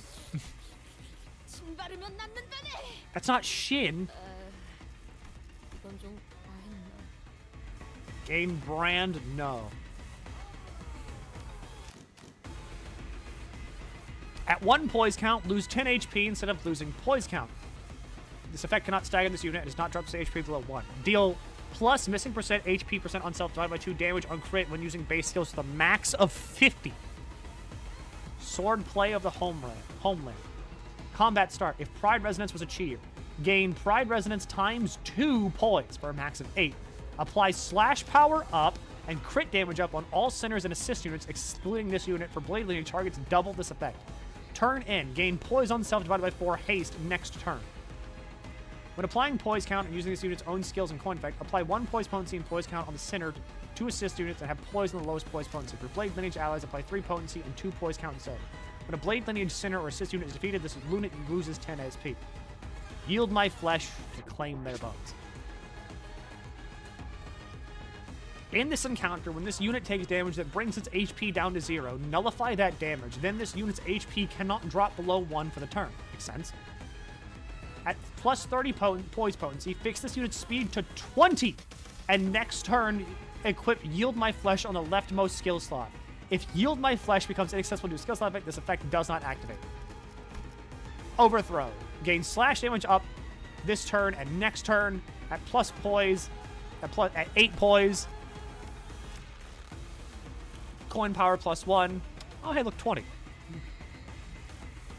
Gain poise, deal 80% damage, plus 80% damage on crit, and inflict bleed.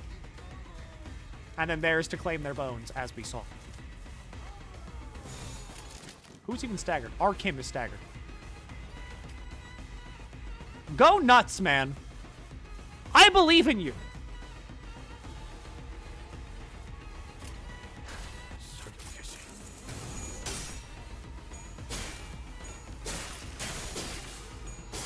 Do it.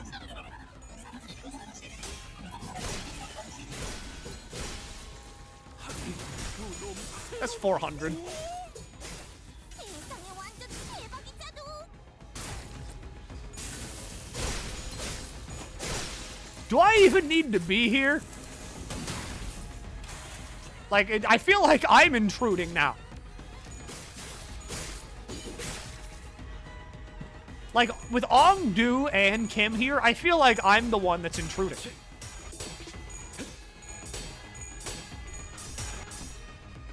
Sinclair, how did you lose that?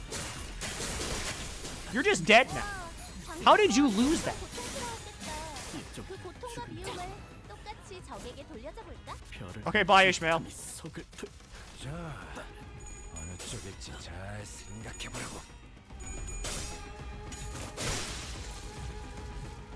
낮도 밤같이 숨이 타도록 배우네. 연장 솜씨가 현란하죠. 온 선물 만들고 도구 연습만 하는 것이요. 하지만 Look, worst comes to worst, I 슬슬 say fuck it, I bring the middle. 근처에 융수염이라는 군 거를 파는 곳 있나? 이관. I skip all that. Fuck, the youth explained them better. It's fast. Come play me, get high grade himself. There's probably people are tired. Ah! I'm so used to mere dungeoning. There must have been Mr. Stager's because that when the exam grounds out there is no one to escort him. I'm too mere dungeon pilled. Confused with the unexpected events, he wandered away from the exam grounds in search of his escort, lost his bearings, and found himself in these alleyways.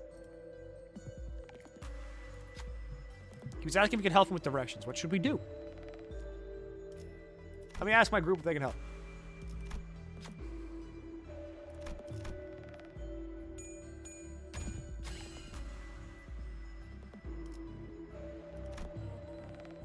Though it would have made for a rather moving. I'm too mere dungeon pilled.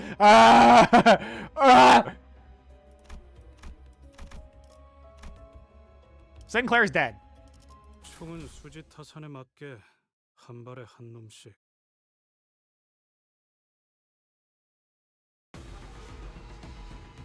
제가를 처음 쥔 형 누나들이랑 비슷한 느낌이네요. 아, 그러니까. Alright, we have SP now. 확 물어버리자. 아, 힘을 얻은 분들 특유의 분위기가 또 He asked Ong-Do and Kim to point the way. Ah.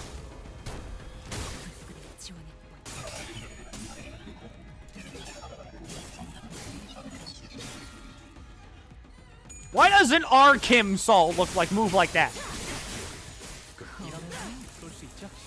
이제 신 수에선 벗어났나? I hate this.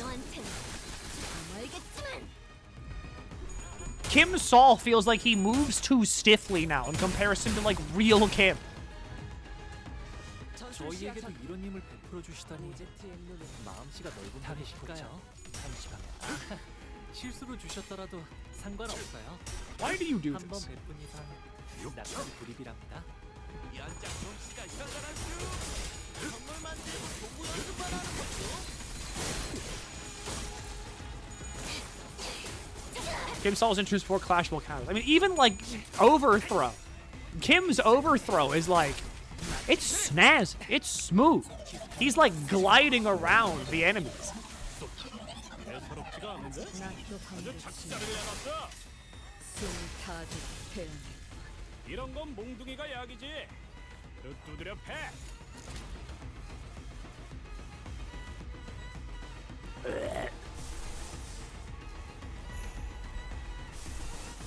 Fuck.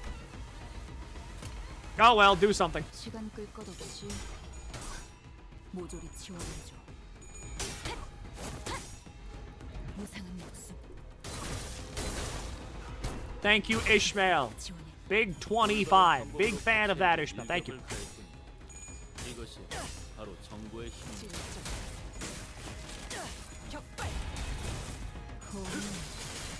제 행. 그렇다면 산.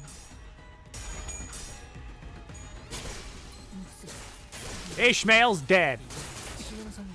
한 제 시계를 돌려주시지 않으면 치료가 어렵겠어요. 세상스럽지만 꽤 괜찮네. 제법이야. Season diff, I'm afraid. I really wish they would like do 치명상을 입은 직원이 part 2 identities, I guess. 모든 I know it'd be cheap, 전술시야 전. 현실을 극복할 but 수 있는 like 방법을 모색해 탄식하네. having an updated Kim Saul would be nice.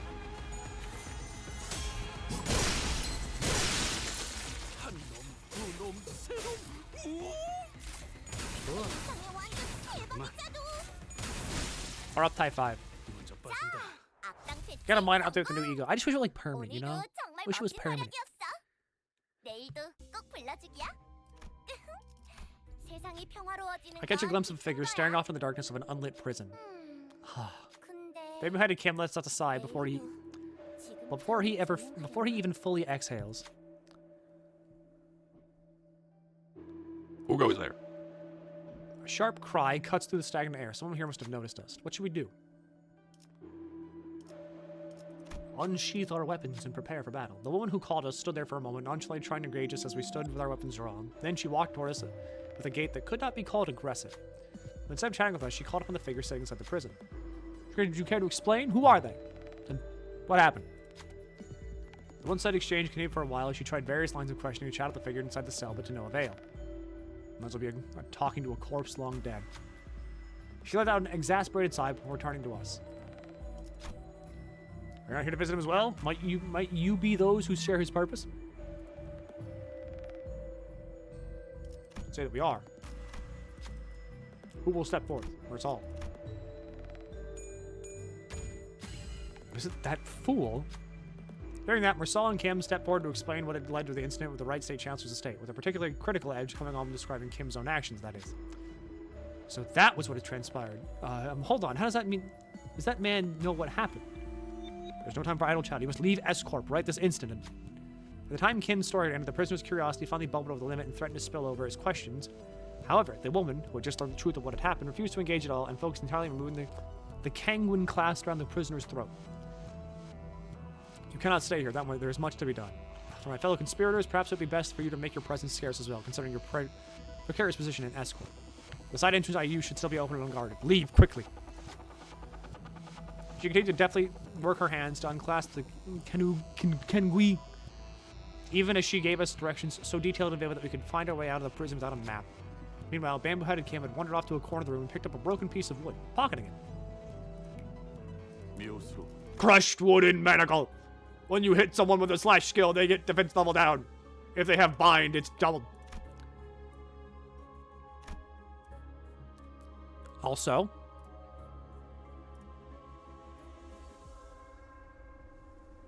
you have to look at ads. Milky, you okay?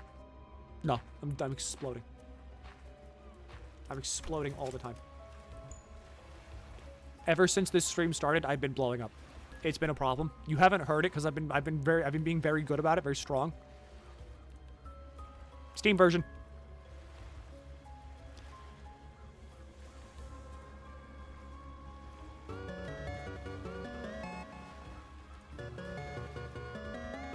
Hydrate. Why do you think I've been going to the bathroom so much? I've been drinking fluids.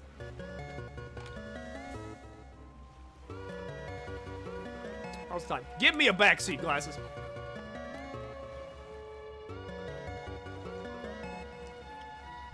Do you know what this one is yet?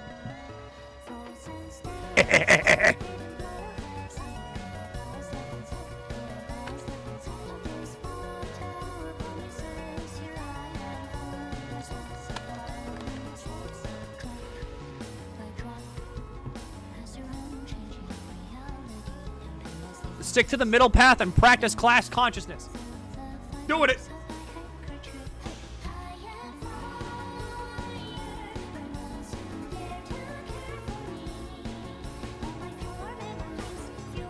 One of my favorite things ever is watching people play Ruina and then they get to Zhao. Because, like, no one in Ruina really does burn all that much, and then you get to Zhao and it's like, oh, everything's on fire!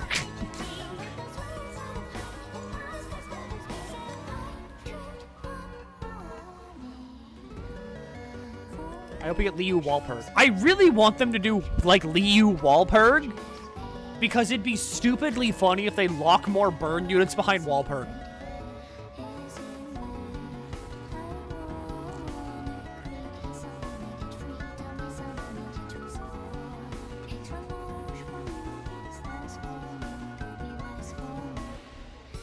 To be fair, pretty sure Zhao would fix burn as a status. Much more so than Magic Bullet does. There's only 4 stars that doable IDs. I want to say it's Dawn and Yi-Song. Because Dawn has yet to get a Walpurg ID. Dawn does not have a Walpurg ID. Like, at all. And Yi-Song, it's been a while since he's gotten one. Radya. Radya is getting the Thumb Nurse Father. Dawn is true. She's got Walpurg? Like, not Walpurg. Not Walpurg. Ruina IDs. That's what I mean. Dawn doesn't have a Ruina ID.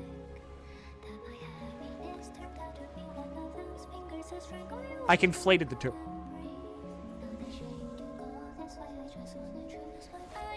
Because it can't be Radya, because they give everybody, like, 2 IDs per season. Usually. Give or take. Radya's second ID after Ring will be Thumb Nurse Father. Heathcliff's second ID after Ricardo will be Lucio. That leaves Yi-Song without one and Dawn without one.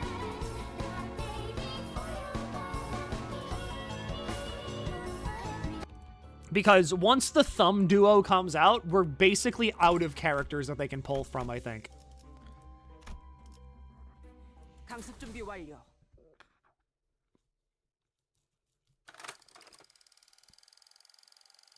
Because we have... There's a gotcha feature, but you don't get new characters. What can you get them? I can't really stop. Hang on. I will show you. My life is the experience. The memories I have recorded are different. Alas. Kim came to a stop with a grim look on his face. Again, I am returned to this day. His voice had dropped to the same morose pitch when we heard him before. Morose. Mentor. I have been here before. Ah, have you? Had a peek into my memories when I distorted, did you? I must say, it's a bit embarrassing that my deepest and darkest secrets revealed like that. Kim grinned sheepishly as though to clear the air, but it was becoming rather clear to me what he was doing. That his flippant demeanor was seemingly devil-may-care attitude were but a mask to hide the true darkness in his heart.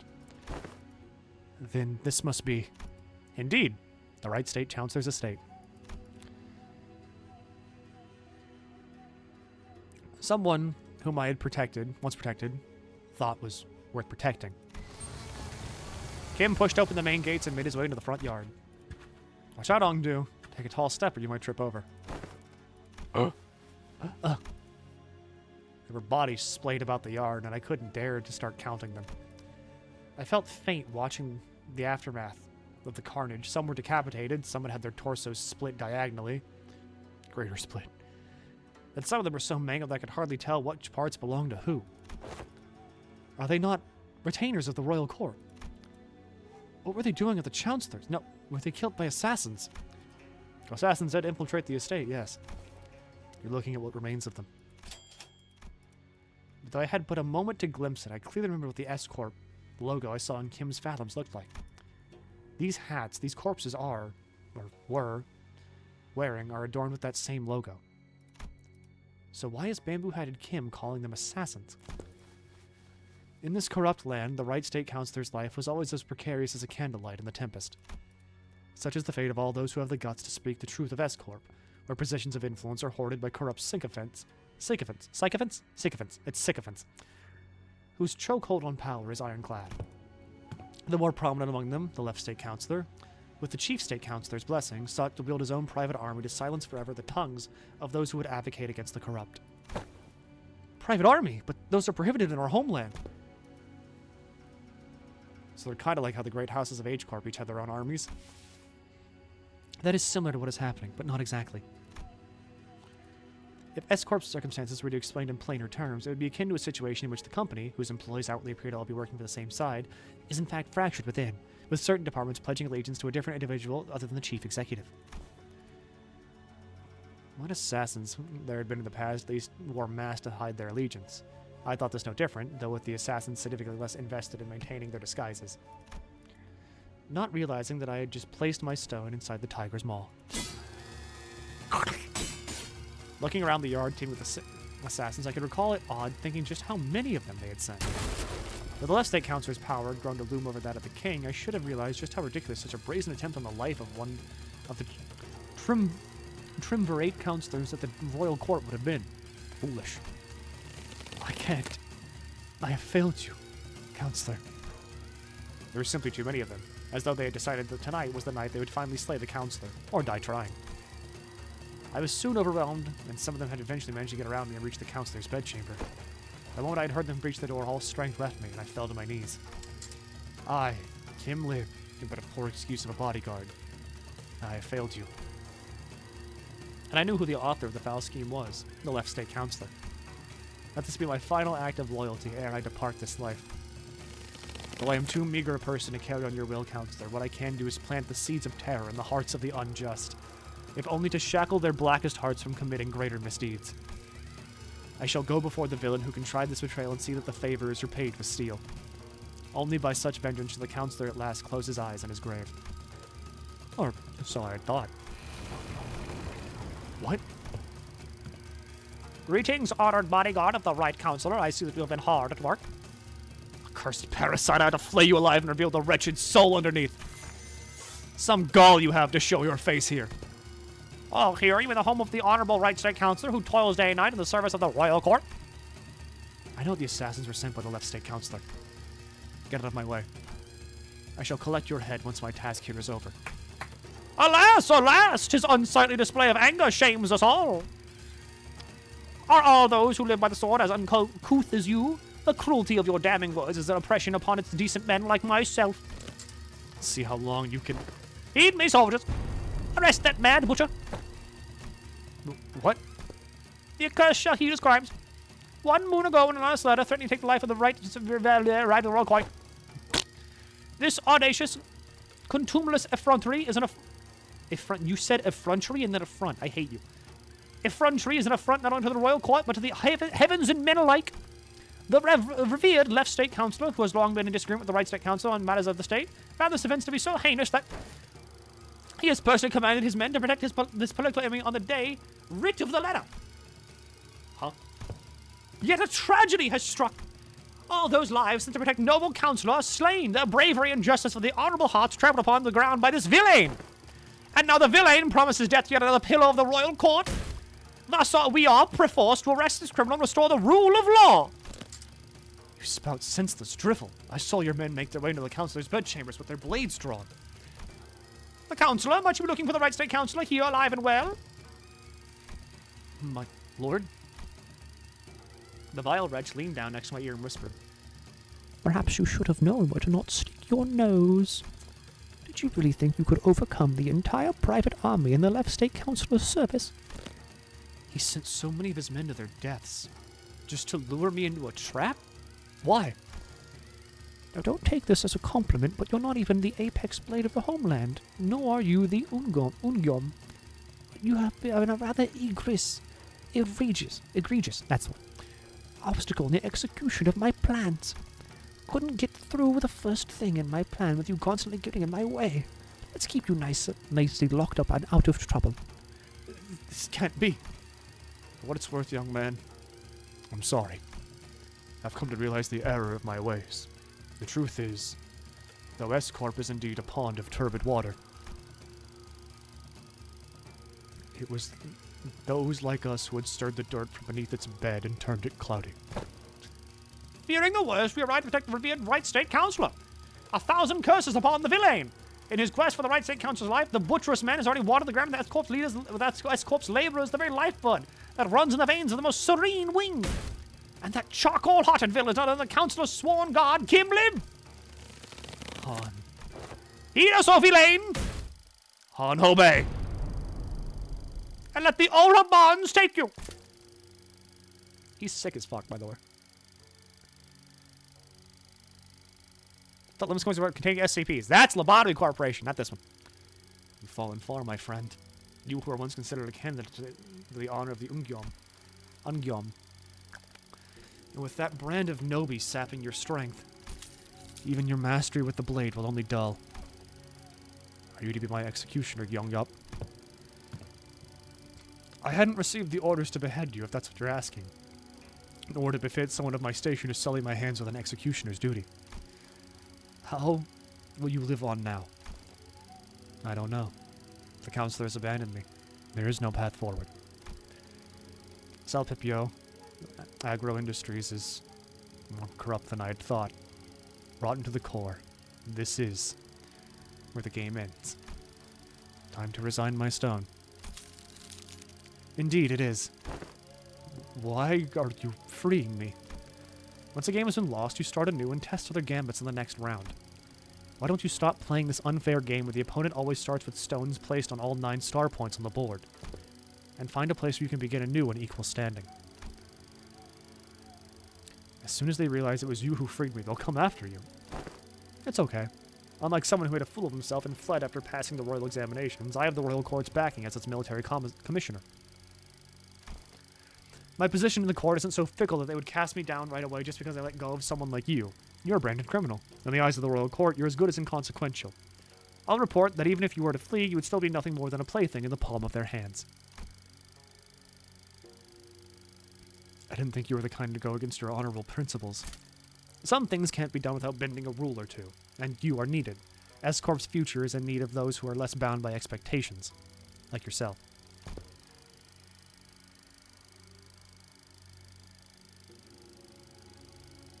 Besides, it's not the rules I stand by. It's my own principles.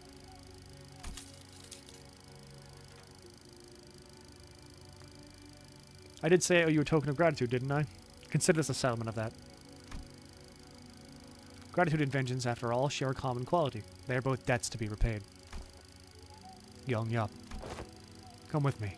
There's no hope left for S-Corp. You said it yourself, didn't you? We'll never win as long as we're playing their rigged game. Listen, they might have a 9-stone advantage over you, but to me, it's as small as 3. I'll manage to keep my finger on the pulse. Besides, change doesn't always have to come from the outside. The old wisdom says that to catch a tiger, you must enter its den. But wouldn't it help to have an ally waiting in the tiger's den to back you up when the time comes? There. All done. Your bonds are severed. Go now. Go, and build your strength beyond the walls of S-Corp. Yet beware of relying overmuch on foreign powers. I don't have it in me to take up such a grand purpose. I'm done with S-Corp. You know how I am. I just go with the flow. Yes, yes. Do as you will. Go with the flow. Be whatever you want to be. But I'm hoping that the currents of the river will someday bring you back to S-Corp. That's all. Though I had left the rigged game, my records afterwards weren't stellar. The laying of the stones on my board was always full of holes and mistakes. I joined the Blade lineage, became their mentor, dragged them into the library, until eventually, I cut down those who had placed their faith in me. Self-defeating move after self-defeating move. When Yongyup had let me go, I thought I escaped the Tiger's Maw.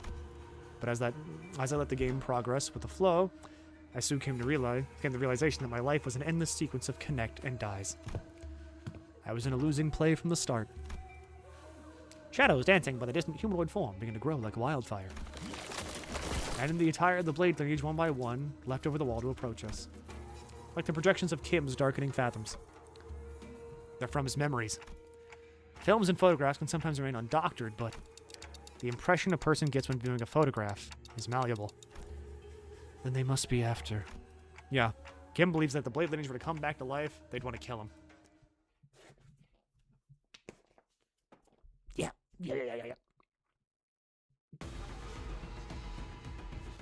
Let's fucking kill these guys!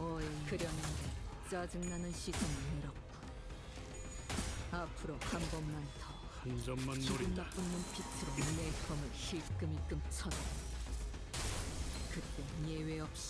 It's very important to use Atelier Logic ammo as soon as possible. You will not regret using turn 1 Atelier Logic ammo as soon as possible.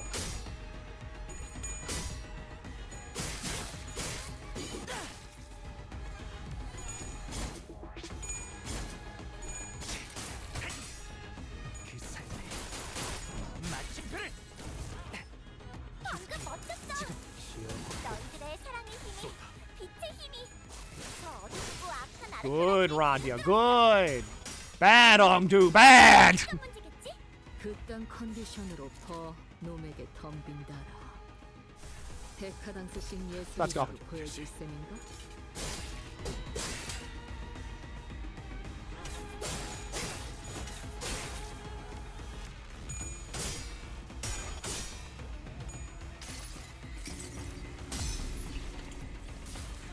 Yummy.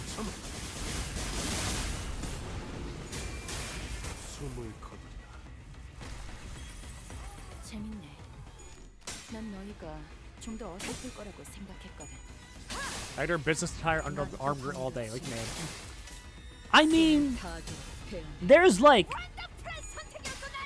I'm pretty sure they've specifically talked about. This is support. This is support I do. You know me. I would never fucking pull. 개체에게 치명적인 손상을 입히는 데 성공했습니다. 앞으로의 I'm not a hypocrite, 이대로만 but I'm pretty sure they've talked about how like some suits in this like city can be better than armor. 내가 너희를 위해서 주문을 외웠는데. So like a good suit, kind of worth its fucking weight. 자, It probably also breathes really good too. 개체들의 체력이 많이 깎여 나갔어. 괴로워하는 게 느껴지지 않아? 이 기세로 계속 나아가보자. 자, 악당 퇴치 성공! 오늘도 정말 멋진 활약이었어. 내일도 꼭 불러주기야. Okay, so 세상이 평화로워지는 건 to the 기쁜 person that asked, 근데 since you have all the characters 지금처럼 in Limbus Company from the very beginning, what you do, these people, you will never get more than these people. Everything you get is a different version of them from an alternate reality that could have potentially happened if they didn't join the company. So, for instance, in this one, Sinclair got a bowl cut and got really good at using a katana. In this one, Sinclair is a delivery boy, and he delivers packages. And he will kill himself if he doesn't, rest every so often. In this one, he became a middle little brother and just enacted vengeance on people and started punching people. In this one, well, he was the guy that went to the library and then died. In this one, he's a member of the Thumb. And in this one, he's just Sinclair.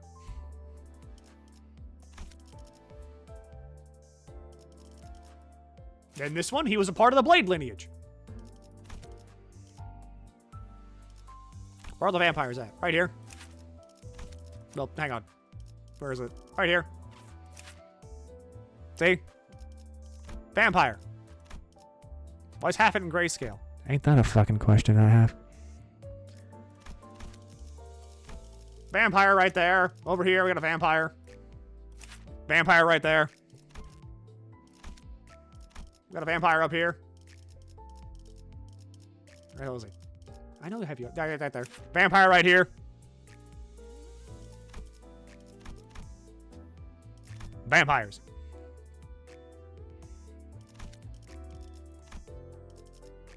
But that's how it works. Because the way this game does it, because you always have these 12 people, and you never really ever, and because you only roll on alternate versions of them, then you're always going to have the same cast of characters, and it never suffers the gacha gameism of like, well, I mean, we got you to roll on the brand new, super powerful epic unit that makes one thing meta for like a week. So, they're going to be in the story for a week, and then we're going to get rid of them. They can instead do something like, okay, so you have all 12 people. The game is all 12 people. That's it. You're going to get to know these 12 people. Someone carrying a sword on his belt and sack on his shoulder leapt into the haystack near us. A few moments later, a small squad of chunukuns, torches in hand, rushed in the same direction the man had come. We saw a criminal who discovered the kingdom's properties. Flee this direction. Speak up if you've seen the wretch. The chunukuns began walking up and down the civilians, questioning them to the criminal's whereabouts. Despite having seen the man jump into the haystack, all of them shake their heads and refuse to give up the criminal. Are they hiding him for some reason? Soon the chunukuns, having made their way through the crowd, approached us as well. What should we do? You're going in the wrong direction.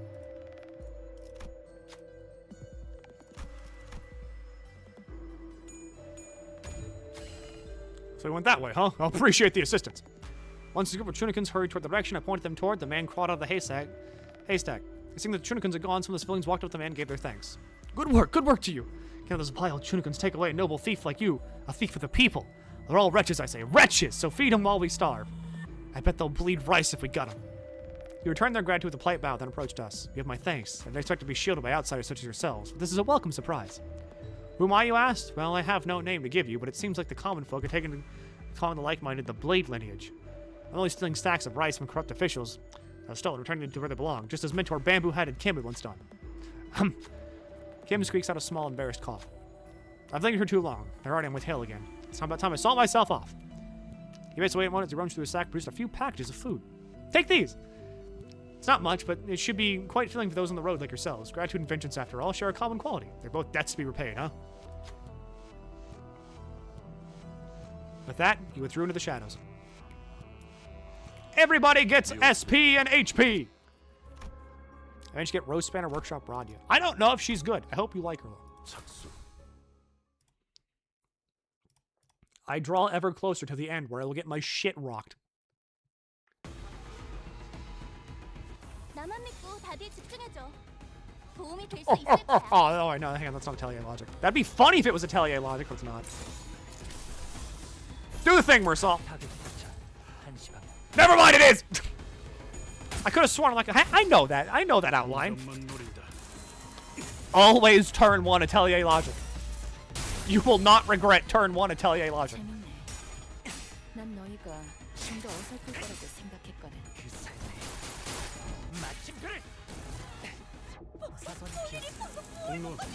We're getting a new Tremor Radia soon. We're getting her!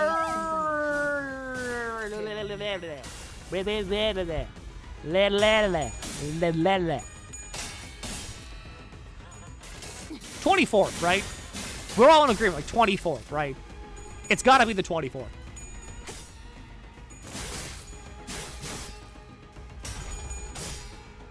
Probably in 2 weeks. Because, like, whenever I go home, all of these IDs that are here in, like, E.G.Os become shardable. And then on the 24th, we should have access to, like, the new IDs, whatever they are. Which will probably be her and Heathcliff. We get her after Walper. No. There's no way it's after Walper. They want to bait people as much as possible before Walpurg to get your lunacy down so you buy a lunacy pack. I know this. It's the game.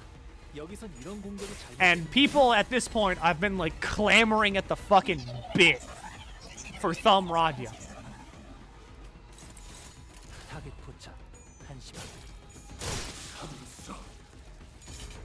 In fact, we'll get the regular polls next.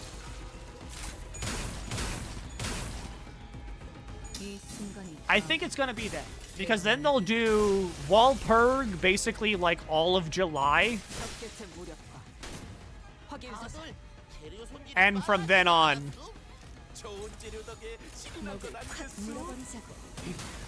that'll be it. Mersal, lose the clash.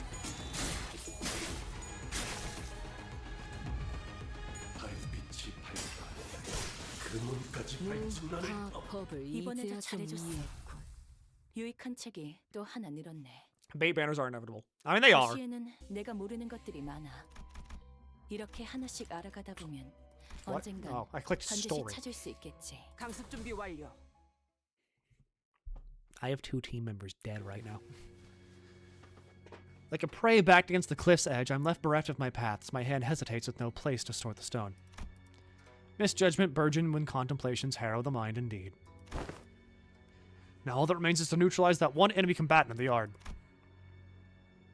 Refractal next week into Line 2 Bokgak into plus Thumb, into Walpurg, into Standard Fare plus Season 7.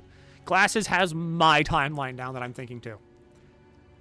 Tell me, who's waiting for us in there? You should know. This place and its enemies are projections of your memories. Not the hardest guess to make, is it? I expect to find Im-Gyeong-Yop in there. Gyeong-Yop was a woman of loyalty and principles. Even as a military commissioner, she never stopped wanting to change the way the royal court was. But even after she must have broken, in the end, I scoured the newspapers and TV for anything I could find in my current state of S-Corp. But it was plain as day that nothing had changed there since my departure. Mentor, Is that not but a baseless speculation? Your concerns grow uncontrollably. Never have you spoken to us about such monstrous one in the past. Thus, what lies before you is but a figment of the distortion reflecting upon your memories. Did this Im-Gyeong-Yap appear as this monster does, Mentor? No. Gyeong-Yap wasn't like that. Gyeong-Yap. I still believe that Salpipio, Agro Industries, deserves to die. But destruction's not the point. The point is that I want a place where I can cut away the avarice corrupted and have it be a wing that cares for its common folk. If I didn't know better, I would have thought you were seeking to supplant the current S-Corp. You know that's not what I'm talking about. I'm just a wanderer, floating down the river's flow to where the current's taken. When the river bent and I hit a wall, someone picked me up and made a blade out of me. Once abandoned, I returned to the flow and found myself a mentor to those who afforded me the undeserved faith. And the river continues to wind, carrying me back to S-Corp, whence I had fled. Shall I let the blade sing my inner thoughts? You think I'm satisfied with the way S-Corp is? But your method as is now goes against the principles. I expected better from someone of your wiles. If you enjoy those principles as much, then why ask me to leave the game? Because someone has to stay behind and try to bring change within the limits of their principles. I'd only hope that one of those bends in the river of yours would float you back to knock on the gates of S-Corp as it was primed for change. Has that changed? What do you think? You at least seem to think that I have. Because you believe that I shall stand in your path. Stand in my path. And stem the flow of this river evermore. Very well. The law states that denial of the will of the royal court is a crime deserving of death by beheading. I, Im-Gyeong-Yap, second ordinate of the Salpipio Agro Industries, official of the sword and military commissioner to the royal court, shall uphold the command. And sever the buds of rebellion before they propagate. This is where I die.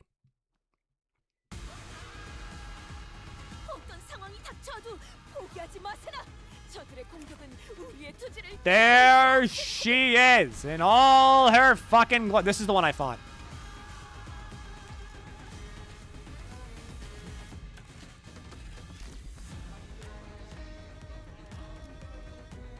Yield my flesh. Deal and take 20% damage and critical hit against bamboo-hatted Kim. This flesh, I claim. Whatever. Woman with 8 bajillion skill slots, by the way.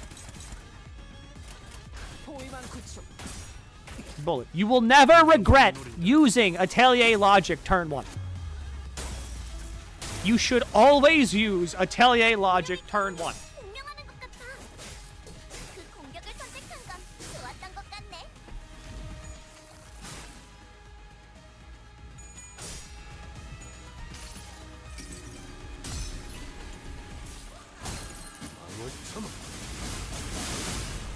He didn't fail a single crit. Like I said, you will not regret using Atelier Logic turn 1.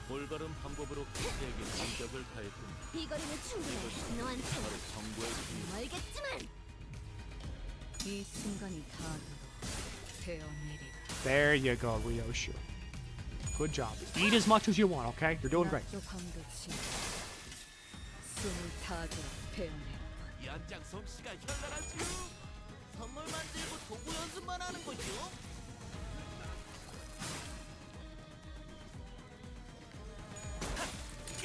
I do not recommend win rating what you do, you. I mean... Yeah.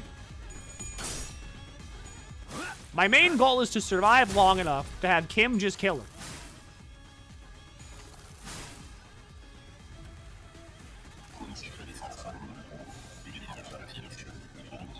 No, you're dominating. We don't want that. Stop doing that. As for Radya, you will use Hex Nail. Gregor, do you have Garden? You do have Garden of Thorns equipped, but I don't have Blast.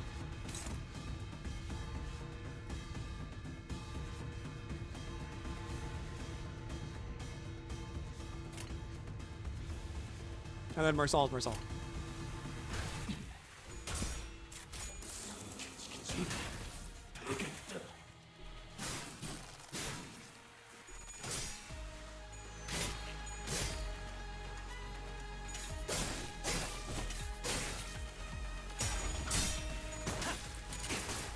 Dale's uses lust. That's where I lost by lust from. 공로 지원한다. And again, worst comes to worst, I just bring the middle.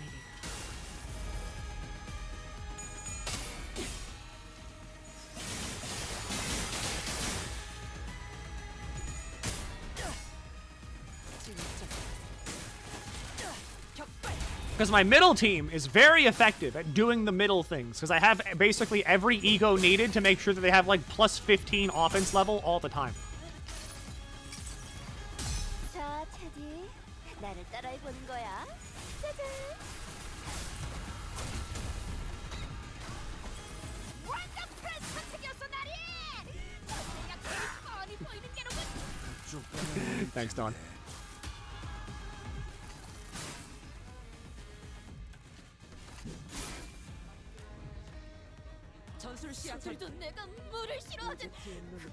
Alright, you're using overdeveloped memories. Radya's doing something like losing a clash. Why are you doing that, you mother McFucker?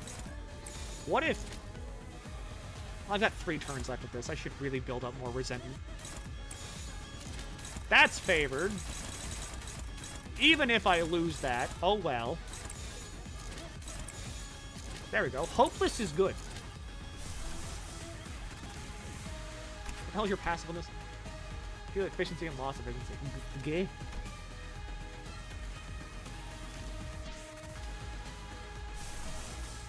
Hong Lu has egos. Marsal has egos. Regret.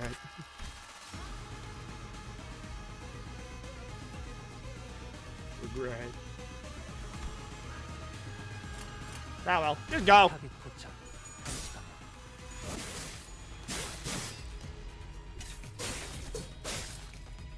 Hongdu.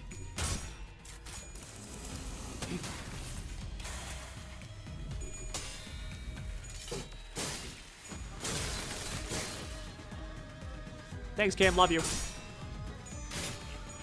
Thanks, other Cam. Love you.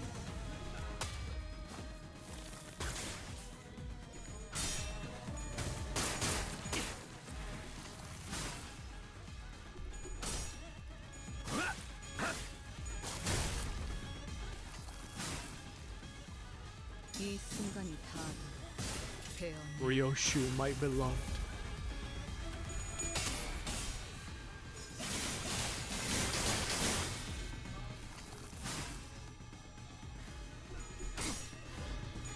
See, this is the shocking thing. Usually Radya just loses clashes whenever I have her out as a Heisho.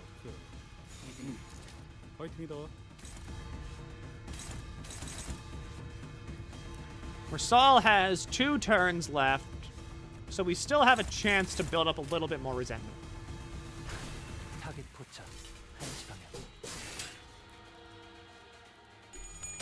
And Kim can do very good by never hitting any, like, heads.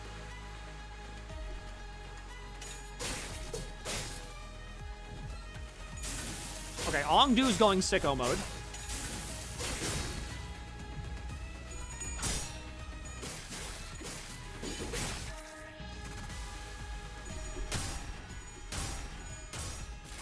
Hee hee hoo hoo. Shoots you with gun. You can continue E.G.O mode if you activate it again by 1. You can prolong it. Interesting.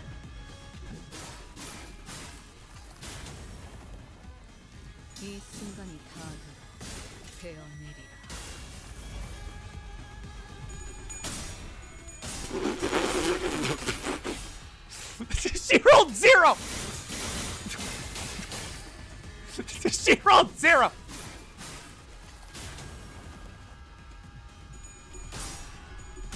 Plus 7 coin power. It don't mean shit if you can't roll ahead!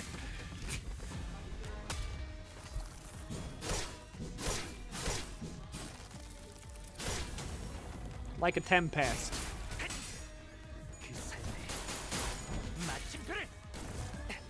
단테님은 매번 기발한 발상을 떠올리시네요. How? 키스카이프 지금. Eclipse shooter. 불만을 해소해준 보람이 있네. A lot of hopelessness. Would be a damn shame if before that could happen we staggered you by claiming your bones.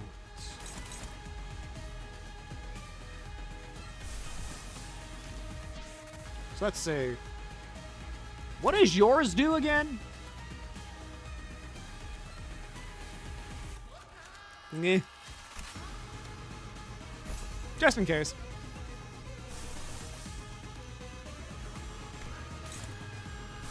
And for Hong Lu, I want none of that. We have some lust resources now, so... There we go. Hong Lu! You're fine, right? Again, just in case. Yeah, you're fine. You'll win. Oh, Kim is yielding his flesh. Too bad. I'm doing it. Just stagger her. 이런 건 몽둥이가 약이지. 두드려 패. 여행에는 목적이 있었지. There we go. 대체 약점을 정확히 꿰뚫었습니다. 준비를. Yeah, Heath leaves now. Gregor heals everybody up with Garden of Thorns.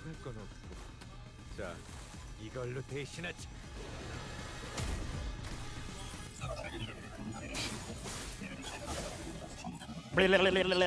이 순간이 다 되어내리라.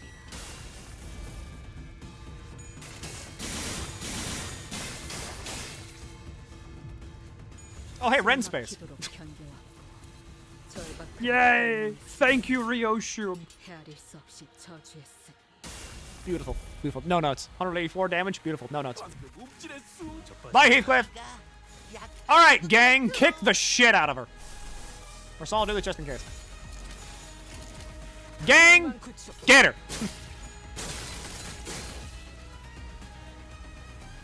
이 순간이 다 My beautiful pit bulls.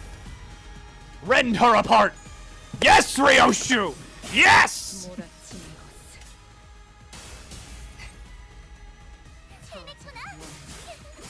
나라도 그랬을 거야. 이 거리는 충분해. 너한테 조금 멀겠지만. Dead. 아, 여기선 이런 공격이 잘 됐구나. She's not as powerful as I recall, yet weighed down by the brand. I'm afraid I'm not so far up ahead or behind. I don't know. I think you're doing pretty well. Verily, they appear evenly matched, yet... He's wielding that sword like he's trying to get himself killed. The blade work is far beneath him. Sticking the end here, is he? Can you afford to look away in a duel? What are you doing? You'd rather lock your sword with mine than parry it away. You can't have a proper sword fight without a blade lock, though, huh? The duel between the mentor of a syndicate and a military commissioner of S-Corp is neck to neck. Clash after clash, the two warriors eventually lock their blades in a contest of might, before it comes to a close in a final fatal bout. When the dust settles, the mentor lies in the sand, dead. If that's what you want, I will grant it. Good. Let's finish this. Just as Bamboo Hattie Kim and Im Gyong-yop ready their final bout, Ongdu leaped in between them. Ongdu! Are you really so ashamed that you would choose death over life, Mentor? Are you so scared to live that you would rather die? Yes, I am. I am scared. I'm terrified of my own audacity to live my days as though I hadn't failed in everything and everyone who had had the misfortune of placing their faith in me. My mission, my honor, my fellows... As though my path isn't haunted by ghosts, and as though I can stand shamelessly before the watching eyes of the heavens. What have I ever done with the life that was given to me, blind to the realities of my homeland? I served a master who chose politics over loyalty and justice. I cut down my very fellows who chose to trust a fool like me. I walked my entire life as the flow carried me, and when I finally had the mind to look back, all I saw were blood-red traces everywhere I had gone. Isn't it about time I admitted that this game cannot be won, that... Mentor. The weakness in your strength has failed your mission. The weakness in your position has failed your honor, and the weakness in your heart had become the fiendish blade that cut down your fellows. Ongdu, I thought you were here to talk me into keeping on living, yet your words pained me so. What weakness of yours is it this time that you would cast away your own creed in life? What other weakness will you use as an excuse today? Stop trying to bear responsibilities asked of you. The Blade lineage is never about responsibility, nor is it about you, Mentor. Or does your overbearing guilt help you overestimate your importance? What was that saying again? Fellow travelers in the same boat will aid one another. Not a single soul demanded that of you. Talk about kicking a man while he's down. And I've had enough of that flippant larking of yours. We all have. Do you truly believe that not a single one of us had picked up on the fact that all your levity was a means of relieving yourself of the burden you had cast upon your own shoulders? None of us ever demanded some impossible feat from you. What was it that you've always said to describe yourself? That you are but a butchering blade that wields not itself, a tool wielded by willing hands. Why, Mentor? I know that what kind of shame or responsibilities a mere tool has, but do you? Because I fail to see any. If the shame does not subside still, then shroud your face with that bamboo hat of yours and live on. Live on so that you may repay your debts. Out of blades, out of arrows. Even the heart that sought death lies defeated at your feet. There is no stone left for my next gambit. There is nothing more. The bell! Oh god, there's the bell! Indeed. Perhaps there was some merit in your words that I may retreat from this silly game of stones and become a fiend of blades. Mentor? That is not what I said. Interesting. Whence did you hear that poem? Yes, when inverted, a bamboo hat is like an unladen ship. Ong-Du and Im-Gyeong-Yop were knocked away from bamboo-hatted Kim as though bounced off by an invisible force. Kim raises his gaze to meet the empty air as though someone were there, a hollow laughter escaping his lips. We know who he's talking to. It's the voice! But your last move was not a good one. Indeed, I did wish to become a blade. And what did you do? Forge me into an indiscriminate one that cleaves blindly into friend and foe both. It seems that in your excitement, you've cornered yourself with that last move. Well, as it seems I've had an opportunity to retrace our past moves, allow me to try something different this time. Be not so vexed by this round.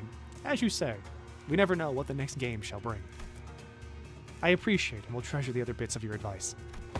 But, let us play by my rules for tonight's game. Something's different this time, isn't it? He ain't distorting. I think that's an efflorescence, perhaps. Nothing is for certain, indeed. Yet I trust that the words of my last remaining follower have also reached your ears, I am but a tool wielded by willing hands. Nothing in my life has ever been certain. I know not whether this move is what cements my defeat.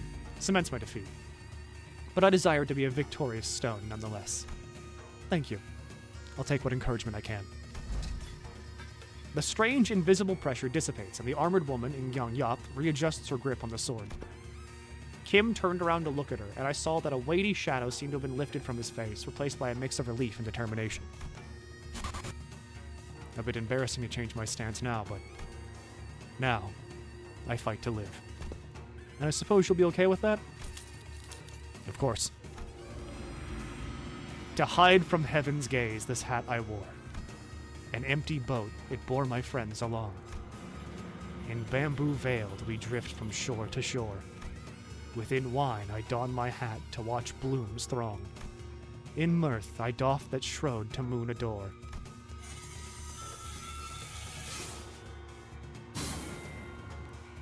So with this bamboo hat to veil my brow, through winds and rain may rage, I shall not throw. He to me, bamboo-hatted one, speak your name, for I found your outfit dubious of character. I am he who has mentored the lineage of blades to its premature end. I am he who has sought to bring salvation to the downtrodden to no avail. What to call a man who has failed to disburden himself of the world? How to name a man who has failed to bear the weight of the world? There is none. So call me Bamboo-Hatted Kim. Bamboo-Hatted Kim, the treasonous wretch.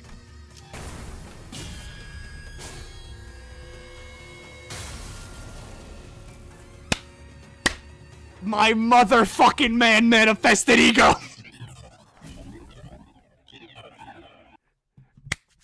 He effloresced his own ego!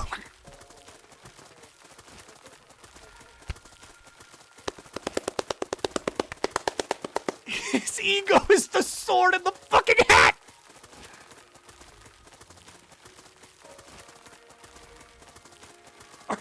choking me!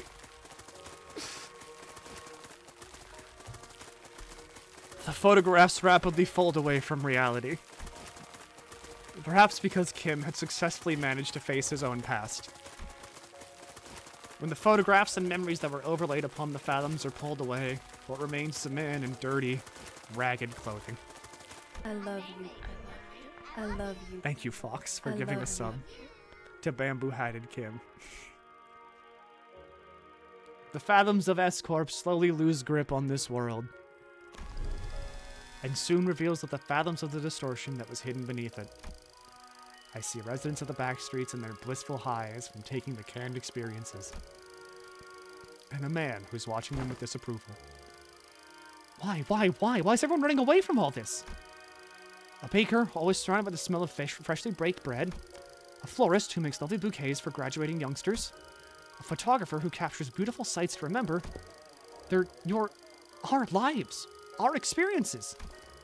You want to be a billionaire with an extravagant mansion and a nest. A legendary fixer who can make the syndicates cower in fear just by going on a stroll. What you get from those cans is not real. And everything in your lives, all of this, it's just empty means to an end. So you can get high on fake purchased experiences nailed into a can? If that's all your life is, then my life and the photographs I've taken are all... No, it can't be. My life, those experiences and memories I've photographed are different. You're all blindly consuming fake experience after fake experience, without a care about the real thing. That's why you're all floundering, grasping at illustrations. Illusions. Okay. Just let me show you the things I've shot. The memories. The experiences. The reality of your lives.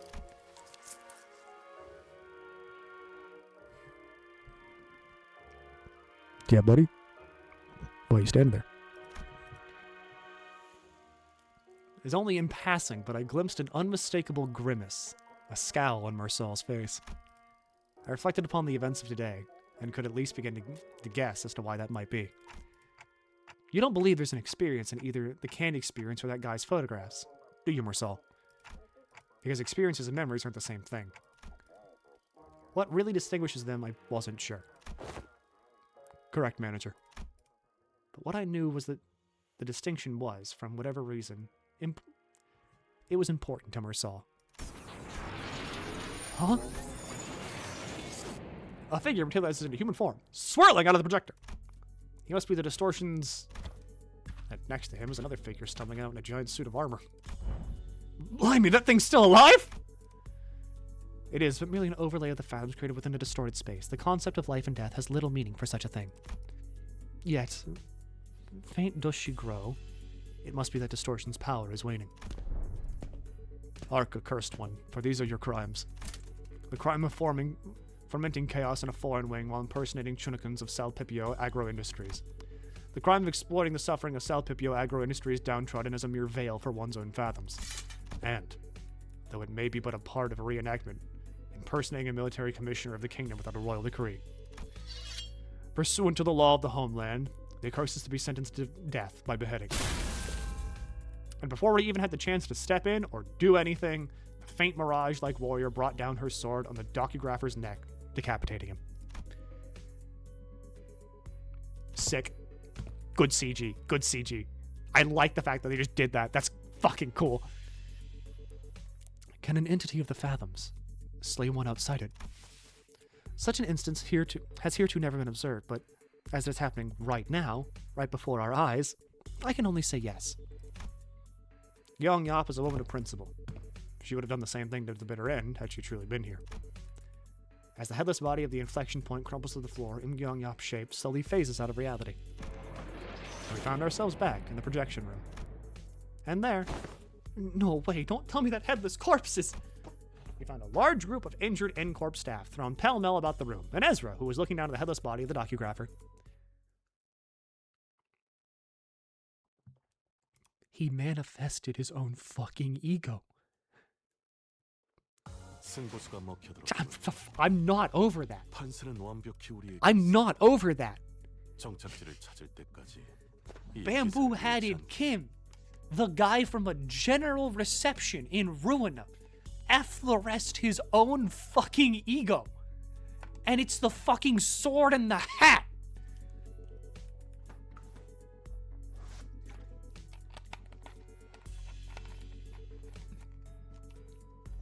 I can't believe Everett was right. We have 2 LCD members with E.G.O. That's fucking insane! This does make me wonder, though. I mean, obviously, every sinner kind of effloresces their own ego at the very end of their story. But what's Mersal gonna do? Because, like, Mersal is going to have to effloresce his own ego somehow, but, like, will it be a bit more permanent? Like, what's gonna fucking happen when Mersal manifests his ego? Partial manifestation. I need to see that. I need to see what's going on with his fucking head. Yep, right on. Gotcha, team leader. And that's the initial report done. Good work, guys. Tucking your radio back in, Ezra commended us in a relieved voice. The distortion has perished in the mission. Will that not cause trouble? Yeah, that kind of sucks, but it's not like you guys could help it. I would have thought that the distortion would kill its own inflection point.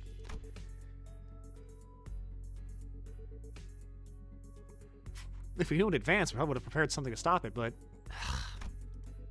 Well, that's for the LCD and team leader to investigate. After all, this mission was still a success since we managed to eradicate the distortion from Vencorp, not to mention satisfying our client. Also, Ezra looks toward Ongdu and Kim with a lighthearted shrug, clearly less concerned than she had been earlier. Now I finally know why you've been disappearing on your own and without letting us know. Glad that you don't seem to have any more reason to do it, though, so it's all good. Hey, that's the real win of this mission in my book. Phew! Point is, we did it. We did the thing, it's done. Gosh, I swear I'm never doing one of these without team leader ever again. Seriously, I got this close to losing it more than a few times. It seemed that the responsibility of looking after her LCD juniors had kept her stressed and high-strung throughout most of the mission. I hadn't noticed it, but her brows had finally relaxed, bringing back the chipper Ezra I was more familiar with. Thus, I shall not abide by more of your indolence. You will now join us on missions and tasks you're expected to. Is that understood, mentor? Ongdu, would you mind releasing the hems of my sleeve? Oh, what I wouldn't give to lie down and pass out right now. The raw emotion in Kim's voice had likewise faded, and with Ongdu's voice no longer as barbed as it had been in the Fathoms, it seemed to me that the two were back to more relaxed selves that I knew. Can't say more relaxed for Kim, though, because that's how he's always been, at least from what I've seen in any case. Fine. You're released. You give me a good, hard shake. I don't feel so good. Say, Ongdu, I'm afraid they may have gone overboard with upgrading your arm. With your hem released, allow me to reiterate that. Stop. My heart finds peace as well as I watch them bicker. Is everyone doing okay? Yes, Executive Manager. Our forces have only suffered minor injuries that don't require you to go through the trouble of rewinding the clock. Hang on, mate. I've got a dislocated shoulder. I can pop that right back into place for you. Allow me. I've taken care of similar injuries in the field. Yeah, and guess what happened last time I let you do that? You rotated my bloody arm the wrong way and turned the bones in my shoulder into little chips. Don't sweat it. I can rewind that. By now, I've already grown used to the pain of rewinding the sinner's injuries. A dislocated shoulder shouldn't be a big deal. I have aught to ask thee. A clarification, if thou will. Yeah? Dost thou recall how we battled N-Corp's, pin frame team? The foes have taken photographs of us. And? They are those who were sent to identify and capture the ones who had violated the taboo, forsooth.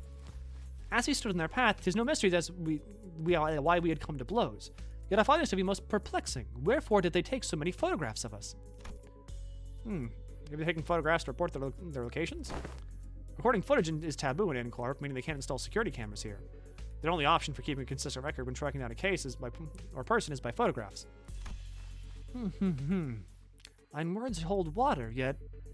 Most puzzling. Most puzzling, forsooth. For I recall with clarity that from a certain point they had begun photographing us with renewed obsession. Oh, hey, that sounds like a question for Mersal. Given how often I had to rely on the information Mersal provided me with this mission, I think I've gotten enough practice on how to phrase my questions to him the right way and pull the answers I need from him. Couldn't get him to tell us of his own judgment of the matters, but he seemed to be having a near photographic memory of what he's seen. Mersal, do you remember how many pictures of us the N-Corp staff took? I do. 56 times. That's a lot of pictures. Do you actually remember the exact number of times they shot us? I do. It's always neat seeing his memory in action. So did you get the chance to see which one of us got the most photographs taken? I did. Ooh, who is it? Who is it? Is it me? I'd make for a fine model if I do say so myself. No, it wasn't you. It was me. Huh? But why? I mean, what's the most statistically likely reason that it was you? It was at that moment I heard the sound of pebbles crunching under boots approaching us louder and louder. What the heck? N-Corp. Oh, dang it. Are you here because we beat up some more of you guys? Well, listen here. We had to because of the distortion, see? It is as she says. The skirmish was an unfortunate consequence of combating the distortion phenomenon. Limbus Company provides a customer damage compensation program to eat in case of such unforeseen events. Instead of engaging us with battle, please elect to contact the emergency response team at our headquarters as your first. Yes, we fully understand the circumstances surrounding the battle, and we intend to submit an expeditious request for damage compensation as you have recommended. But we are here at different business, so if you be so kind as to let us speak. Different business? They are here to arrest me, manager. Hold on, Mersal. Let's hear them. Wait, what? Mersal did not resist. He walked past us and joined the group of N-Corp employees. Please confirm that you are Mersal, formerly One Who Nails, and a former member of the maintenance and management team at the Grand Magazine Sisyphe headquarters. One Who Nails? One Who Nails? One Who fucking nails?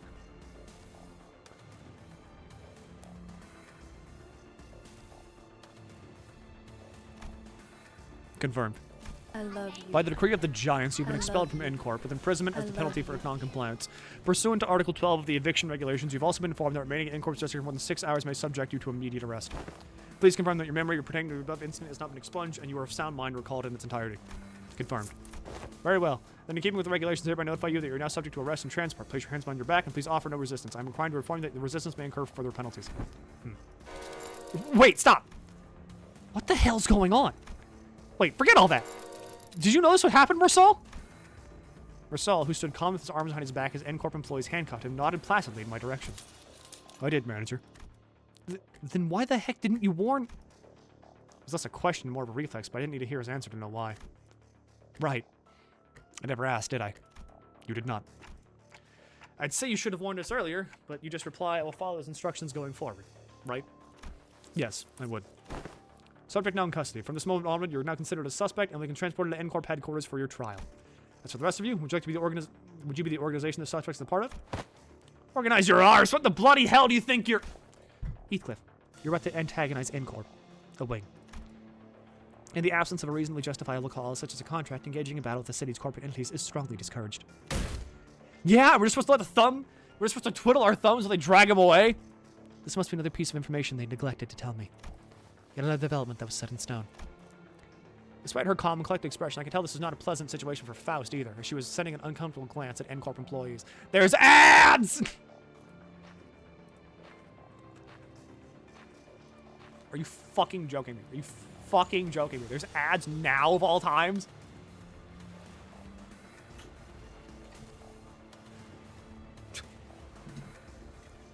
You can speak, you know. I know.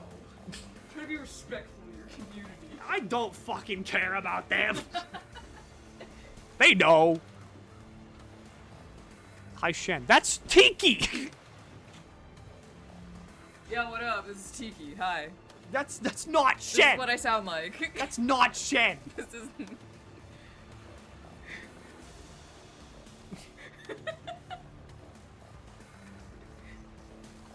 Why is Tiki there? Because we're all renovating the apartment.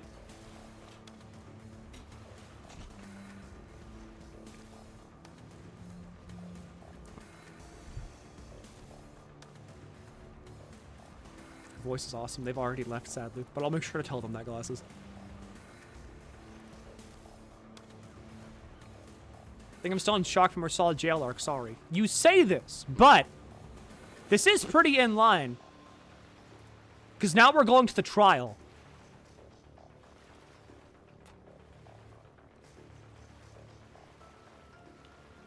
This means that we're going to start Canto 10 on the trial.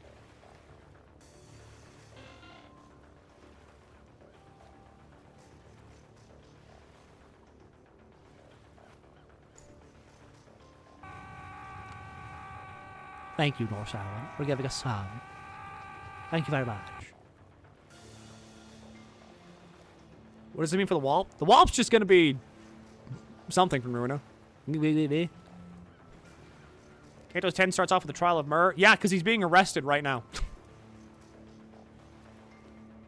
He is currently in the process of being arrested. That's fucking awesome. Oh yeah, Mersaldas Wallop, I guess.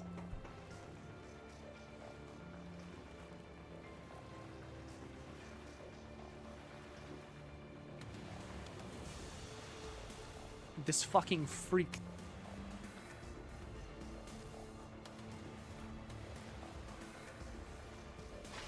Didn't Kanto 9 end with the League talking about a meeting? It did end with the League talking about a meeting. Did they say why he's arrested? No. Just that if he remained in N-Corp for longer than 6 hours, he could be subjected to immediate arrest on the spot. We don't know what his crime is. At least not yet. Just that he was also called the one who nails. Did he start playing it? No, I'm just talking. If you're in ads or out of ads, let me know if they're done.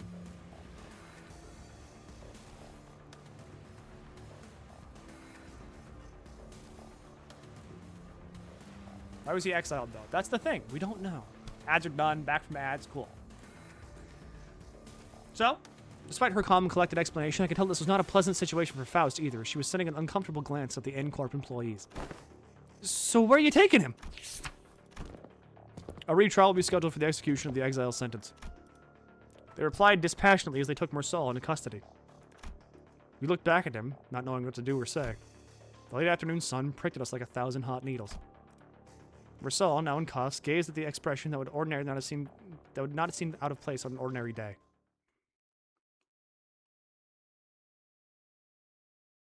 The sun.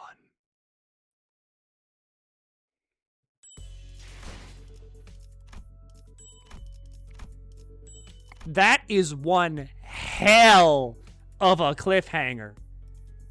What do you got, Tiki? Kanto 10 prediction. Oh my god, you were right. Ladies and gentlemen of the jury, over the past 4 days, you have seen state's prosecutor attempt to effectively bamboozle you with a series of hearsay arguments and loose speculative evidence, placing my client near the scene of the crime during the time of the murder. You are tasked to consider the evidence and whether it proves beyond a reasonable doubt whether my client is guilty. Is my client a perfect man? No. I killed him, yeah.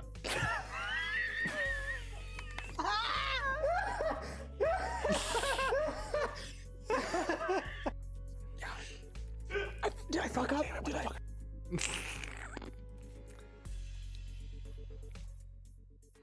We're not having 1 hour of wait. That though, that is a nasty cliffhanger. Anyway, come here, Honglu. Grips you by the fucking scruff. Get over here. 제가 분명 말했죠. 뛰어봤자 벼룩이라니까요. Can I get a link for that? Tiki posted it. It's like right above you. Where the hell is it? I just saw it. There it is.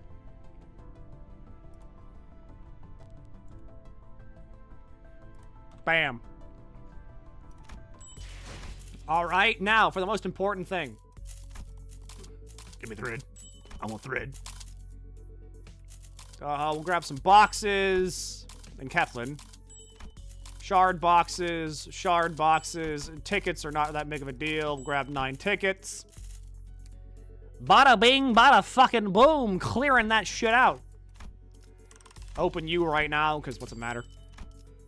Everybody's sitting pretty at 400. Mersal back up to 404. Heathcliff is sitting real pretty at 500.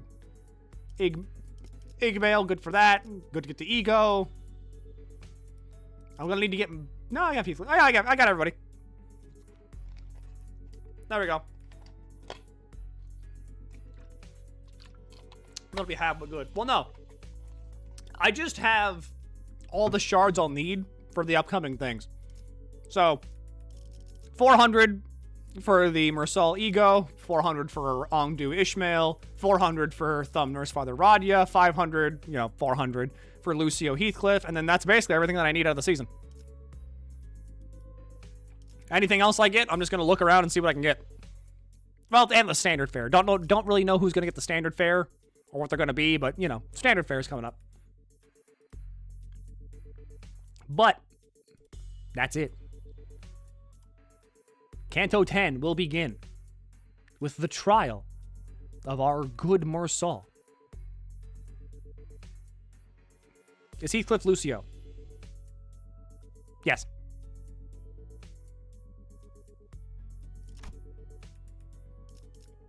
I will see you all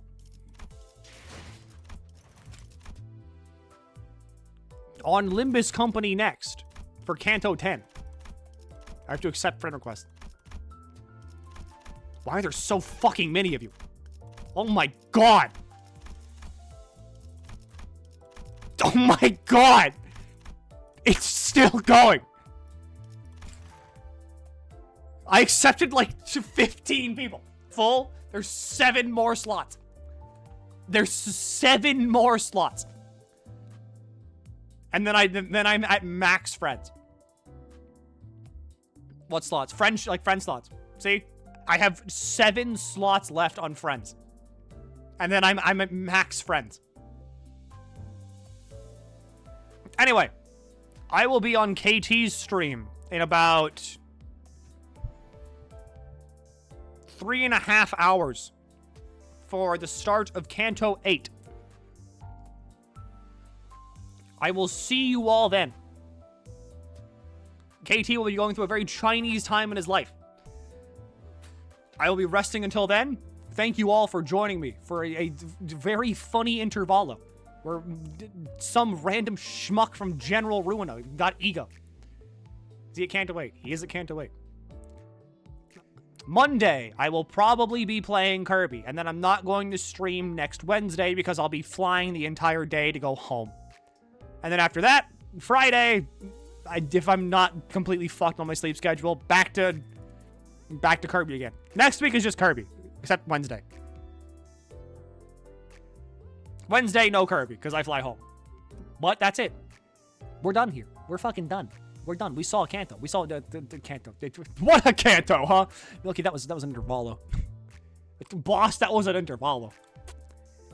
Goodbye. Goodbye. Good luck. Good guts. Good guts. He manifested fucking E.G.O!